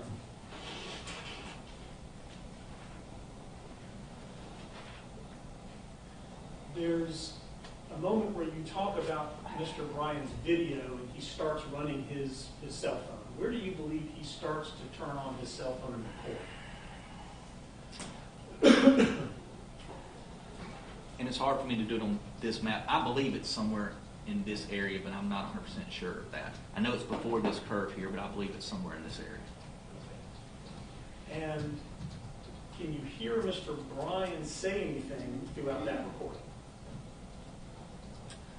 I believe he makes a statement speaking to himself at one point and it's after he's put the phone down, I believe. He makes some kind of statement, and I don't remember his exact words, but something along the lines of, I'm going to go on, or something like that.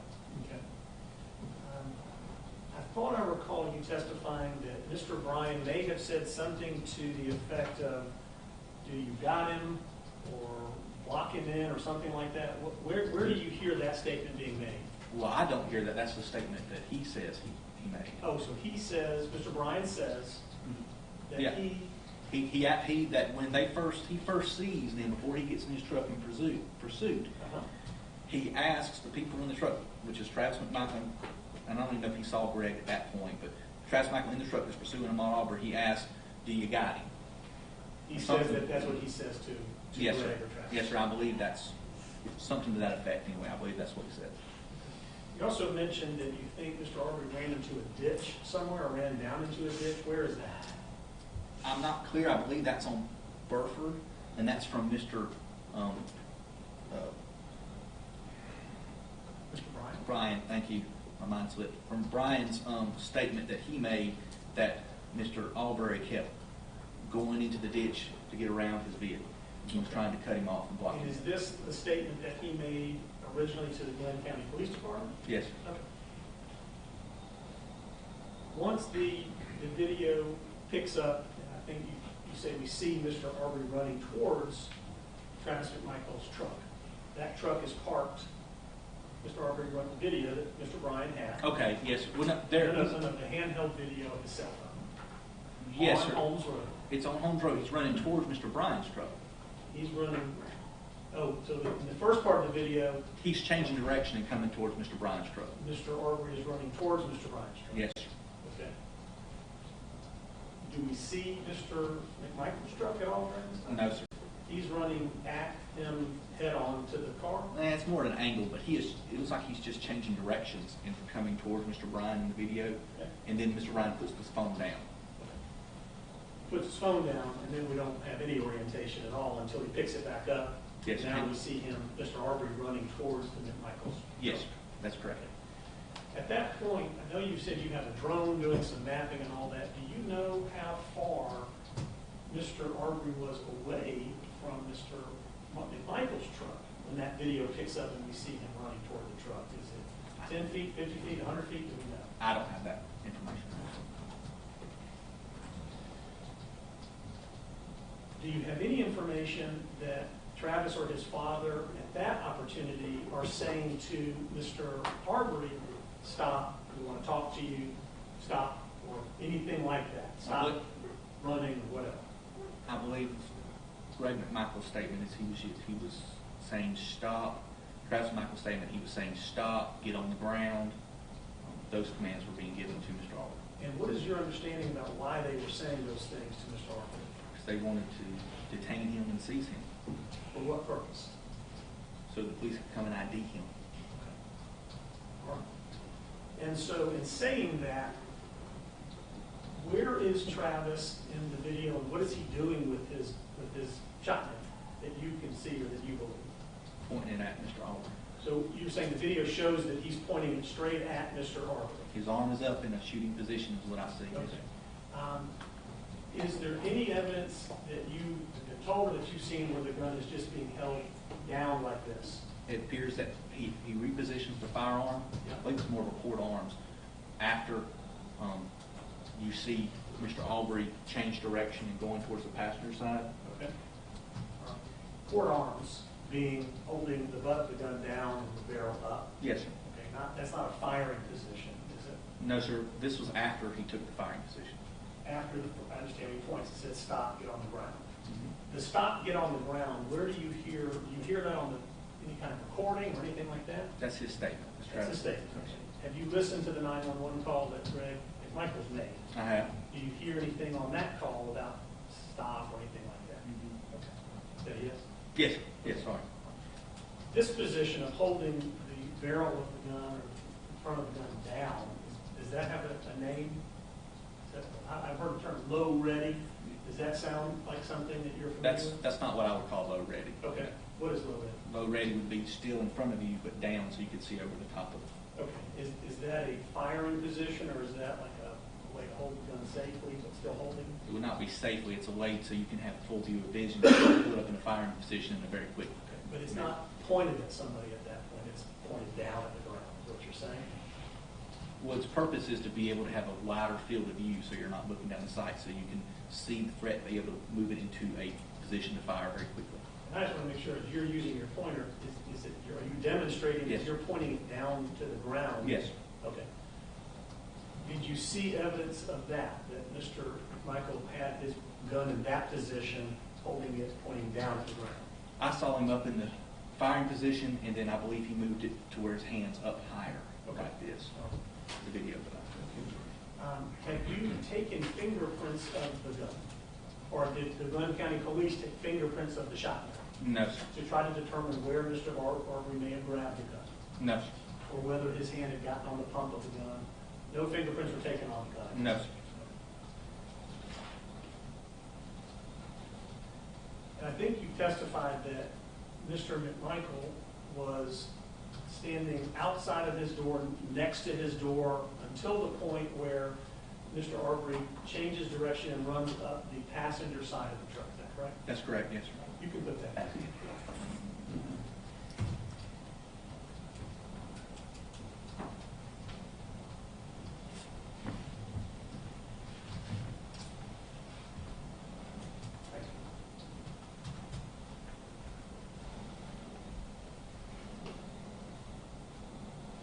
Is the only evidence that you have of what happens next, it simply comes from the video and talking with Travis McMichael, Greg McMichael, and Mr. Bryan? And the body of Mr. Arbery, which has the holes in it. There's no other cameras from any homes along Holmes Drive or anything like that? Not that we've been able to locate, that's. Okay. And so what is it that you understand Travis is thinking as he is standing at now the front of his truck as Mr. Arbery runs up the passenger side? I'm going to object to the phrasing of the question because that would clearly call for speculation about what somebody is thinking. I don't mind them asking as a fact matter what was said about what was thinking, but that's two distinct, different questions. I agree with I'm that. happy to rephrase that. What did Travis tell you he was thinking as Mr. Arbery came up the right side of the truck toward the front of the truck? He didn't tell me anything. What did he tell Glenn County Police? His statement to Glenn County Police was that as Mr. Arbery was coming at him, that, again, he'd already stated that at 30 to 40 yards away, he could tell that Mr. Arbery was going to fight. So as he saw Mr. Arbery coming towards him, that Mr. Arbery squared up, that he shot him. He said that he was What does that mean, concerned. squared up? That's the word he uses. What did you understand it to mean? That as he was running towards him, he squared up in like a fighting stance, something along those lines. And that But- proceeded, sorry? Your Honor, were you trying to ask something? Oh, I thought I heard Your Honor starting to speak. That Travis said he perceived that he was about to be assaulted prior to shooting the first shot. Yes, that's correct. And did Greg McMichael or Travis say that Travis was in fact struck before the first shot was fired? Greg McMichael said that, but his interpretation, what he's describing is actually the second shot. But I guess the information coming from Greg McMichael is that Mr. Arbery did in fact strike his son Travis prior to the first shot. Is that Yes. what he said? He did, but he also said it was only 2 shots. Okay, that's. And his description of where the shooting took place is on the side of the truck, not the front of the truck. Okay. Mr. Travis McMichael said that he was not sure that if he was struck before the first shot. He said he squared up. He said we were all tangled up. He was not sure if Mr. Arbery's hand was on his shirt when he shot him. Did Travis tell you that when that first shot went off, that Mr. Arbery had in fact grabbed the gun prior to the shot going off? Travis Did McMichael? Travis tell you No. that? He didn't. Well, Glenn County Police Department, he indicated. I apologize. That's all right. You know what I mean. I do, But but we want to be accurate. we want to be accurate. Did And Travis tell the Glenn County Police Department that Mr. Arbery had placed his hands on the gun prior to him shooting it the first time? no, I believe he did not say that the hand was on the gun before he shot. Just that Mr. Arbery was squared up, ready to fight, And he and said may have grabbed him. and may have grabbed him. He says may have hit him. He was not sure about that. He was very inconsistent about what occurred during that time frame because he said his adrenaline was pumping and it happened very quickly. Did he say that he was afraid of being beat or assaulted by Mr. Arbery? He said he was afraid that Mr. Arbery would get hold of the shotgun. Yes, sir. Does the video give you, you said you had some work done to the video to slow it down.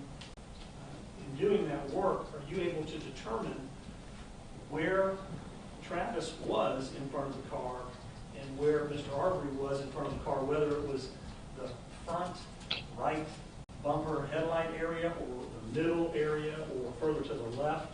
Can you make any determination about that? Just as in front of the truck. No, sir. Okay. Not more specific. And did the Glenn County Police Department photograph the front of the truck or look to find blood or anything like that at the time they were investigating on the 23rd?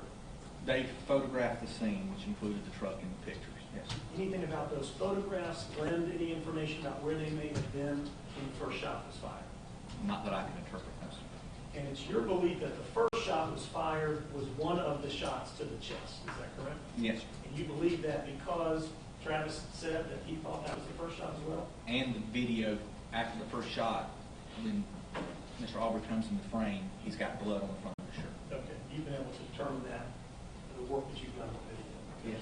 And then I think you testified that you can then see Mr. Arbery hitting Mr. McMichael and grabbing for the gun. Yes, sir. And sort of shoving him back across the street out of view. Yes, sir. That's correct. Is that that distance of that movement by Mr. Arbery kind of overpowering Mr. McMichael back across the street? Have you calculated how far he had to push him to get him out of the I don't view? think I would say it was an overpowering. I think Mr. Travis might have said he started retreating backwards. Trying to get away. Drunk, yes, sir. Okay. After And the shot. After he shot, that's right. Right. At that time, did he say that Mr. Arbery had his hands on the gun and was trying to take the gun from him? He said he had his hands on the gun, yes, sir. I don't know if it specifically was trying to pull the gun away or not, but he indicated that he did have his hands on the gun. And did Travis tell you that the second shot came because he was trying to defend himself from what he said was the assault of Mr. Arbery onto him at that point? That's what he told Glenn County Police So he Department. told Lynn County. And the third shot, the same thing, he was still trying to get the gun away from Mr. Arbery, and he shot because Mr. Arbery kept coming at him, Yes. essentially. Okay. And it's your decision then, as you move forward through the case, that you are of the opinion that this was not self-defense by Mr. McMichael. I don't believe it was self-defense by Mr. McMichael. I believe it was self-defense by Mr. Arbery. Obviously, that's why he took the warrant, but he took the warrant. Yes, sir. I believe Mr. Arbery was being pursued, and he ran till he couldn't run anymore, and it turned it back to a man with a shotgun, or fight with his bare hands against the man with the shotgun, and he chose to fight. And not to run through a side yard or not to run through another yard or anything like that. I think his thing was I believe Mr. Arbery's decision was to just try to get away. When he felt like he could not escape, he chose to fight. But it is clear from the investigation that for the driving and the interactions that took place all around that area, that no shot was fired at any time by anybody prior to the hand-to-hand combat that Mr. Arbery and Mr. McMichael engaged in. That's what the evidence That's so what far the evidence shows. shows so far. Yes, Okay. sir.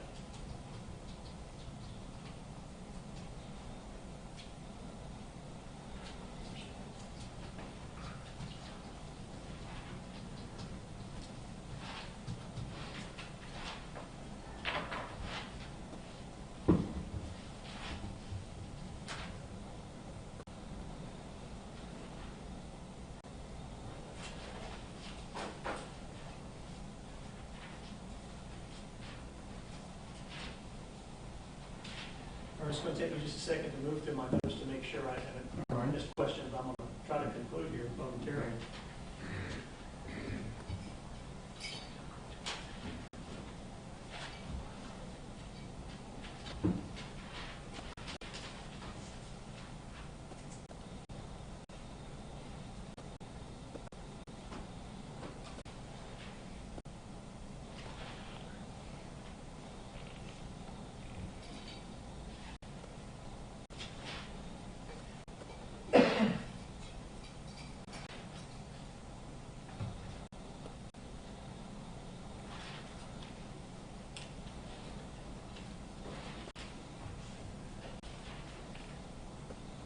Has there been any effort on your part of the Glenn County Police Department to also seize Mr. Arbery's cell phone to do some testing or looking on his phone?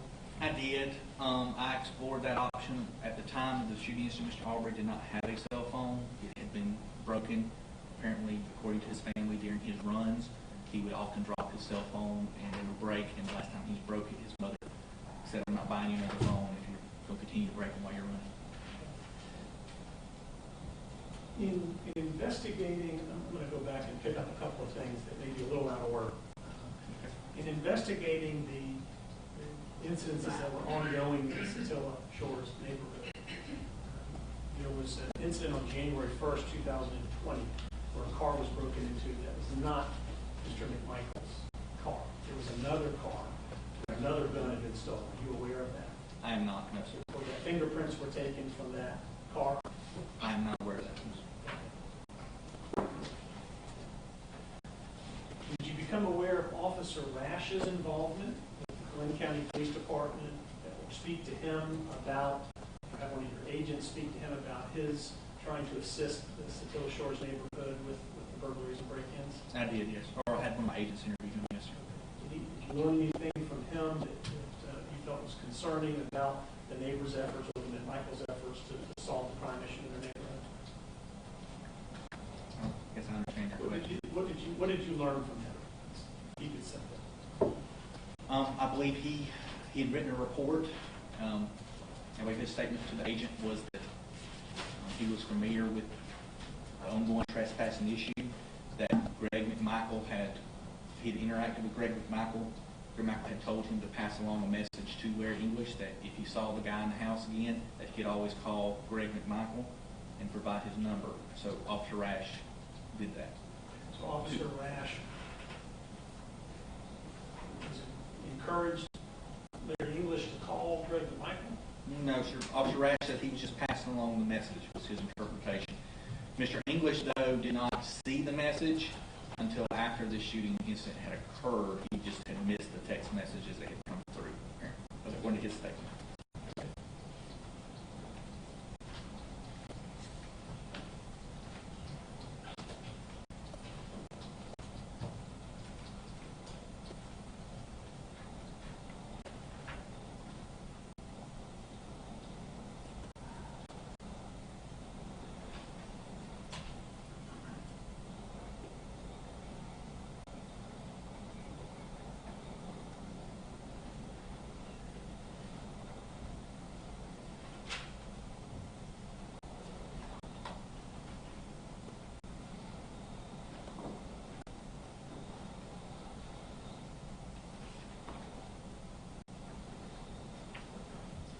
And the warrants that you took for Mr. Travis McMichael.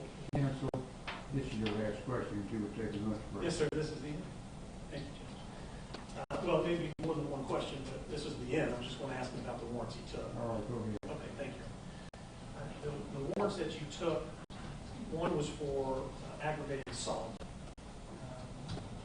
The basis, the factual basis of the aggravated assault, what are the specific facts that we've discussed that you are saying this is the aggravated assault, that is the aggravated assault here of this count one? My specific fact that I based the warrant on that I provided it would be that the aggravated assault occurred when Travis McMichael pointed a 12-gauge Remington 870 shotgun at Ahmaud Arbery.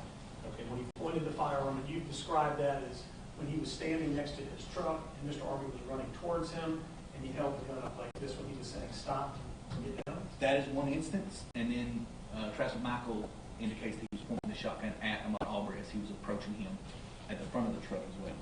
Okay, and that would be the basis of the aggravated assault. The Correct. pointing of the firearm as he was running towards him and he was yelling stop, or when he came around the front of the truck at him and he pointed the gun at him after he came around the front of the truck at Travis. That's correct. After Travis went around the front of the truck, yes, sir, that's And correct. Mr. Arbery came around the front of the That's truck correct. at Travis. Travis points the gun. That's the aggravated assault at that moment.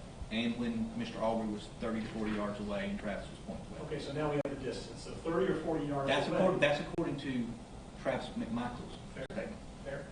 And at the same time, he was 30, 40 yards away. Travis was saying, stop, stop, get on the ground. That's my understanding from his statement. And then the document that you created simply states that the offense being described as the accused pointed and discharged a shotgun, which is a deadly weapon capable of causing death or serious bodily injury, at Ahmaud Arbery. This statement is the sum total of what you presented to the signing magistrate. Is that correct? That's presented to a Superior Court judge and no offered oral testimony in reference to this case. So you're saying you actually gave oral testimony in addition to what you made in your affidavit? That's correct, yes. And where is that oral testimony reflected? Is it written down now? Is it on a document? No, sir, I provided it to the judge. The judge himself, if he were sitting in this witness stand, would say, yes, I got additional information outside of the four corners of this document. I'm sure he would, yes. You're sure? Okay. Now, moving to the felony murder that caused the death of, obviously, Mr. Arbery was shot and killed on that day. And so Yes. the basis is what exactly? That he was shot and killed that day? During the commission of a felony to aggravated assault. And it being the pointing of the gun as he was approaching and the pointing of him as he came around the front of the car. That's correct, yes. I don't have anything further. I appreciate your patience with me. All right, we'll be in recess until 2:15. Thank you. All rise.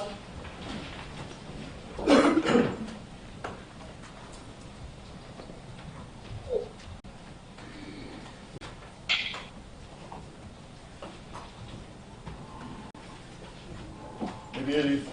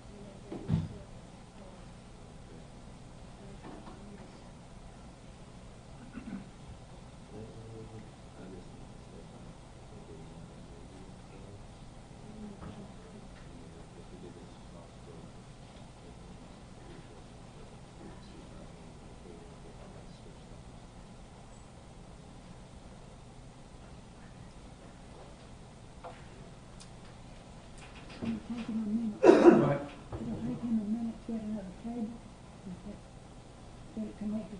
It was fine when I came in here after lunch. I looked at it, I didn't sit down, I just looked over there and everything was just like I left it. And I came back from the radio room and it, Someone's on music there. 10 minutes. All right, we'll have a 15-minute break. All rise.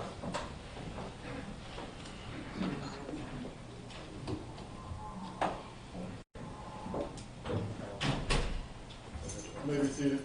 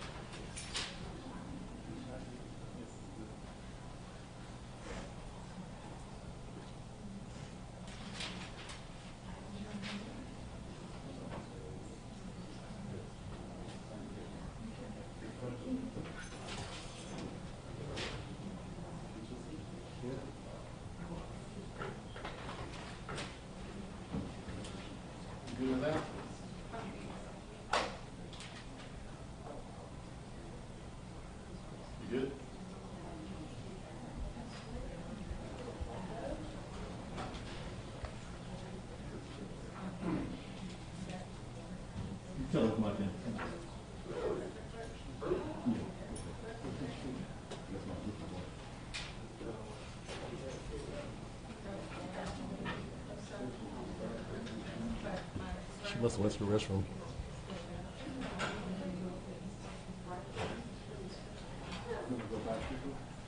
Just go around. You go around and sit right there for right now, and when she comes, huh? Yeah. Taurus is back there. You come right here for a second when she comes back.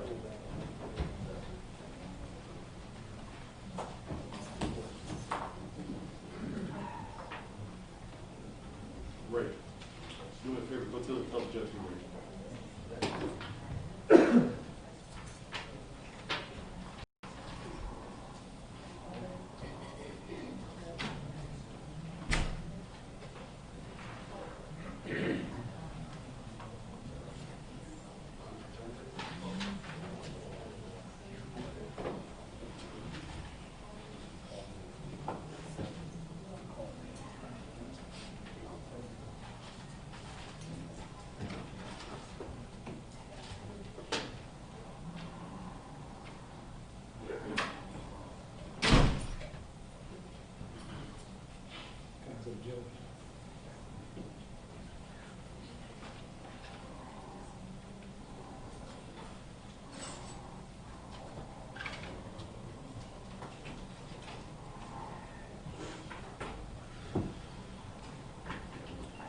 Come to order. Remain seated.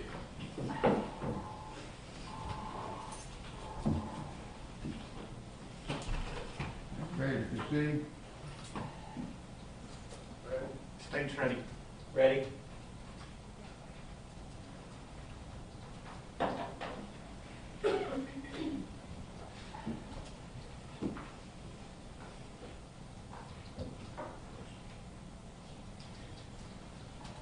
Agent Dial, I'm Franklin Hogue, along with my co-counsel Laura Hogue, who represent Greg McMichael. Yes. You have the warrants with you that you wrote on Greg McMichael up there? I do not. No, sir. You have the affidavit part memorized? I do not. No, sir. You don't remember what you wrote? Let me see if we can get a copy for you. Is there a copy we can have? Agent Dial, I'm going to load you mine. Thank you. Thank you, Mr. Evans. Just confirm, I think that's all three defendants. It is, yes, sir. All right, thank you, sir. I'm just interested in the two warrants that I'm holding that you swore out against Greg McMichael, okay? Those Yes, are sir. the ones I want to talk about. You wrote these two warrants yourself? Yes, sir. I believe, well, myself and another agent helped type it out, and then I present to the judge, swore it, and offered oral testimony, and then signed it. What assistance did the other agent give you in the writing of the affidavit? I think helped pulling up the form. Just form? Yes, sir. On a computer? Yes, sir. So it was just the two of you when you wrote it? If I recall correctly, there was a room full of agents who were using that command post, but, and he may have actually typed what I told him to type with it. I do not recall. But it is my affidavit and my word. Good. Where did you do that? Where did you prepare? Here in Glenn County at a office we were using with the Department of Natural Resources. Now, before you wrote your affidavit, did you consult with any district attorney or any lawyer? I did, yes, sir. Which one? Tom Durden. And did you and Mr. Durden discuss the content of the charge you would put in each of these two affidavits? Yes, sir, we did. Did he help you with the wording you selected? No, sir. I prepared the warrants. I called him, read to him what I had put in there to make sure that he saw no error in the wording, and he did not. And at that point, I went and presented to the judge. All right, so you wrote them, you checked with D.A. Durden, he said sounds good, and then you went to see Judge Harris. That's correct, yes, sir. And you went to see Judge Harrison where? Here in Glenn County, I believe he was at his residence. You remember what time of day it was? It was towards the evening, sir. I don't remember the exact time.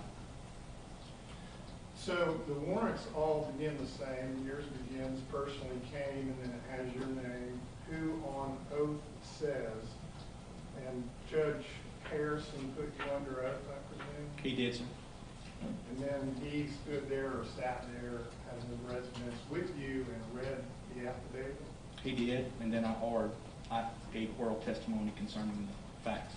Let me talk about that now. When you say you gave him oral testimony, that's testimony that's not contained in the affidavit that I'm looking at? That's correct, yes. What did you tell Judge Harrison that's not contained in this affidavit? I presented him the facts that we had uncovered during the investigation. How long did it take you to do that? I don't recall an exact time frame. Well, let's just guess. Guessing's okay. You just gave the facts of the case, or much of them, in about 2 or 3 hours of testimony. Were you at Judge Harrison's house for 2 or 3 hours? I was not, no, sir. Were you at his house for 2 or 3 minutes? Yes, sir, more than that. About 2 or 3 minutes? No, sir, more than that. How many more minutes than that? I don't know. Approximately? I don't want to approximate. I can tell you it's more than 2 or 3 minutes, but I don't want to approximate further than Well, that. let's narrow it down then. Were you at Judge Harrison's house more than 30 minutes? I don't know. Were you there more than an hour? I don't believe so, no, sir. So you were there under an hour. Yes, sir. Did you and Judge Harrison stand or sit? I believe I was standing, Judge Harrison was sitting, if I recall correctly. So you were inside his house? I was, yes, sir. All right, so you stood, he sat, and then you told him something that's not contained in this affidavit. I gave him oral testimony on the facts of the case. That's correct, yes. All I'm trying to get from you, Agent Dial, is how in depth did you go with him that's not contained in this affidavit? I presented him the facts in as concise and as full as I was able at that point in the investigation, the facts that I had available to me. And you were able to do that from memory? You didn't have your case file with you and read anything to him? No, that's correct. I was able to do it from memory. And the best your memory serves you today, it was some time less than an hour, but you can't get any more precise than that? I don't want to be more precise than that, no, sir, because I don't want to be in error. I know it was less than an hour. I know it was more than 2 to 3 minutes. Anything else would be total guessing on my part. Let me assure you of something.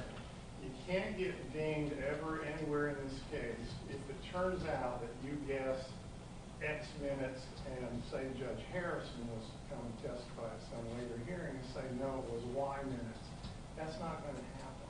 I'm just trying to get an idea from you how in depth you went with him that's not containing the only thing I get to look at, which is this affidavit. That's all I'm trying to get. I understand, sir. Can you give it to me? Less than an hour, more than 2 to 3 minutes. I think that's his answer. All right. But whatever you said to him for however long it took, it was substantive. It was facts about the case. Yes, sir, that's correct. In support of the warrant. That's correct, yes, sir. Okay, so did you do that because Judge Harrison said, this isn't enough, Agent Dial, I need more? No, sir, So why'd you do it? because that's what I normally do in investigations when I present a warrant to a judge. This is a normal warrant form that we utilize. I present it to a judge, I offer oral testimony towards the probable cause of the case.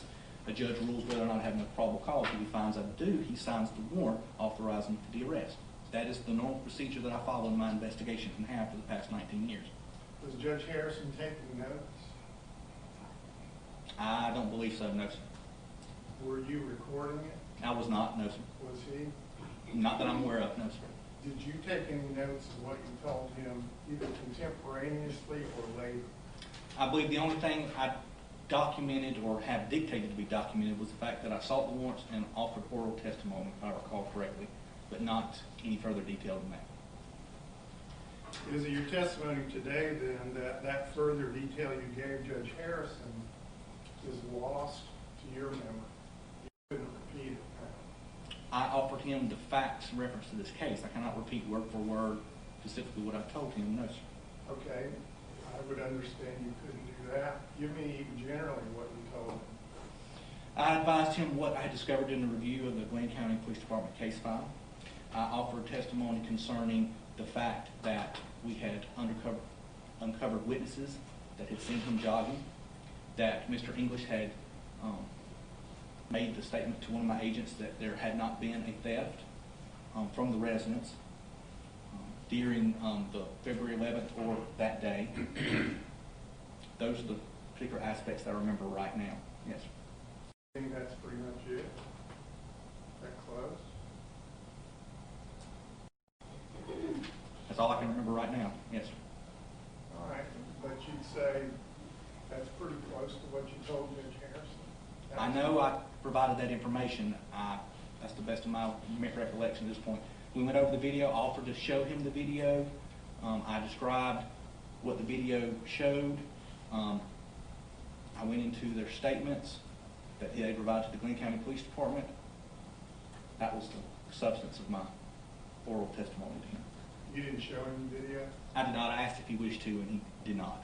I did describe it to him. All right, so what you just told me in recounting what you told Judge Harrison took maybe a couple of minutes. I went into detail with him, or with you, I just talked about the topics. With him, I went into detail. Okay. Now, in the warrant you wrote, now you have a copy of it, the one charging Greg McMichael with aggravated assault, you chose to charge him as a party to aggravated assault, and you cite the statute, OCGA section 16521. Did you have to look up that statute to get the number right? Or do you know that?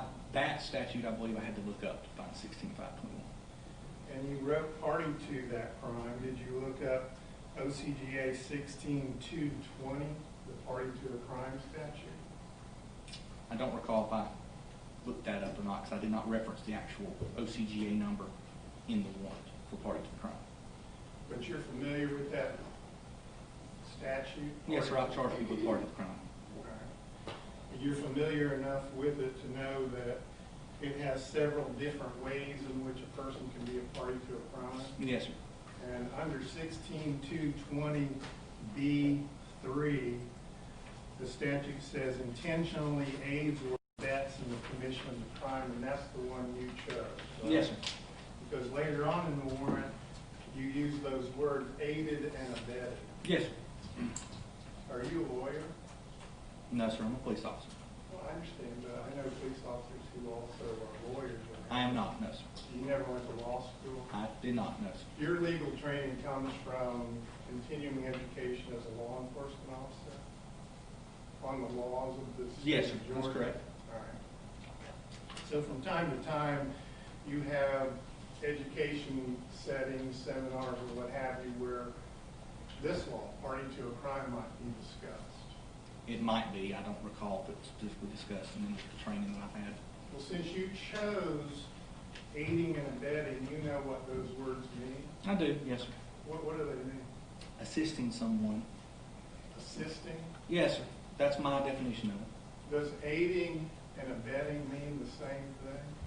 Both words? To my parlance, yes, sir. And that's okay. This isn't a trick question. I'm not. I understand. It sounds like a trick question. It does. It's not. I assure you it's not. I'm trying to figure out what you mean in your warrant. You say essentially aiding and abetting mean assisting. So, to use regular words and not legal terms, you charged Greg McMichael with assisting, and I'll read it, Travis McMichael when he, Travis, pointed and discharged a shotgun, which is a deadly weapon capable of causing death or serious bodily injury, at Ahmaud Arbery. That's what that warrant says, right? Yes, sir. So it's assisting Travis in the pointing and the discharging of a shotgun. Now, At Mr. Arbery, yes, sir. correct. Now tell us what Greg McMichael did to assist Travis in the pointing and discharging of a shotgun. Judge, at this point, considering the totality of what's been presented to this court, I think this line of question has been asked and answered. Enhance that last phrase. What do you say? Asked and answered. asked and answered? Yes, sir. I think it's been covered in the totality of the hearing that we've been a part of today, that this topic has been asked and answered. I'll let you continue, but let's get through with it. I don't plan to be up here very long at all. And I do agree that much of this has already been asked and answered, but not this question. All right. I want to know what Greg McMichael did to assist his son Travis in the pointing and discharging of a shotgun. Initially, it was Greg McMichael that advised his son that Ahmaud Arbery was running down the road. Greg McMichael armed himself, as well as Travis armed himself. They both entered the vehicle. When they called Mr. Arbery turned and went back up Burford, Greg McMichael exited the vehicle, was approaching, saw that he was going back up Burford, went back to Travis McMichael and said, "Come on, back the car up, let's go." Otherwise, encouraging him to box him in, pointing his direction out. That's when Travis said, "No, let's circle around." When they circled around, Greg McMichael is in the back of the truck on 911. You hear him say, "Stop, stop," and then him yell, "Travis," on the 911 call. To me, that is assisting Travis first. He is the first one that initiates the entire event that accumulated in the death of Ahmaud Arbery. Second, while I put aided, abetted, assisted, however you want to phrase it, he's encouraging the continued pursuit and the final confrontation with Ahmaud Arbery. And then while he's on 911 call, he alerts Travis of Ahmaud Arbery's approach along the passenger side of the vehicle. Okay, I got all that. You're not saying, though, are you, Agent Dial, that when Greg McMichael did all of those things you just described leading up to the shooting, that he did all of those things to assist Travis McMichael, knowing that he was going to point and discharge his shotgun during all of that time that you just described? You're not saying that, are you? I'm saying that Greg McMichael knew that Travis McMichael had a shotgun. I do not believe that Greg McMichael thought that Travis McMichael had a shotgun for decorative purposes or that he had it for the purpose that he may use it.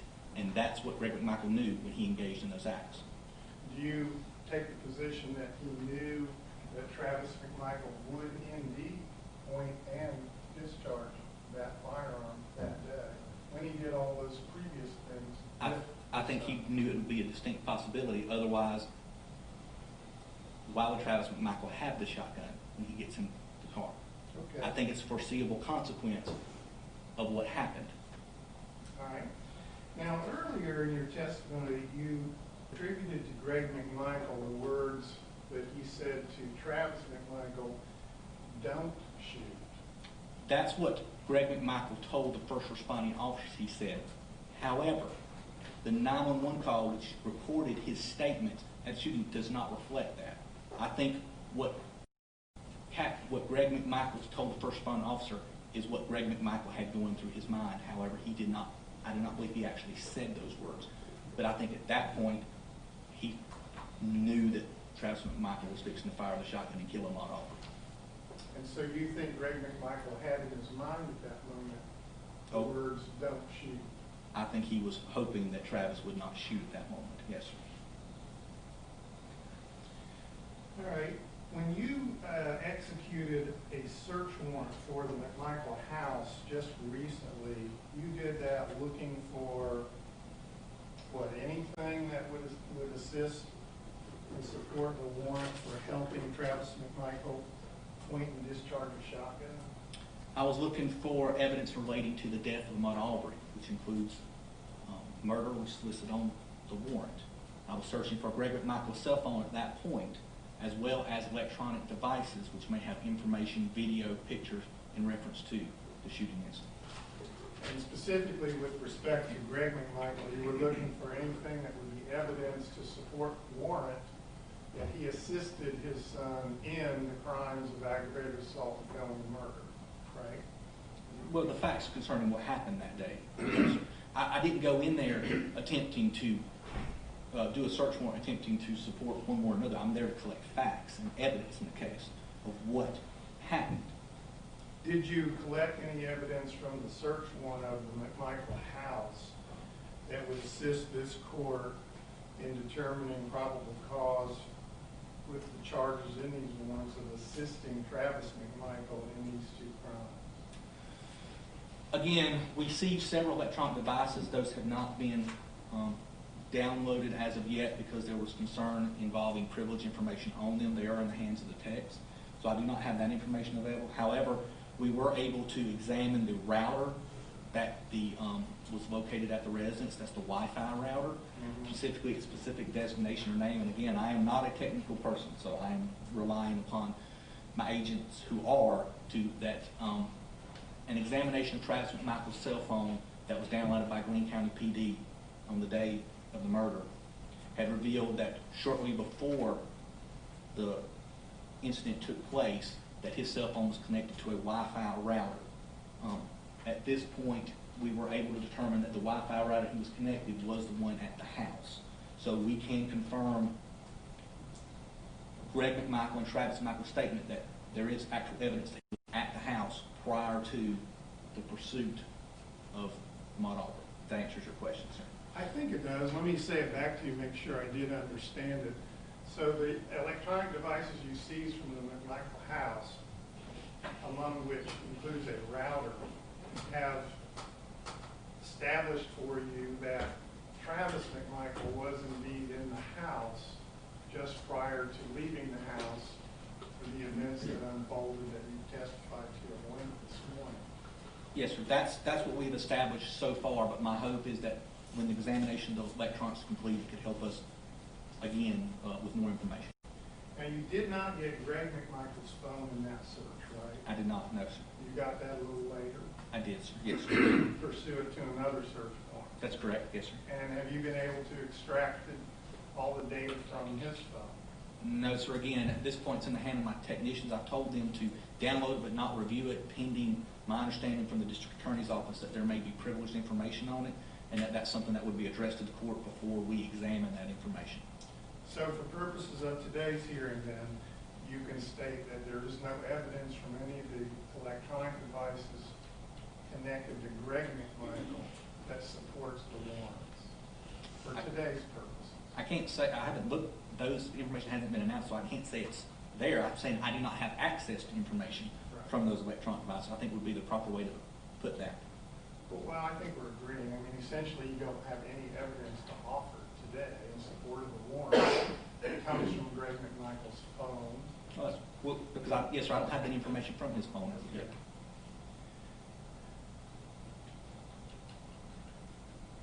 Let me talk to you about the interview or interviews of Greg McMichael. Now, you mentioned at least one interview conducted by Greene County Police Department that yes, you're sir. aware of, right? Well, yes, one was done at the Greene County Police Department by a detective. One was done on scene by one of their first responding officers. And the one on scene, let's talk about that one first. Was it on a body cam? It was, yes, sir. So it's recorded video and audio? Yes, sir. You remember that officer's name? I do not remember that officer's name. He did a report, I believe it. I do not recall his name. You reviewed that body cam video? I did, yes, sir. About how long, again, I know, not pinning you down, Yeah, well, there's body cameras from the entire event that he's out there, so it's not just the video of Greg McMichael, it's from the time he's there until he leaves.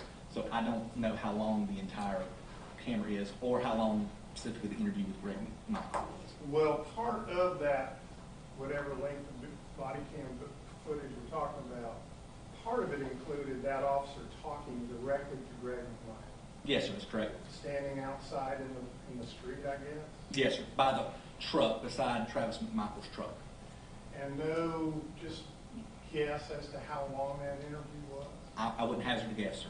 No. How about tell us what he said during that interview? Again, you're not quoting, I know, unless you have your case filed and you can read it. I don't. The best of my recollection, it was, like I said, at that point where Greg McMichael explains that he was in the back of the truck, that the guy came running towards Travis. He says there's two shots.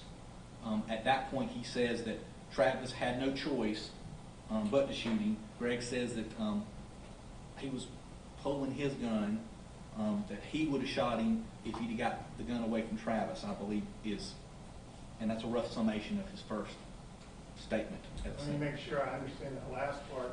Greg says that Greg, would have shot Ahmaud Arbery had Ahmaud Arbery gotten Travis's shotgun away from Travis. That's correct, yes, sir. Now, the interview, I guess, happened at the police department? Yes, sir, that's correct. Later? Yes, sir. Later that same day? That same day, yes, sir. As far as you know, Greg McMichael voluntarily gave that statement? Yes, sir, he did. He was not in custody? He was not in custody, no, sir. And Not to my understanding. That statement is on video, It is audio and video. and you've watched it? I have, yes, sir. Can you estimate about how long that one is?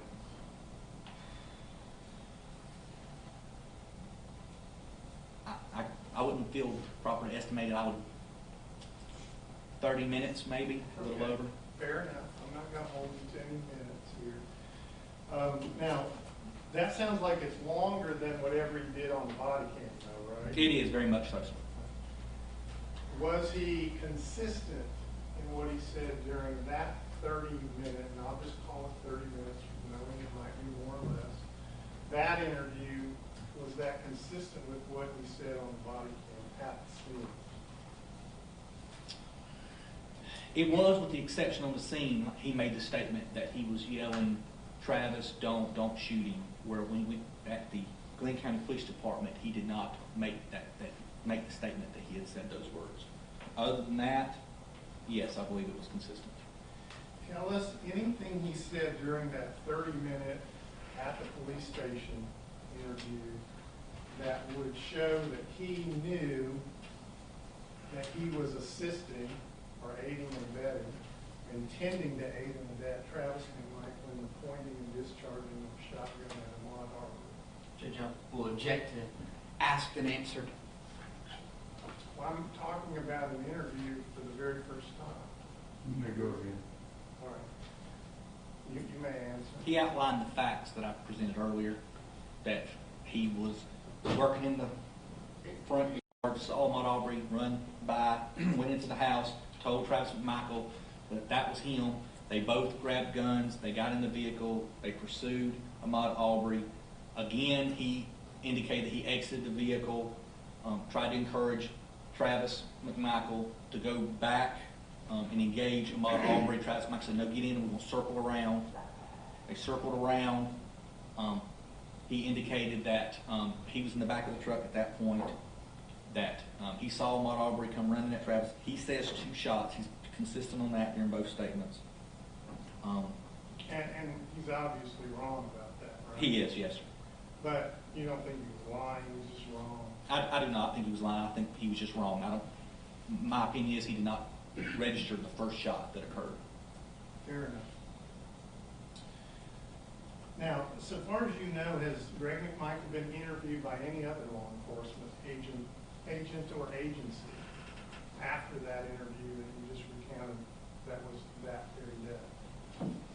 He had conversations with law enforcement officers. I do not think he's been interviewed by anybody other than the Glenn County Police Department. But these other conversations, then, you're aware of them? Some of them, yes. And you're aware of how? I've interviewed or attempted to interview people that had the conversations with him. And these are law enforcement officers? Yes, sir. One is a Glenn County Police Department officer, and then I believe Greg McMichael had contacted the current investigator with the district attorney's office, and I believe he actually spoke with the district attorney. I do not know the substance of all those conversations, but he did speak with them. So you said you interviewed some or all 3 of those people you just? Some of those, not all of them. Which ones did you interview? I've interviewed Bill Darris, which is the investigator with the district attorney's office, and I've interviewed the Glenn County Police Department officer, had a conversation with Greg McMichael.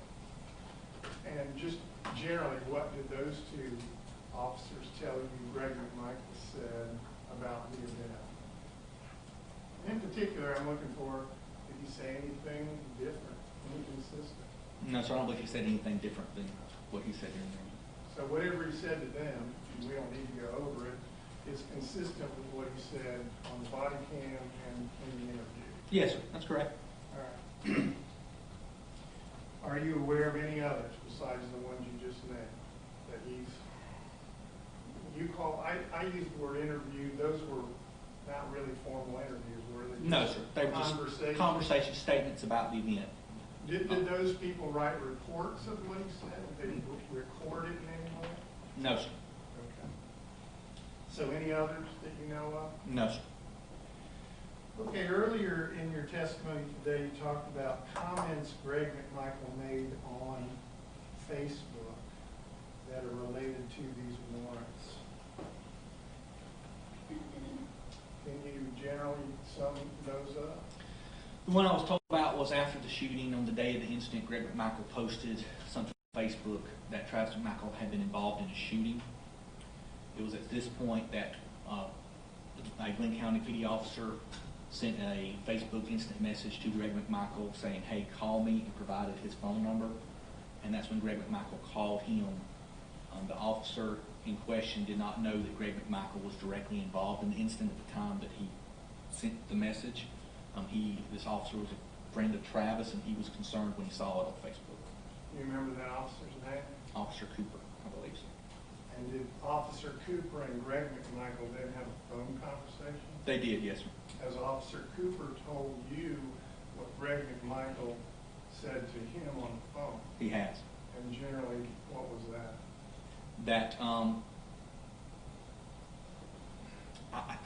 generally it was similar to what he has statements had already given. I don't remember.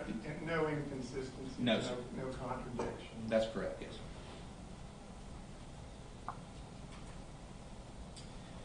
Now, I'm not going to have you get that map out, but we're generally familiar with all the not that many streets in Satilla Shores. Yes. And you can enter that subdivision off of Highway 17 in at least maybe only two ways. One is Zellwood Drive and one is Satilla Drive, right? Yes, that's correct. So when you enter off Zellwood from Highway 17 and you can come up to the intersection of Satilla Drive, you can turn right on Satilla and go down past where the English house is, where the McMichael house is, right? You want to look at the map? Well, if you come off Zellwood, you would turn down Holmes, or there's another street that you could turn down. Well, Zellwood, one end of Zellwood terminates right there at Highway 17. You have the map? Yes, sir. Yes, sir. Where I'm talking Yes, sir. If you come down Zellwood to go to Larry English's house, you would have to turn down a side street and then get to Satilla. Okay. If you follow what I'm saying, sir. But that little side street, does it have a name? Yes, you could turn down Holmes, or you can turn down Jones Road. Okay, but before you get to Jones or Holmes Road, wouldn't you cross Satilla Drive on Zellwood? Oh, that's what you're saying. Yes, yes, sir. You could come off that road and go with it. Yes, So sir. we're tracking. Yes, sir. I'm sorry. I thought you meant going on further down. No, what I'm trying to get at is this. You can, say you're coming down 17, you can turn right. That would be if you were heading southeast on 17. You could turn right on the Zellwood, come up to Satilla, turn right on Satilla, and then you'd be headed down toward the English house, McMichael house. You could, yes. All the streets where all this happened. You could, yeah. Or you could keep going down 17 and you could just turn right on Satilla Drive and then go on into the subdivision that way, right? I believe so, sir. Okay. I think you might have lost me a little bit hearing that.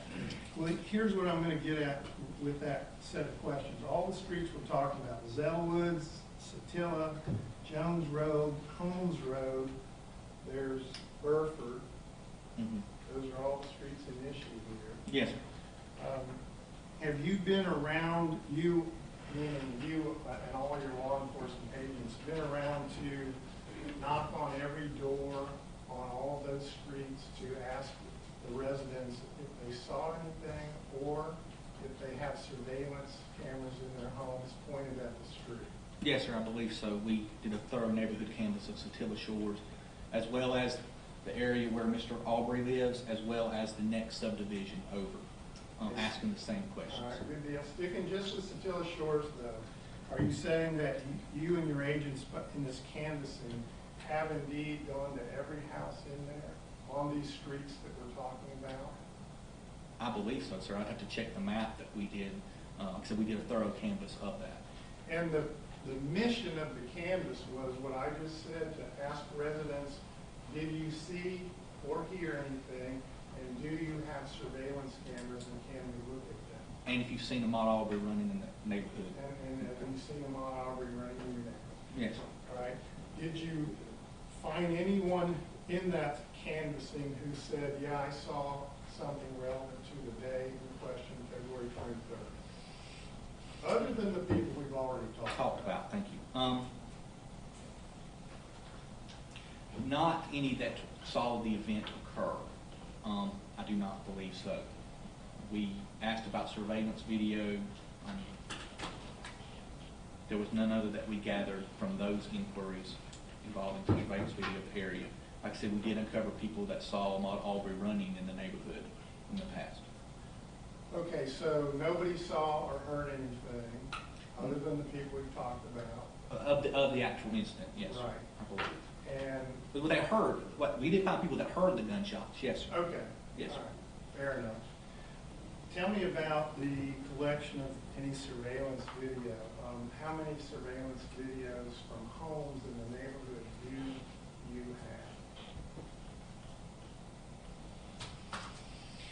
have? Of the neighborhood, 1, 2, 3, I believe 4 to 5, but I'd have to check of what we have that we could stitch together the path. Okay. And have you begun the process of taking those 4 or 5 videos and trying to make one whole video? We have, yes, sir. That's been accomplished with the exception of Mr. Bryan's video has to be incorporated in it. So we And didn't get name to it. those 4 or 5. There's Bryant's. There's who? Diego Perez? No, sir. I don't believe no, sir. We've got video from Mr. English's house, from the gentleman across the street from Mr. English's house, from Mr. Bryan's house. There's at least one other surveillance video that's along the path. Do you know which street that one was? Not without referring to it. That's something that Glenn County PD had obtained the day this occurred. And there may be one other, I'm not sure, along the same, that would show just running. So the others that you can't remember whose they are, they just show Ahmaud Arbery running? Yes, sir, at the time of the incident, yes, sir. Do you know if any of those that show Ahmaud Arbery just running are on Zellwood Drive or Satilla Drive at any point off of Highway 17 before he would have arrived at the English house? Following the question? Yes, sir. No, it would be the video that first picked him up on Satilla Drive was the neighbor across the street. And as I testified earlier, you see him come into frame prior to arriving at the English house, and I can't estimate how far it is, and you see him going into the English's I house. know the one you're talking about. I'm tracking with you there. But just to make sure we nail it down, you haven't found any surveillance video prior to that one at that point? That's correct, sir. Okay. Now, I'm going to ask this, I'm doubting you have this, but I actually been in a case with the GBI before where this was discussed. Have you attempted to, or think it's possible to, find satellite video that would have captured the scene that day? I have not made that nor considered that to be a possibility. Thinking about it now? You brought it up, sir, so I'm sure I'll be exploring it. Let us know if you find anything. Okay. That's all I have. All right. You have any other questions here? I have a few questions. Your Honor, I would note that I appreciate the court's patience today. We all started about 8:30, but from the perspective of Mr. Bryan, his defense starts at 3:08 p.m. Sir, can you see me, Mr. Dodd? I reckon you can't see me. I cannot see you, Mr. Goff. Yeah, I'm gonna move over to the part over there by the table, I guess. Yeah, I gotta watch that. Mr. Dodd, I think you had more hair the last time we were in this courtroom. I probably did, Mr. Goff. I agree with you. Fair enough. Sir, I'm gonna try not to ask too many questions. My first question is this. Is there any evidence of racial animus on the part of Roddy Bryan against Mr. Arbery? Specifically against Mr. Arbery or in general? That's the first question, specifically against Mr. Arbery. I've seen no communications involving that with in regards to Mr. Arbery. No, sir. Very good. Has your investigation uncovered any evidence that race played a role in the actions of Roddy Bryan on 2/23/20?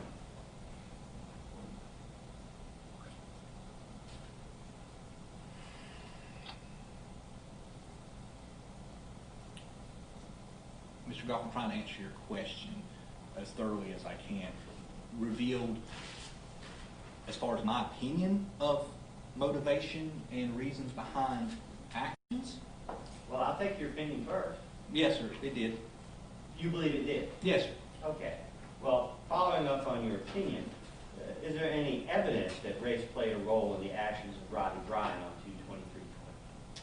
There is evidence that of Roddy Bryan's racist attitude in his communications. Okay. And from that, I extrapolate the reason why he made assumptions he did that day of what was occurring. He saw a man running down the road with a truck following him, and I believe he made certain assumptions that were at least in part based upon his racial bias. All right. You're familiar with the concept of implicit bias? I'm not an attorney, sir. Okay. All right. Let me be more specific. Did your investigation uncover any trash talk on social media by Mr. Bryan against Mr. Arbery or his family or anybody else? No, sir. Okay. And we'll get into some of those details later, but it's fair to say that Mr. Bryan gave you access to approximately 5 years worth of posts on social media. Yes, sir. He was cooperative and gave us access to everything. So we don't have any racist talk on there, do we? Not in social media. There was on his phone communication. On his phone? Okay. And of course, he gave you consent to search his phone, did he not? He did, yes, sir. Twice? On May 11th and May 13th? I believe so. I think there was some issue with getting access to the phone, I believe. But I was not involved in the download of the phone. Again, technology is not, I'm not the most conversant in that, and I had another agent that was assisting with that. Okay. Well, He was very cooperative in providing the phone, yes, sir. well, we may disagree about the law here, but on the facts, we seem to largely be in agreement about that, if I'm judging it correctly. Did you find then something on his phone that you found troubling with respect to whether this case involves racial animus? I did, yes, sir. Can you tell us what that is? There were various comments that Mr. Bryan made concerning race, using racial derogative terms, statements that he made in reference to, I think he was at an airport and he said it's great, there's not as many, and he used a racial term up here, stuff that I felt showed his viewpoint and bias that I believe, based upon my opinion, played a role in how he interpreted what he saw that day and the actions he took.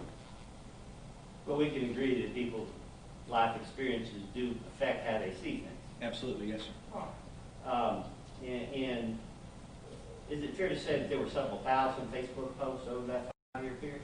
I believe there was a lot, yes, sir. Like I said, I didn't count, but there was a lot of posts, a lot of And information. thousands of texts on this telephone. There was a lot of information, yes, sir. And how many of these suspect or questionable communications do you identify? Well, again, I've had intel analysts trying to keep track of it. I am personally aware of several. I can't give you a number. So it's fairly, we're talking about several texts out of several thousand. Yes, sir, but I don't have a complete number of how many are going to be involved in racial talk. I was made aware of several that I personally found very disturbing concerning the references that were made. As far as a total number of text things, I do not have a number for that. Of course, those communications are also not, however regrettable and unfortunate, not all that uncommon in the South, are they? I will tell you, sir, there were terms that he used that I've never encountered before in my experience for racial term he used. As far as the generality of racial comments, I don't know, Mr. Hall. I suspect there are people in this courtroom who can educate you about a whole lot of inappropriate terms. That's a conversation for a different day. Next question for you is this. The Glynn County Police Department received consent from Mr. Bryan, did they not, to fingerprint his vehicle? They did, yes, sir. In fact, they did that. They did, yes, sir. Took photographs, the whole 9 yards. Yes, sir, they did. Have we determined whether Mr. Arbery's fingerprints are in fact on Mr. Bryan's vehicle? The fingerprints have been submitted to our lab. However, I do believe, based upon the Glynn County report they did of the analysis of the prints they lifted, that it's going to be a palm print. We have been unable to locate any palm prints for Mr. Arbery, but I have sent, because Mr. Bryan and another individual who had access to the truck has provided palm prints, so we've sent those up with the fingerprints to rule them out as the possible contributors to palm print. Very good. And that's right. Mr. Bryan and his fiance Yes. consented and gave you their finger and palm prints, did they not? They did, yes, sir. All right. Where was Mr. Arbery's motor vehicle located at the time of the shooting? At the exact time of the shooting, I do not know, sir. We have spoken to neighbors who indicated that he routinely kept the motor vehicle at the front yard of his residence, that it would often, he would run, so he wouldn't drive it very often, and the battery would go dead, and he would borrow jumper cables, jump it off, and let it run for a little bit, but apparently he was very much in the practice of running to different locations versus driving the car. Okay. Well, eventually you did locate the motor vehicle, did you not? I don't know if one of my agents have laid eyes on the motor vehicle or not. I don't know, sir. Well, certainly there's no evidence that Mr. Arbery had a whole bunch of other people's things in his car, right? Oh, and that's part of my And evidence. that's, you found no evidence. That's right. That's right. Okay.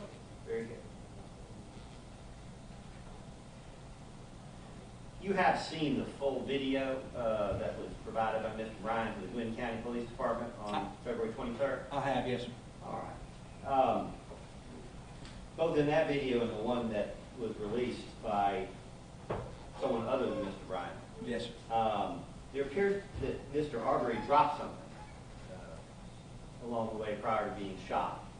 Have you located that item? There was discussion about dropping something. I didn't see him drop anything. I had an agent look, and there was a stick, I believe, that he identified as what people were alleging was a hammer or something along those lines.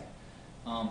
My agent reviewed the video. It's he says what they're identifying as a hammer is not, and that was his analysis of it. Okay. But they did on the video, they did confirm that he was carrying what looked to be a stick.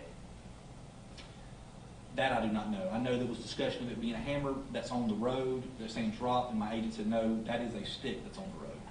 Well, we know there's a lot of information, facts out there supposedly that we all know aren't really true. That's correct, sir. So there's no hammer. No, sir. All right. Did we seize and place into evidence a stick on the side of the road? No, sir. That I take it we don't have any fingerprints of this stick. No, sir. Very good.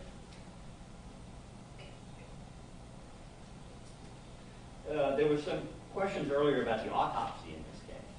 Have you read the autopsy? I have, yes, sir. And did you read it prior to taking the warrants on May 8th and May 21st? I did, yes, sir. May 7th, I believe. May 7th, I'm sorry. Are there any wounds, markings, or other observations or conclusions in the autopsy report that would be relevant to the prosecution of Mr. Bryan? Other than what I've already described as far as the wound placement. I'm not going to go over the gunshot wounds. That's already been covered. Is there anything else of value to this court or any court in this autopsy? Not that I can recall at this point, Mr. Hall. Are there any videos of the shooting of Ahmaud Arbery from any other angles other than the one from which Mr. Bryan took his video? The only one I have seen is the one from Mr. Bryan. There are allegedly another video. We have a witness who said that she had observed a video on Greg McMichael's cell phone that was from a different perspective, but we have not been able to substantiate that. Do we know who this witness is? We do, yes. She's been interviewed, and she gave us that statement, but she was not sure that she didn't think it was from the same angle as the one that Mr. Bryan provided, but she was not 100% sure of that, but she didn't think so, which was one of the reasons why we sought a search warrant to search Mr. McMichael's phone to find out if the video he has on his phone that she saw is the one that he obtained from Mr. Bryan. Are there security or safety reasons why you don't feel comfortable disclosing this person's name? No, I can't remember her name off the top of my head. Fair enough. Fair enough. Okay. Are there any other eyewitnesses to the shooting besides Mr. Bryan?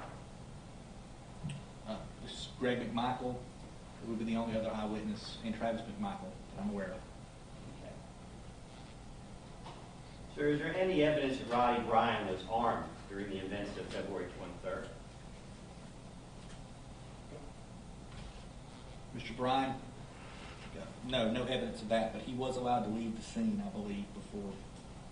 Fair enough. Yes. But you are aware, at least generally, of the polygraph results from Mr. Bryan? I'm aware that a private polygraph was given, but I personally don't put a lot of weight in those accounts. Well, I understand that. But that polygraph examination indicated that Mr. Bryan was unarmed. At the time, do you have any evidence to the contrary at this point in your investigation? Judge, I'm going to object to that. It's not relevant, and polygraph tests are not admissible under Georgia law, absent certain conditions. And I haven't tendered them. But I'm trying to verify with the GBI that they were able to verify that those results are consistent with their investigation. You can ask the question. I know nothing that would refute the statement that he was unarmed that I have been able to collect so far in this investigation. And is your investigation consistent with the polygraph results to the extent that there's no evidence that Mr. Bryan was in communication either with McMichaels or anyone else prior to the shooting that day about anything going on in the neighborhood? Prior to the shooting, I do not have any evidence that would refute that. That's correct at this point.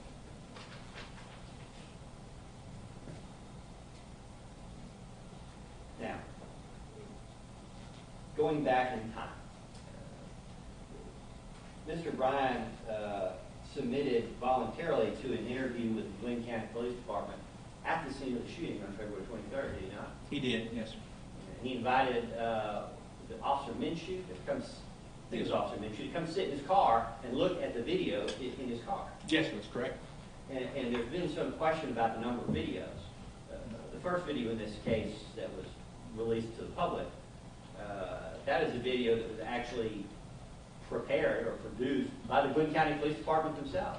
It was, yes, sir. Officer Minshew, it's reflected on his body cam, attempts to cut the video down to what he figured was the relevant portion so that he could transmit the video from the phone to a place, I'm assuming email it or text it, to a place where they could gain access to it.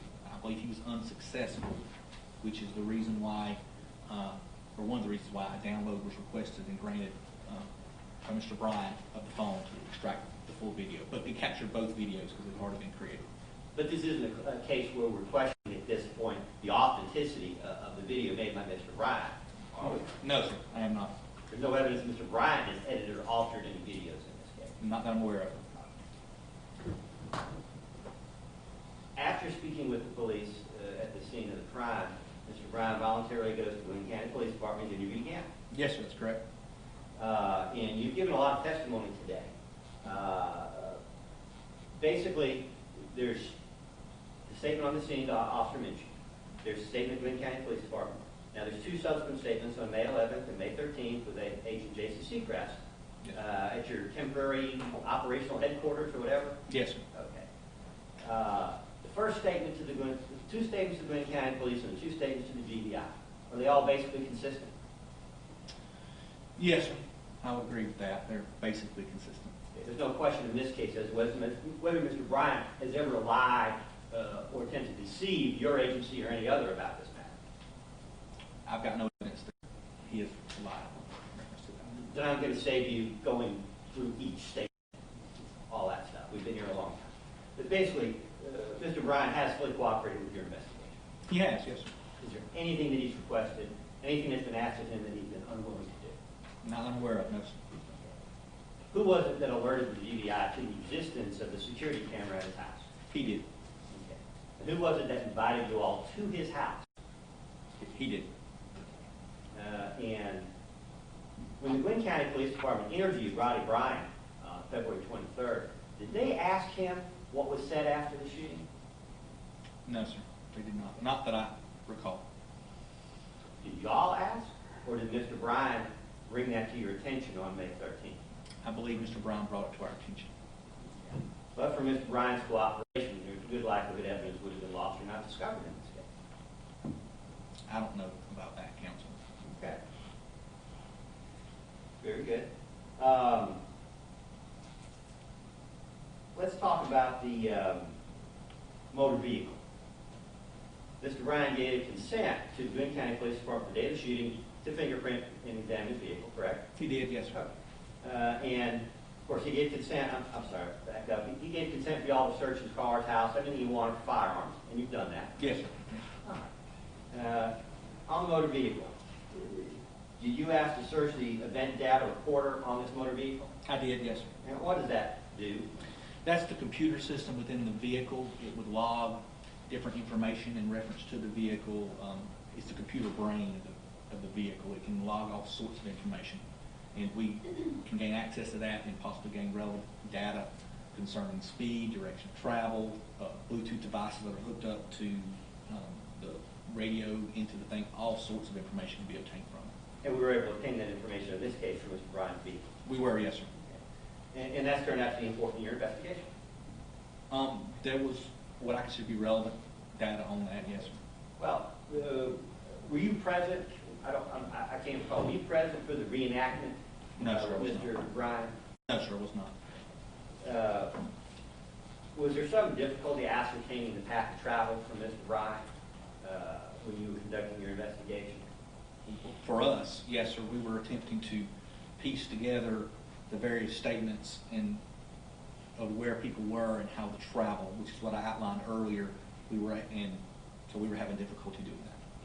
And with the map, you did your best, but even for a trained police officer, it is hard to articulate the chaos of that day. Yes, sir, that's correct. And is chaos a fair description of what was going on out there that day? One vehicle's going one way, another vehicle's going the other way. They're not in communication with one another? I would say, I don't know if I would use chaos, pursuit, hunt, something along those Those lines. were the words you would use. That's the words I would use, yes, sir. Okay. We'll come back to that. Mr. Bryan advised y'all, did he not, that he believed that he was traveling at no more than 10 to 15 miles an hour when the video that was released to the public, that's the speed the vehicle was moving at the time? I believe so, sir. I don't know if he got that specific to mileage, but I was told that, in my understanding was he indicated that he was moving at a slow rate of speed. The video makes it look like the vehicle's moving at a higher rate of speed than it was. I believe so, yes, sir. And that's one of the things the event data recorder is going to help verify. It could. I don't know if it's going to help in this particular instance. And the total distance of the trip that Mr. Bryan made that day, in actuality, appears to be much shorter than it might appear, just looking at the map.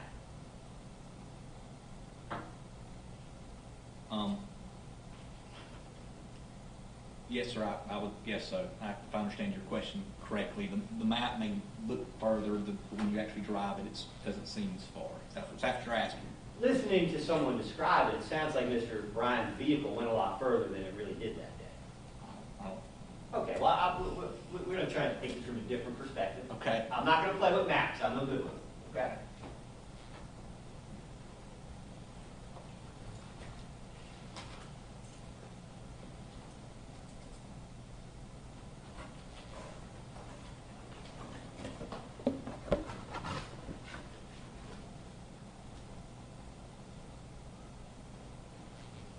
court's permission, I will borrow the easel. It is kind of helpful. And I'm going to try not to trip over anything on my way back through the jury box. I hope that wasn't anybody laughing at me.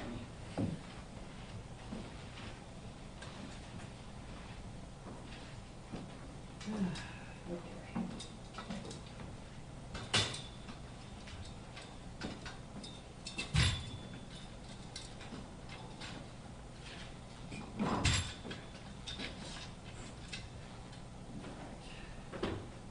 Yeah, just down low, isn't it, sir? All right, well, hold on 1 second.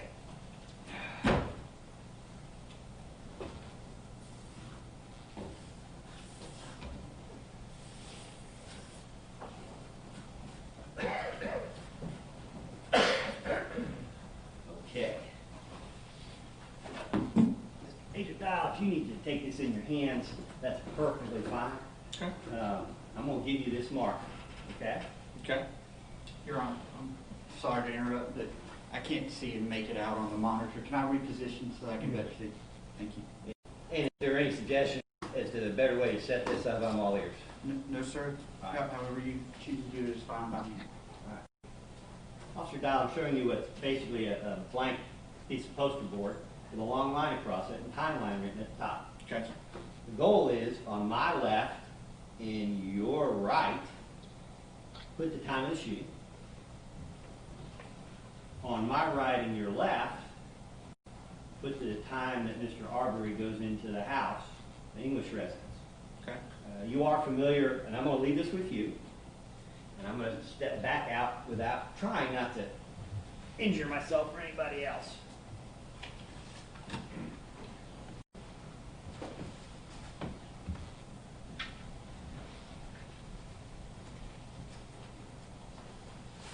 And Madam Court Reporter, you can still hear me? All right. You have looked at the New York Times recreation that's some guy named Malachi? Yeah, I'll Some use it Scottish briefly. dude? Yes, sir, I'll use it briefly.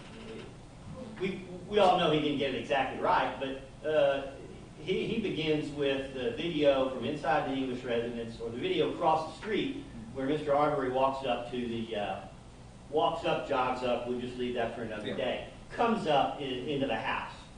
And that video purports to be at 12:46 p.m.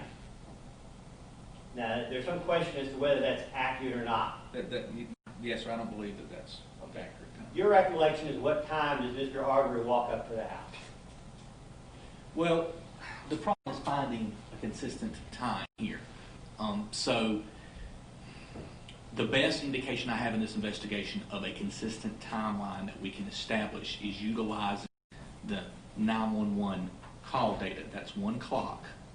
And what we have is at 1:08, a call was made by Mr. Albanese that Mr. Arbery is inside the residence. I'm sorry, sir. Tony would prefer that his mother would prefer to call him by Albanese. Oh, I'm sorry. I'm sure they don't take it personally. Okay, okay. Yeah. But that's at 1:08. So while you can look at other video of the time, it can be off by several minutes, which sometimes is not a matter of concern, but when you're dealing with this time frame, to be more exact, to use one, I guess, clock, and the best one to do is the 911 center. So at 1:08, the call comes in that Mr. Arbery is inside the residence. Right. But you have the English video. I do, yes, sir. And you can look at the timestamp on the video when Mr. Arbery goes in the residence, the length that he's in there, and the time that he comes out. And you compare that to the time on the 911 call. In fact, Mr. Arbery was there since about 1:04 at the house.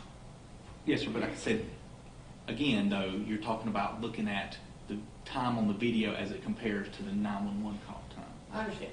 But the incident, and we could argue the niceties of it, but Yes. Mr. Arbery goes into the house, the evidence would suggest around 1:04 p.m. Okay, sir. Okay, well, if you'll go right 1:04 on the left, on your left, at the beginning of the timeline.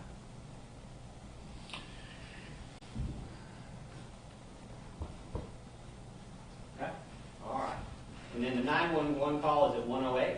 Yes, Hold on. Oh, I got ahead of myself. The shooting, as best you can determine, takes place at 116, 118, 115. 115. Okay? The Greene County Police Department arrives at 116? Yes, sir. All right. So we believe the shooting took place at 115. Greg, that's when Greg McMichael was on the phone with 911, and that is approximately, when it picks up, then you hear him making the statement. So the shooting happened within a few seconds of him All right. on the 911. So on the right-hand side, put 150.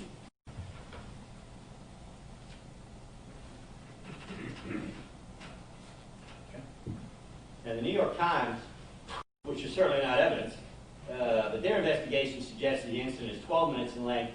We're going to go with 11 minutes here, correct? Okay, sir. All right. Now, the full video that Mr. Bryan provided to the Greene County Police Department, and by the way, y'all seized his only copy when you took his cell phone for the third time in a week, right? I won't ask you when we're going to see that phone again, but putting that aside for now, the full video is.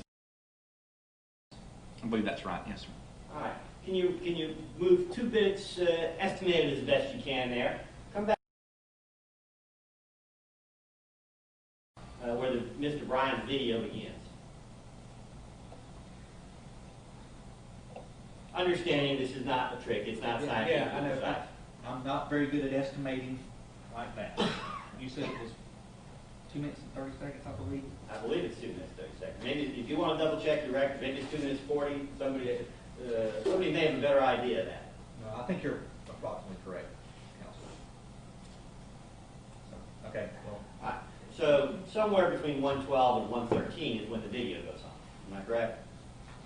Yes, sir. I think that's correct. And you know, without spoiling the suspense for the American people, it's fair to say a good bit of the video that has been released is a picture of the floorboard of Mr. Bryan's motor vehicle. Am I correct? That's correct. Yes, sir. But to be fair, that video doesn't turn on at the beginning of this county. Mr. Bryan's role in this begins when he's sitting, working in his front porch. Am I correct? That's correct. Yes, And sir. that was his statement to y'all. Yes, sir. And to Greene County PD. Yes, sir. He was working on his porch, repairing doing some woodwork on the porch. I don't recall You don't recall. Okay. what his. And he indicated that he was playing the radio at the time. I don't recall that. Okay. I don't recall that. And I believe he indicated in his interview with y'all that he was somewhat hearing impaired due to too many years listening to loud music. That sounds correct. That's correct. All right. Now, you may not know the exact location, but is it fair to say that the distance between the English residence and the Bryan residence is considerable? Yes, sir. I mean, I would. Depends on how you would term considerable. Okay. I would not term it as close. No, sir. Okay. There's certainly no issue that he could have heard or seen what was going on down at the English residence. Yeah, that's correct. Yes, sir. There's no way. Okay.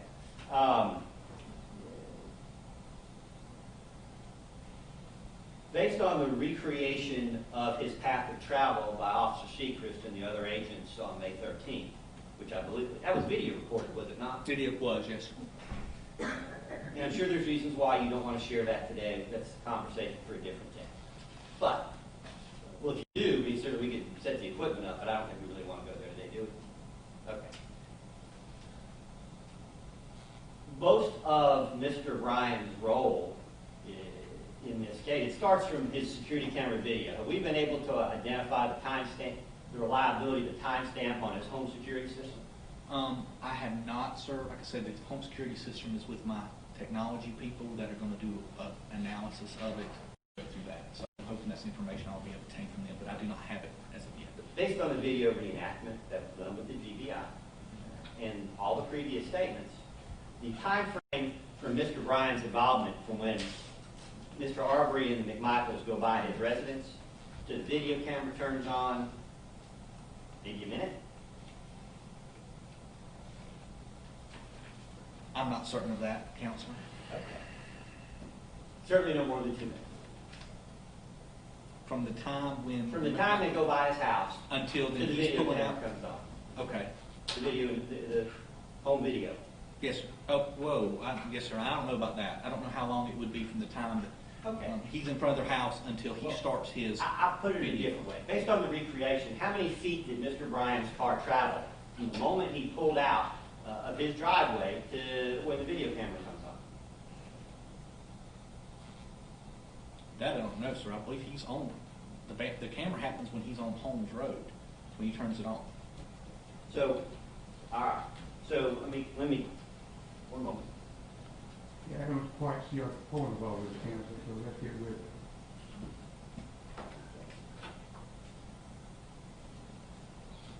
When we look at the time frame involved, Officer Dial, isn't it fair to say that Roddy Bryan's involvement is at most the last 1/3 of this incident, maybe less than 1/4? The vast majority of the activity in this case precedes his involvement in it.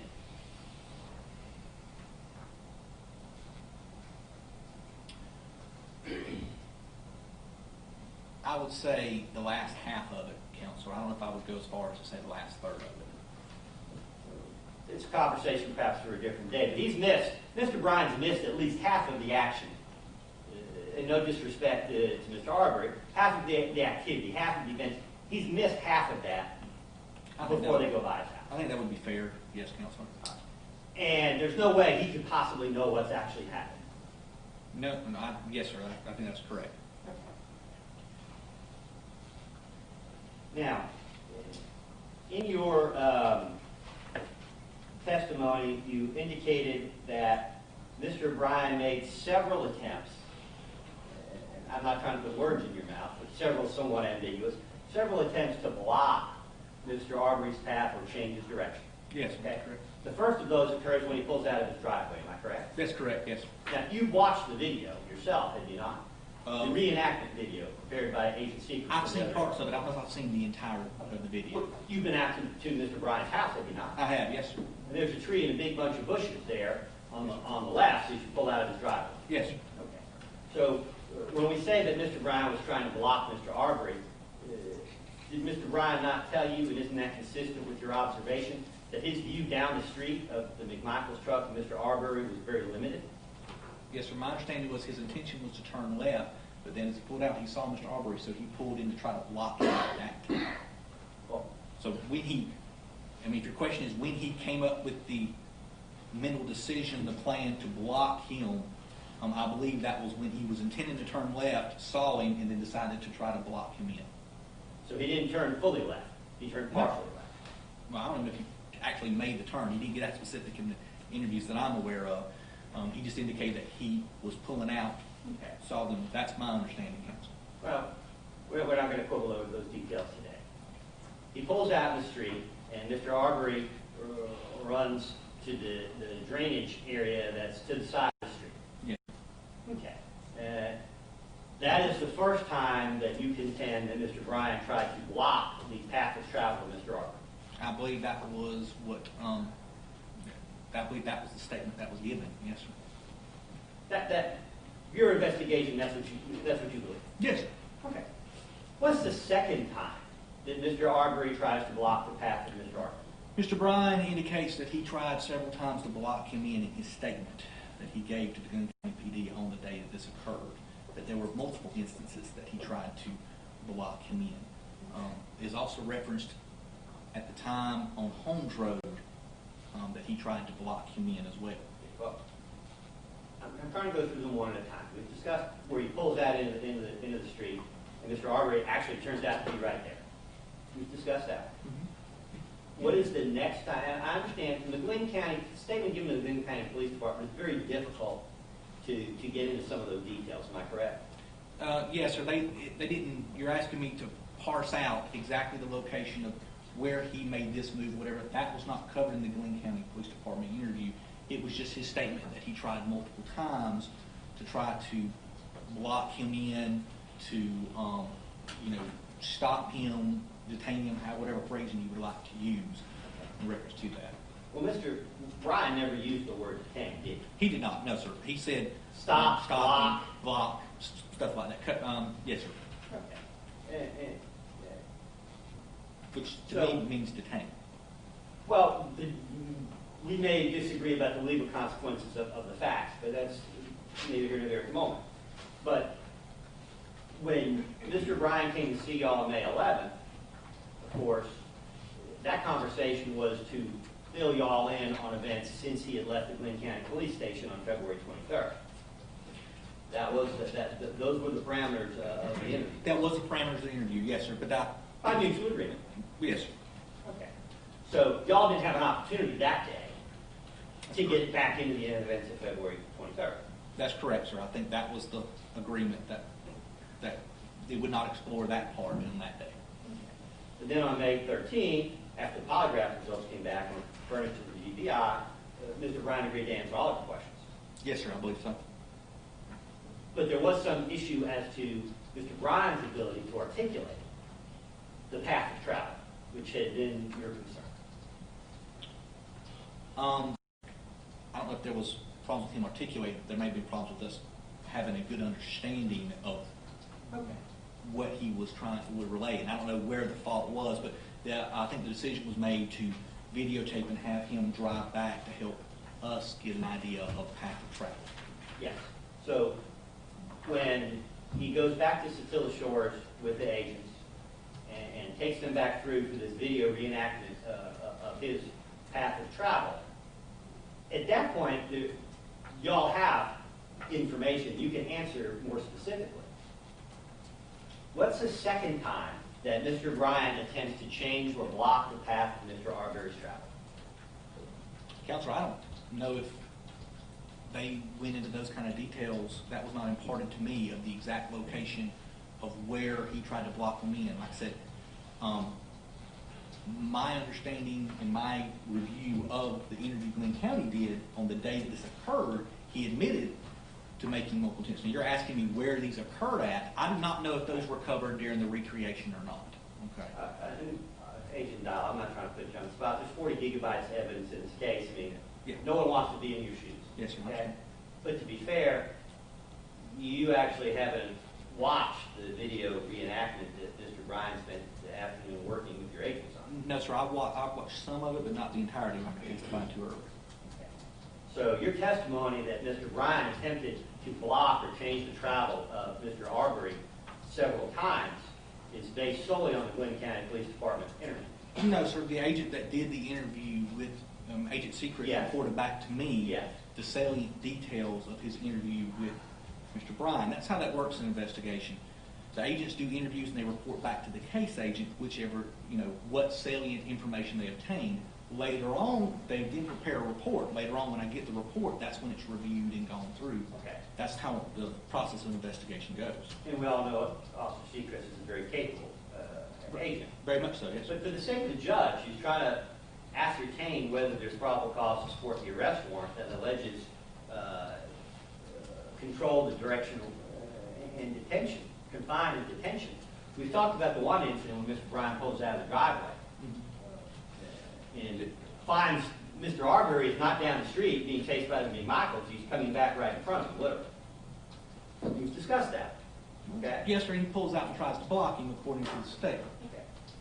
What is the next time on this timeline? When is the next time that Mr. Bryan attempts to do that, and how does he do that? Or are you in a position to say today? I am. He made several attempts with his vehicle to try to block in Mr. Arbery as he was going down the street from his residence to the intersection with Holmes Road there. And you said that. What I'm asking you, and if I'm not saying it correctly, feel free to help me understand the confusion. You said that happened several times. We've discussed the first time. Yes, sir. Several usually means two or more. Tell me the details, if you have them, for the benefit of the judge. Tell me the details about the second time, the next time, that Mr. Bryan attempted to block the path or direction of travel of Mr. Arbery. I am repeating his words of what he said he did. He did not say specifically, and this time I did that, he made the statement that several times he attempted to use his vehicle to block in Mr. Arbery. He delineated the first time it happened.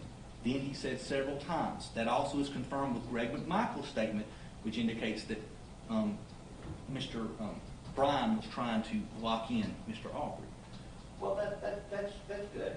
But what I'm saying is, when your agents take Mr. Bryan out to Satilla Shores to create this video, yes, sir, and lead him through that video, what is the second incident that's on that video? Judge, I'm going to object. This has been asked repeatedly and answered. I agree. I think he's answered that question several times. He's answered it 2 or 3 times, Counselor, so let's move on to something else.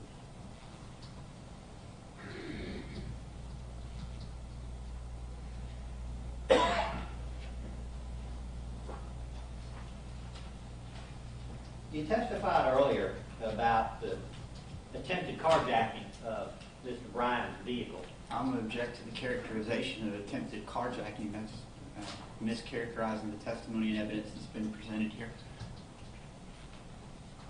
Would you repeat the I'll question? rephrase. What do you call in law enforcement parlance where someone attempts to take the motor vehicle of another person while they're still in the vehicle? What do we call that in law enforcement? Judge, I object. It's not relevant. What are you talking about? What issue is this? Yeah, I'll back up and try and come at it a different way. Okay?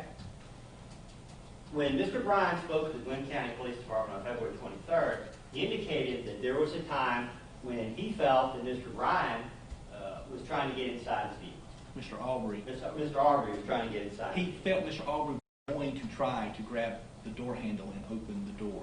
Yes, sir. But his statement was that Mr. Arbery never actually grabbed the door handle in order to open the door, but he felt like Mr. Arbery was going to make that attempt. So he sped up his vehicle.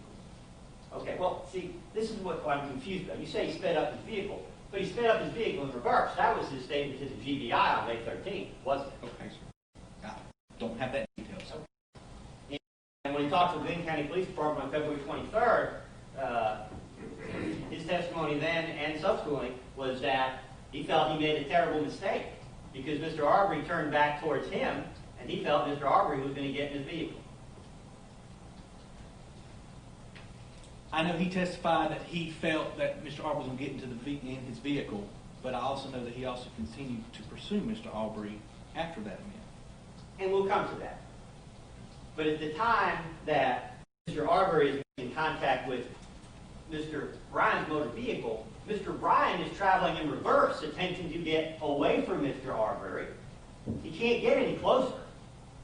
So do you have some evidentiary basis for the suggestion today that Mr. Bryan's vehicle was moving forwards rather than in reverse when Mr. Arbery made contact with the vehicle? No, sir. All I have is Mr. Bryan's statement that he sped up the vehicle. I do not know the direction of travel of his vehicle, whether he went backwards or forward when he sped up. I'm going by his statement on the day of the murder. So we arrested Mr. Bryan on the assumption that his vehicle was moving forward, even though on May 13th he told Officer Jason Seacrest clearly and emphatically that he was trying to go backwards to get distance between himself. Objection, compound question, argumentative, relevance. You can answer the question, and let's leave that subject. Yes, sir. I think we got that. No, sir. That was not the basis of my arrest, Mr. Bryan. It was his statement that he attempted to block, pin, whatever phrasing you would like to use, but detain Mr. Arbery without legal authority, and by doing so, he contributed to Mr. Arbery's death. And on February 23rd, when the Glenn County Police Department interviewed him, and on March 13th, when the GBI interviewed him, he indicated on both occasions that Mr. Arbery, for whatever reason, looked mad, looked angry. I don't recall that, Councilman. You don't recall that? No, sir. Okay. Now, of course, if a bunch of white people that you didn't know were chasing you around with cars and guns, you might have reason to be mad, right? Are you talking about me or Mr. Arbery? Any young black man in South Georgia being chased by a bunch of white guys with guns would have reason to be mad, wouldn't they? Just a call for speculation, obviously. I'll rephrase. Yeah, please do. Mr. Bryan indicated that he felt threatened by Mr. Arbery's actions. Am I correct? I believe he felt that Mr. Arbery was going to try to open the door, if that's your question about that part. Right. Yes, sir. But Now, then again, he also then continued to pursue Mr. Arbery, and we're basing it on Mr. Bryan's statement to that effect. And do you dispute that a reasonable man sitting in Mr. Bryan's shoes at that moment in time would have probable cause to believe that his motor vehicle was about to be stolen? Objection. That would call for speculation as to what his client was thinking. Sustained. Is there any question that Mr. Arbery was authorized after, I'm sorry, let me rephrase. Is there any question in your mind that Mr. Bryan was himself personally authorized under Georgia law to effectuate a citizen's arrest for carjacking and for attempted theft of a motor vehicle and attempted assault and battery after the incident with Mr. Arbery on the side of the road? Objection twofold. One, it mischaracterizes the evidence, and two, that's really a question of law and a source of argument, but not a facts question in terms of what this court must do in judging probable cause for the issuance of the arrest warrant. Sustain the objection. We'll move on, Your Honor. Thank you.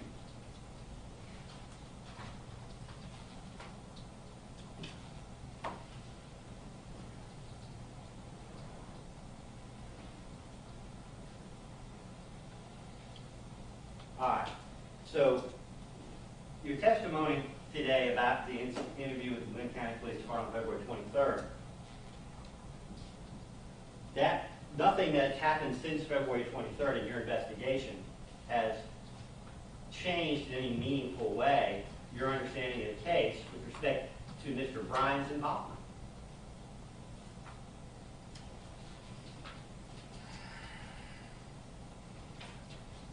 Well, sir, I think we've gotten more information concerning the events of that day, how they transpired, what role Mr. Bryan's actions played into that, from what was available on February 23rd, as well as, that we've got more video evidence. There's just a more complete picture of what occurred that day. Well, certainly, the Georgia Bureau of Investigation has spared no effort in thoroughly investigating this case from every conceivable angle. Am I correct? We don't need your comments about that investigation.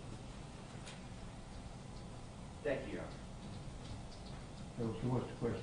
The question is, in terms of the probable cause to arrest Mr. Bryan, what changed between February 23rd and May 21st other than Mr. Bryan publishing the results of his polygraph results to the media? Judge, I'm going to object to the relevance of that. The question is the facts known at the time of the issuance of the warrant. Whether that warrant was obtained months down the road, whether it was obtained the day of, is really not pertinent and relevant in terms of what this court must decide about the probable cause for the issuance of the arrest warrant at the time it was obtained. I sustain the objection. What incriminating evidence as to Mr. Bryan can you point out to the court that has been developed since February 23rd? It's the same question, Judge, and I renew my objection. Sustained.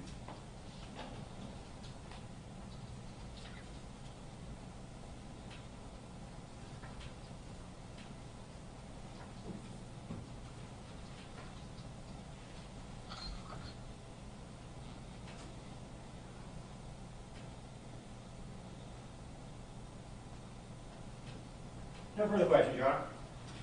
Right? Very, very brief redirect. So there's no confusion about the timeline here, investigator dial, piecing better together the 911 phone calls in particular. Are you able to give the court an estimate of how long in total Mr. Arbery was running from the people that were chasing him? Yes, sir. The best estimate, again, the 911 call came in at 1:08. At that point, Mr. Albanez, the individual who saw him going into the house, is calling 911. While he's on the phone with 911 is when Mr. Arbery comes out and runs down the road. So that's at 1:08. We have Greg McMichael on the phone, and he is on the phone with 911 when the shooting takes place. That's at 1:15. So you're talking about 7 minutes is what I estimate the event this occurred. Now, we also know that the first officer radio in arriving on scene at 1:16. So the event was done by 1:16. So that's my best estimate in reference to this event. We're talking minutes, though. Yes, sir. And you had talked on direct exam briefly about the firing position. I'm going to focus now on Travis McMichael and what you observed on the video that Mr. Bryan, if you recall that. Yes, sir, I do. For the benefit of the court, could you demonstrate what you saw and what that firing position looked like? If you will, you can even use the pointer. I believe you still have that in your pocket, to show generally what that position looked like on the video. Can I stand up, Your Honor? Yes.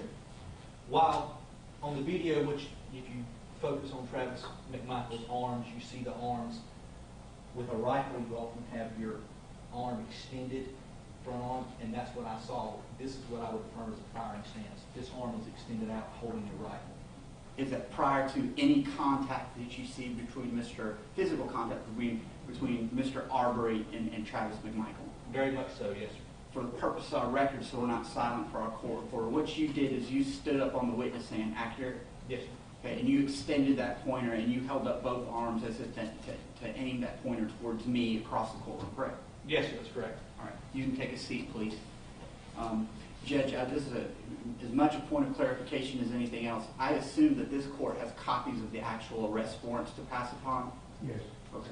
So you have no need for me to tender those as actual exhibits then? Is that accurate? You can tender them. I would like to have them in the record.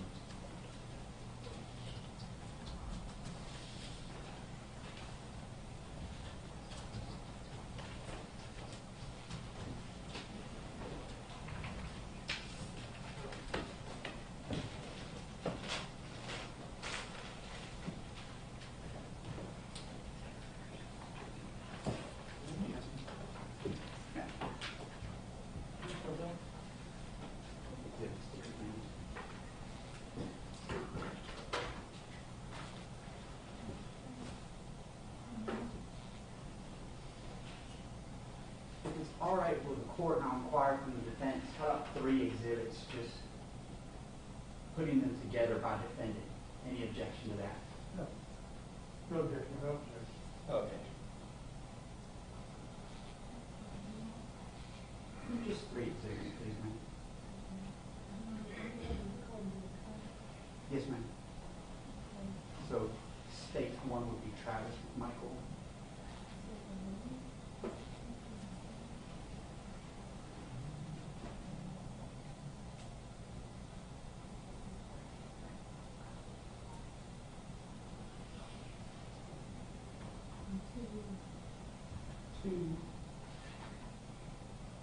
Oh, I'm sorry. I'm not apologies. The diagram is technically states 1, so states 2. 2 will be Travis McMichael. My apologies. Thank you, ma'am. Okay. 3 is going to be Gregory McMichael, please. And finally, ma'am, 4 will be William Bryan. Correct. You all want to see these? They are. Yeah. You do? Yeah. That's fine. Thank you.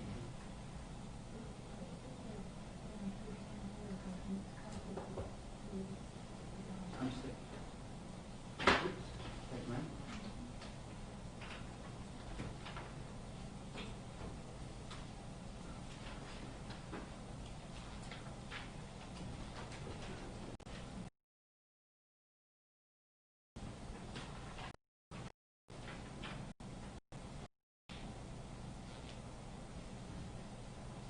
Thank you. You need some state forces. Sure.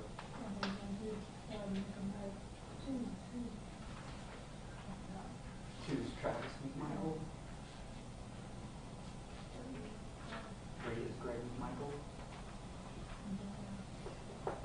4 is Bryan. Correct.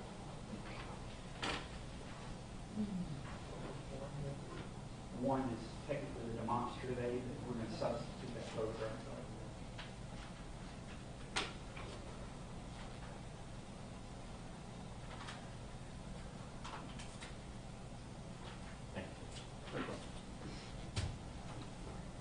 So just to confirm for our record, in states 2, first of all, tell me what states 2 is a photocopy of.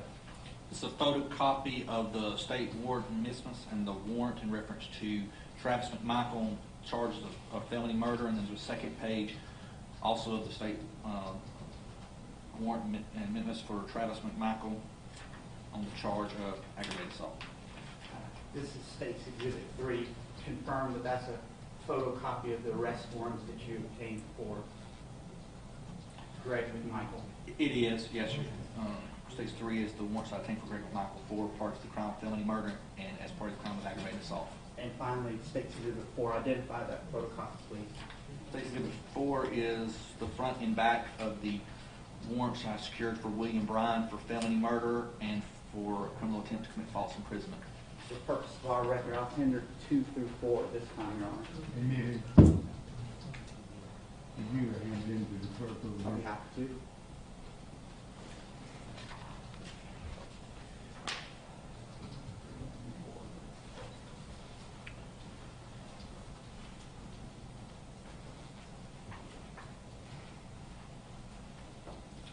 You had mentioned the fact that you investigated whether there was any contact by Greg McMichael with the Glenn County or Brunswick Judicial Circuit office in this case, correct? That's correct, yes. And when was the first contact that you were able to identify where defendant Greg McMichael was attempting to contact his former employer?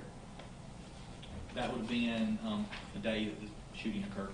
Do you know where he was when he attempted that contact? Yes, the investigator told me to believe that he was still on scene.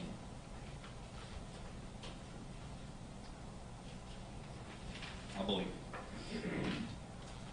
On scene at the Glenn County Police Department, I believe was a statement to me. The last topic that was covered by defense counsel for Mr. Bryan regarding the detention was some of that detention or attempt to detain Ahmaud Arbery, was some of that actually captured on the video that you've reviewed? Yes, are you talking about the cell phone? I am. Yes, sir. Okay. And describe what you could view for the last part of this leading to the actual shooting itself.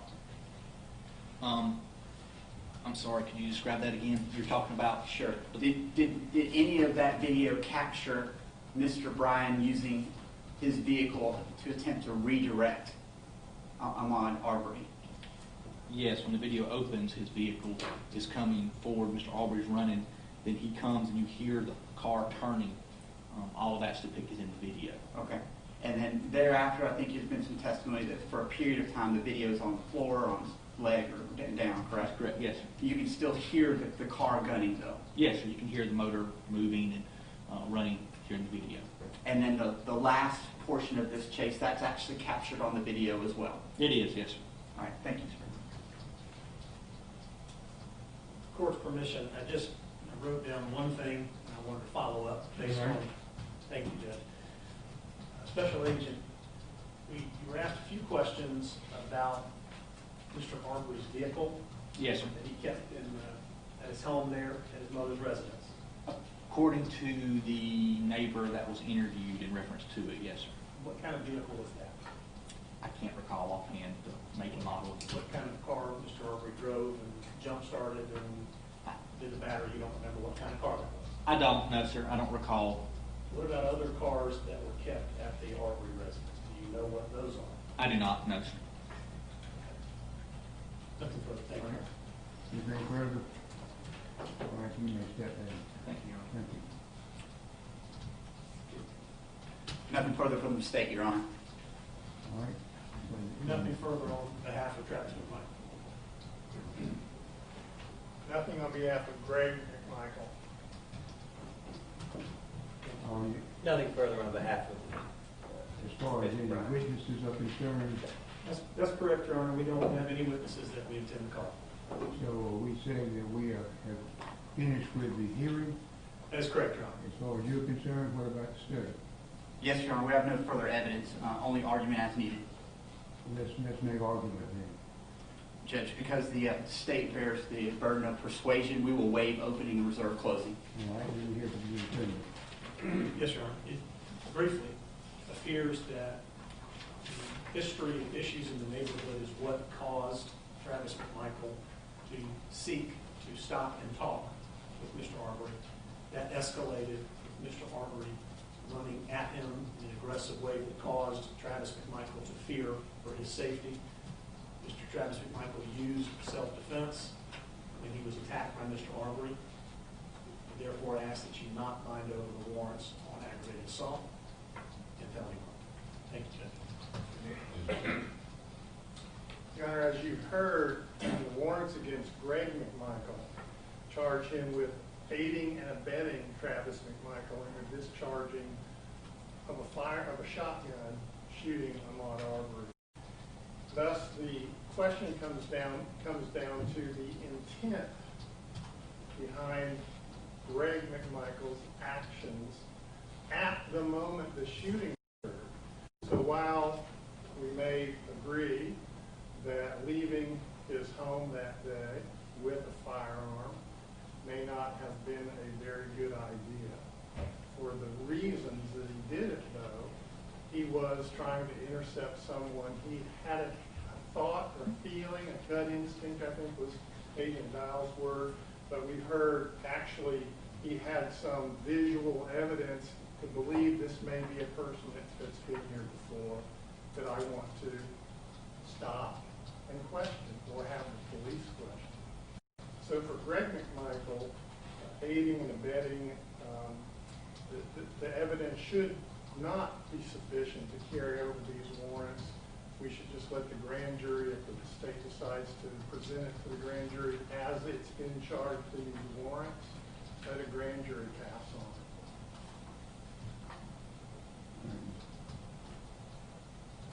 it. No. Your Honor, I would note that I filed a motion to dismiss facially defective arrest warrant this morning. It was 8:58. Tried to bring the motion to the court's attention, but in the events of the day, we didn't have an opportunity to address that. Normally, we would address that motion before embarking on a 7-hour hearing, but we are where we are, Your Honor. The same legal arguments that were made this morning remain true. Mr. Bryan wasn't there at the English residence. Whatever was going on before, he doesn't know. Whatever was going on with the McMichaels and Ahmaud Arbery, he's minding his own business on his front porch. Something he doesn't know is followed by a truck that he does. And he does, with all due respect, what any patriotic American citizen would have done under the same circumstances. The question here is a legal one, not so much an actual one, which is why the decision before you is at once difficult but also easy. I'm not naive enough to think that you're on the hot seat in this case. The eyes of the entire nation, a weary nation, are on you this afternoon. And the accomplishment of your career, the decision you make today may be the one you're remembered for. Whether that's right or wrong, I don't know. But the legal questions, as far as Mr. Bryan is concerned, is very simple. Mr. Bryan cannot commit the offense of criminal attempt to commit false imprisonment in this case. It is legally impossible. On his own, using the motor vehicle that he had as described, it is impossible for him to commit the offense of false imprisonment. Nor has the state contended that he did that in any other way, other than in conjunction with the McMichaels. The problem is that criminal attempt to commit false imprisonment is a specific intent crime. This is Hornbook law. The state has to prove,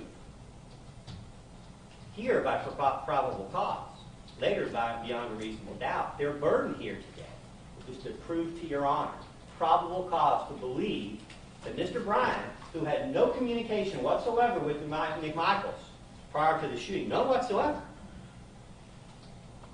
whether he knew that the McMichaels were unlawfully attempting to imprison Mr. Arbery, to deprive Mr. Arbery of his personal liberty, which is in the wording of the statute. It is an impossibility under these circumstances to show that Mr. Bryan knew that the McMichaels were acting wrongfully. It's an impossible burden to meet. not 50%, not 2%.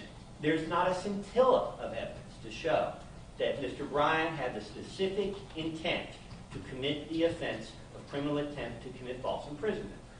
For the reasons I have set forth in the motion, I think it's abundantly clear that Officer Dial, as an officer of the state, doing his duty as he understood it, very carefully crafted the warrant in such a way to avoid the very questions that Judge Walmsley was not presented with, but that you are squarely today. And again, it's a criminal attempt. The fact that Mr. Bryan does not know what's going on is his legal defense. The state has it backwards. They're thinking that because Mr. Bryan doesn't know what's going on, that he acted unlawfully. The fact that he doesn't know what's going on is his defense. He cannot form the specific intent to commit false imprisonment. And therefore, as a matter of Hornbook law, the charge is due to be dismissed. And the state of Georgia, the Cobb County District Attorney's Office, is capable of a bunch of prosecutors as we will ever see in this state, with all the resources at their disposal. If they have some case law, some legal authority, even some good faith basis to argue for the substantial expansion of our criminal law that they're asking for here today, they're going to have that moment in just a moment to do that. Your Honor, I'm not begging you to dismiss these charges.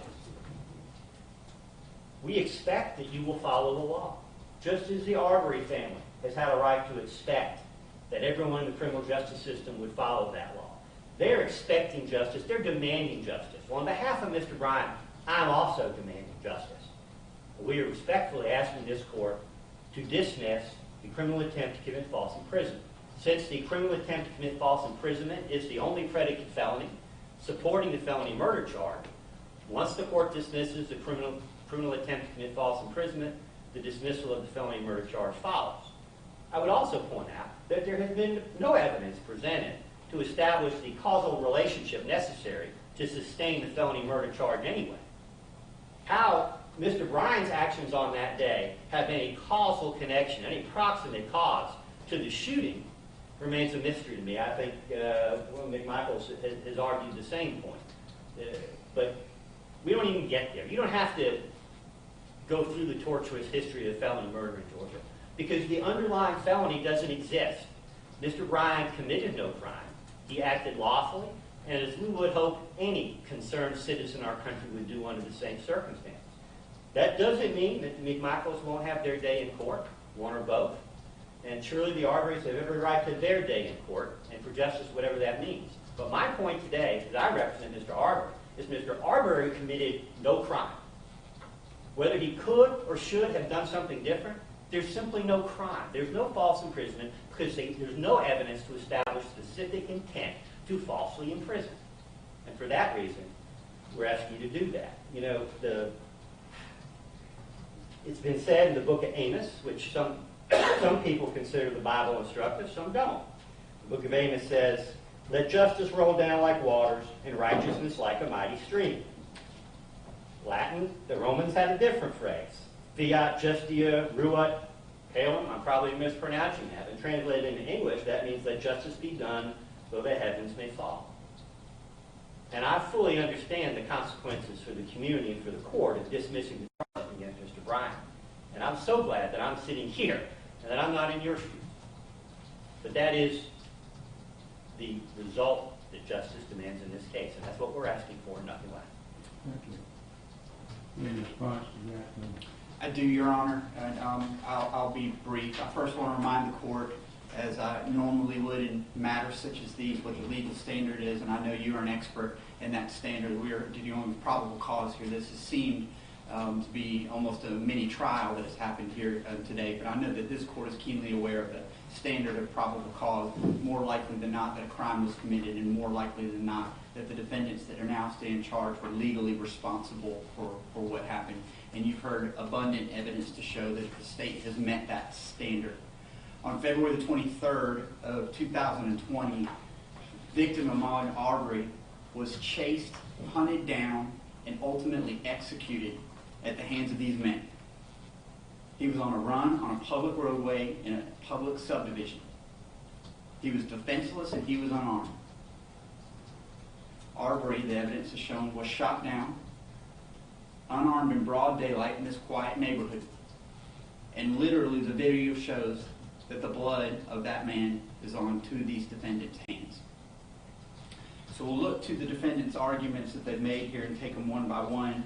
Understand that Travis McMichael is claiming that this is going to be a case of self-defense. I will remind the court that that is an affirmative defense that can be raised at trial.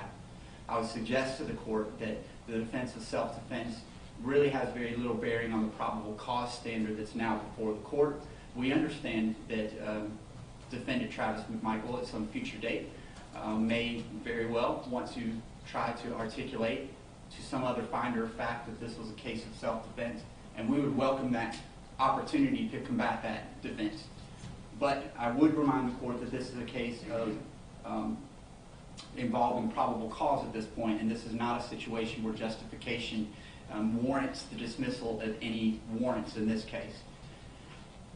The fact of the matter is that there's no evidence that these defendants saw a burglary, saw any crime, had any subjective belief, or even civilians that would authorize their choices that they made to chase after and ultimately gun down this unarmed victim in the middle of the street.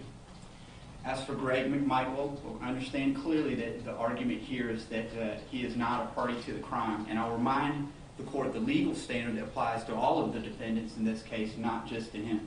A person is a party to the crime if he directly commits the crime, such as Travis McMichael, intentionally helps in the commission of the crime, intentionally encourage another to commit the crime. And you have all of those elements here, particularly as it pertains to what Greg McMichael did. That's from pattern jury charge 14210. I will also remind the court that as it pertains to the McMichaels in particular, conspiracy culpability shows that any agreement between two people to do an unlawful act, such as illegal detaining a man who's on a run in their neighborhood, implied agreement, and they associate themselves in that unlawful enterprise under conspiracy culpability, the act of one is considered to be an act of all. And I think that that's a succinct explanation for why Mr. McMichael is properly charged as a party to the crime and the two arrest warrants for him, including felony murder and aggravated assault. And using some but-for causation here, Your Honor, I will point out that but for the actions of Gregory McMichael walking into his home and asking his son to arm up with him, Ahmaud Arbery might very well be alive today. And I would suggest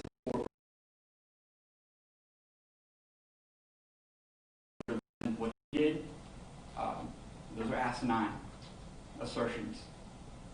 Any American would pick up the phone and call 911.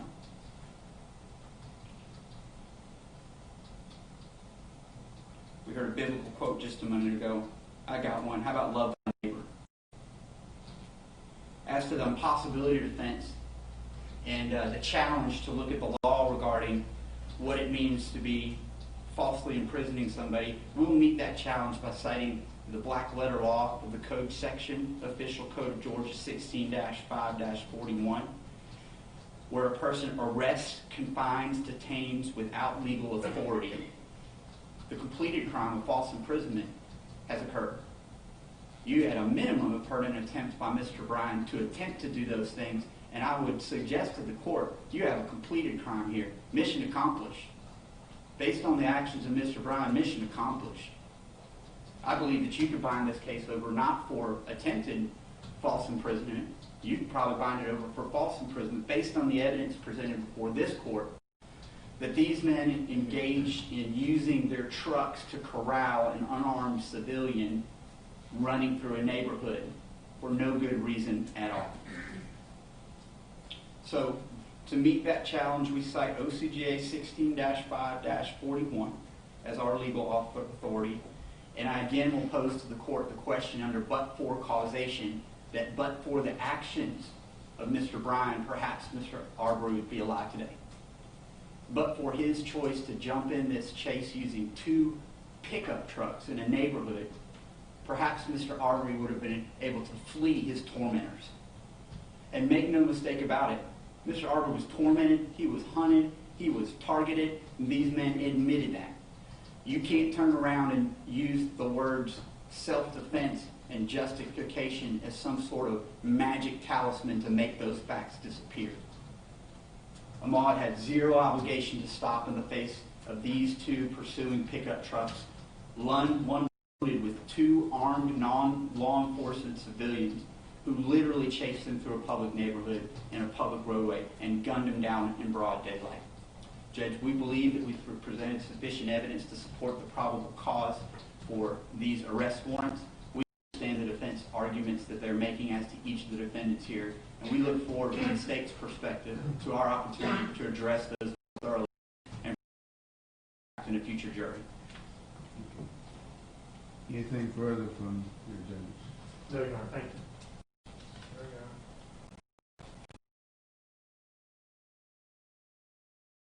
False imprisonment.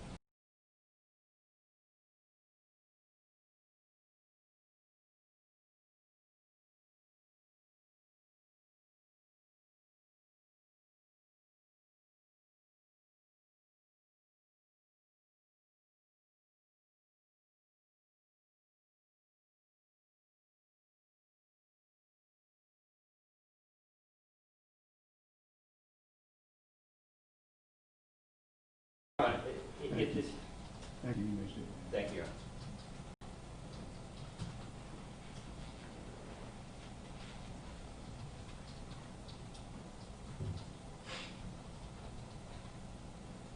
The case of the state of Georgia versus Travis James McMichael will be bound over to Superior Court of Glenn County, Georgia. The case of state of Georgia versus Gregory Johns McMichael will be bound over to the Superior Court of Glenn County, Georgia. This case of state of Georgia versus William Roderick Bryan will be bound over to the Glenn County Superior Court. All of these are bound over on all charges set forth. Thank you. Thank you, Your Honor. Thank you, Your Honor. Anything further than that? Other than taking a photo of the exhibit and making arrangements to substitute that so that the defense can have the full poster board, I think that completes the matter for today. Agreed? Thank you, guys. Thank you. All rise.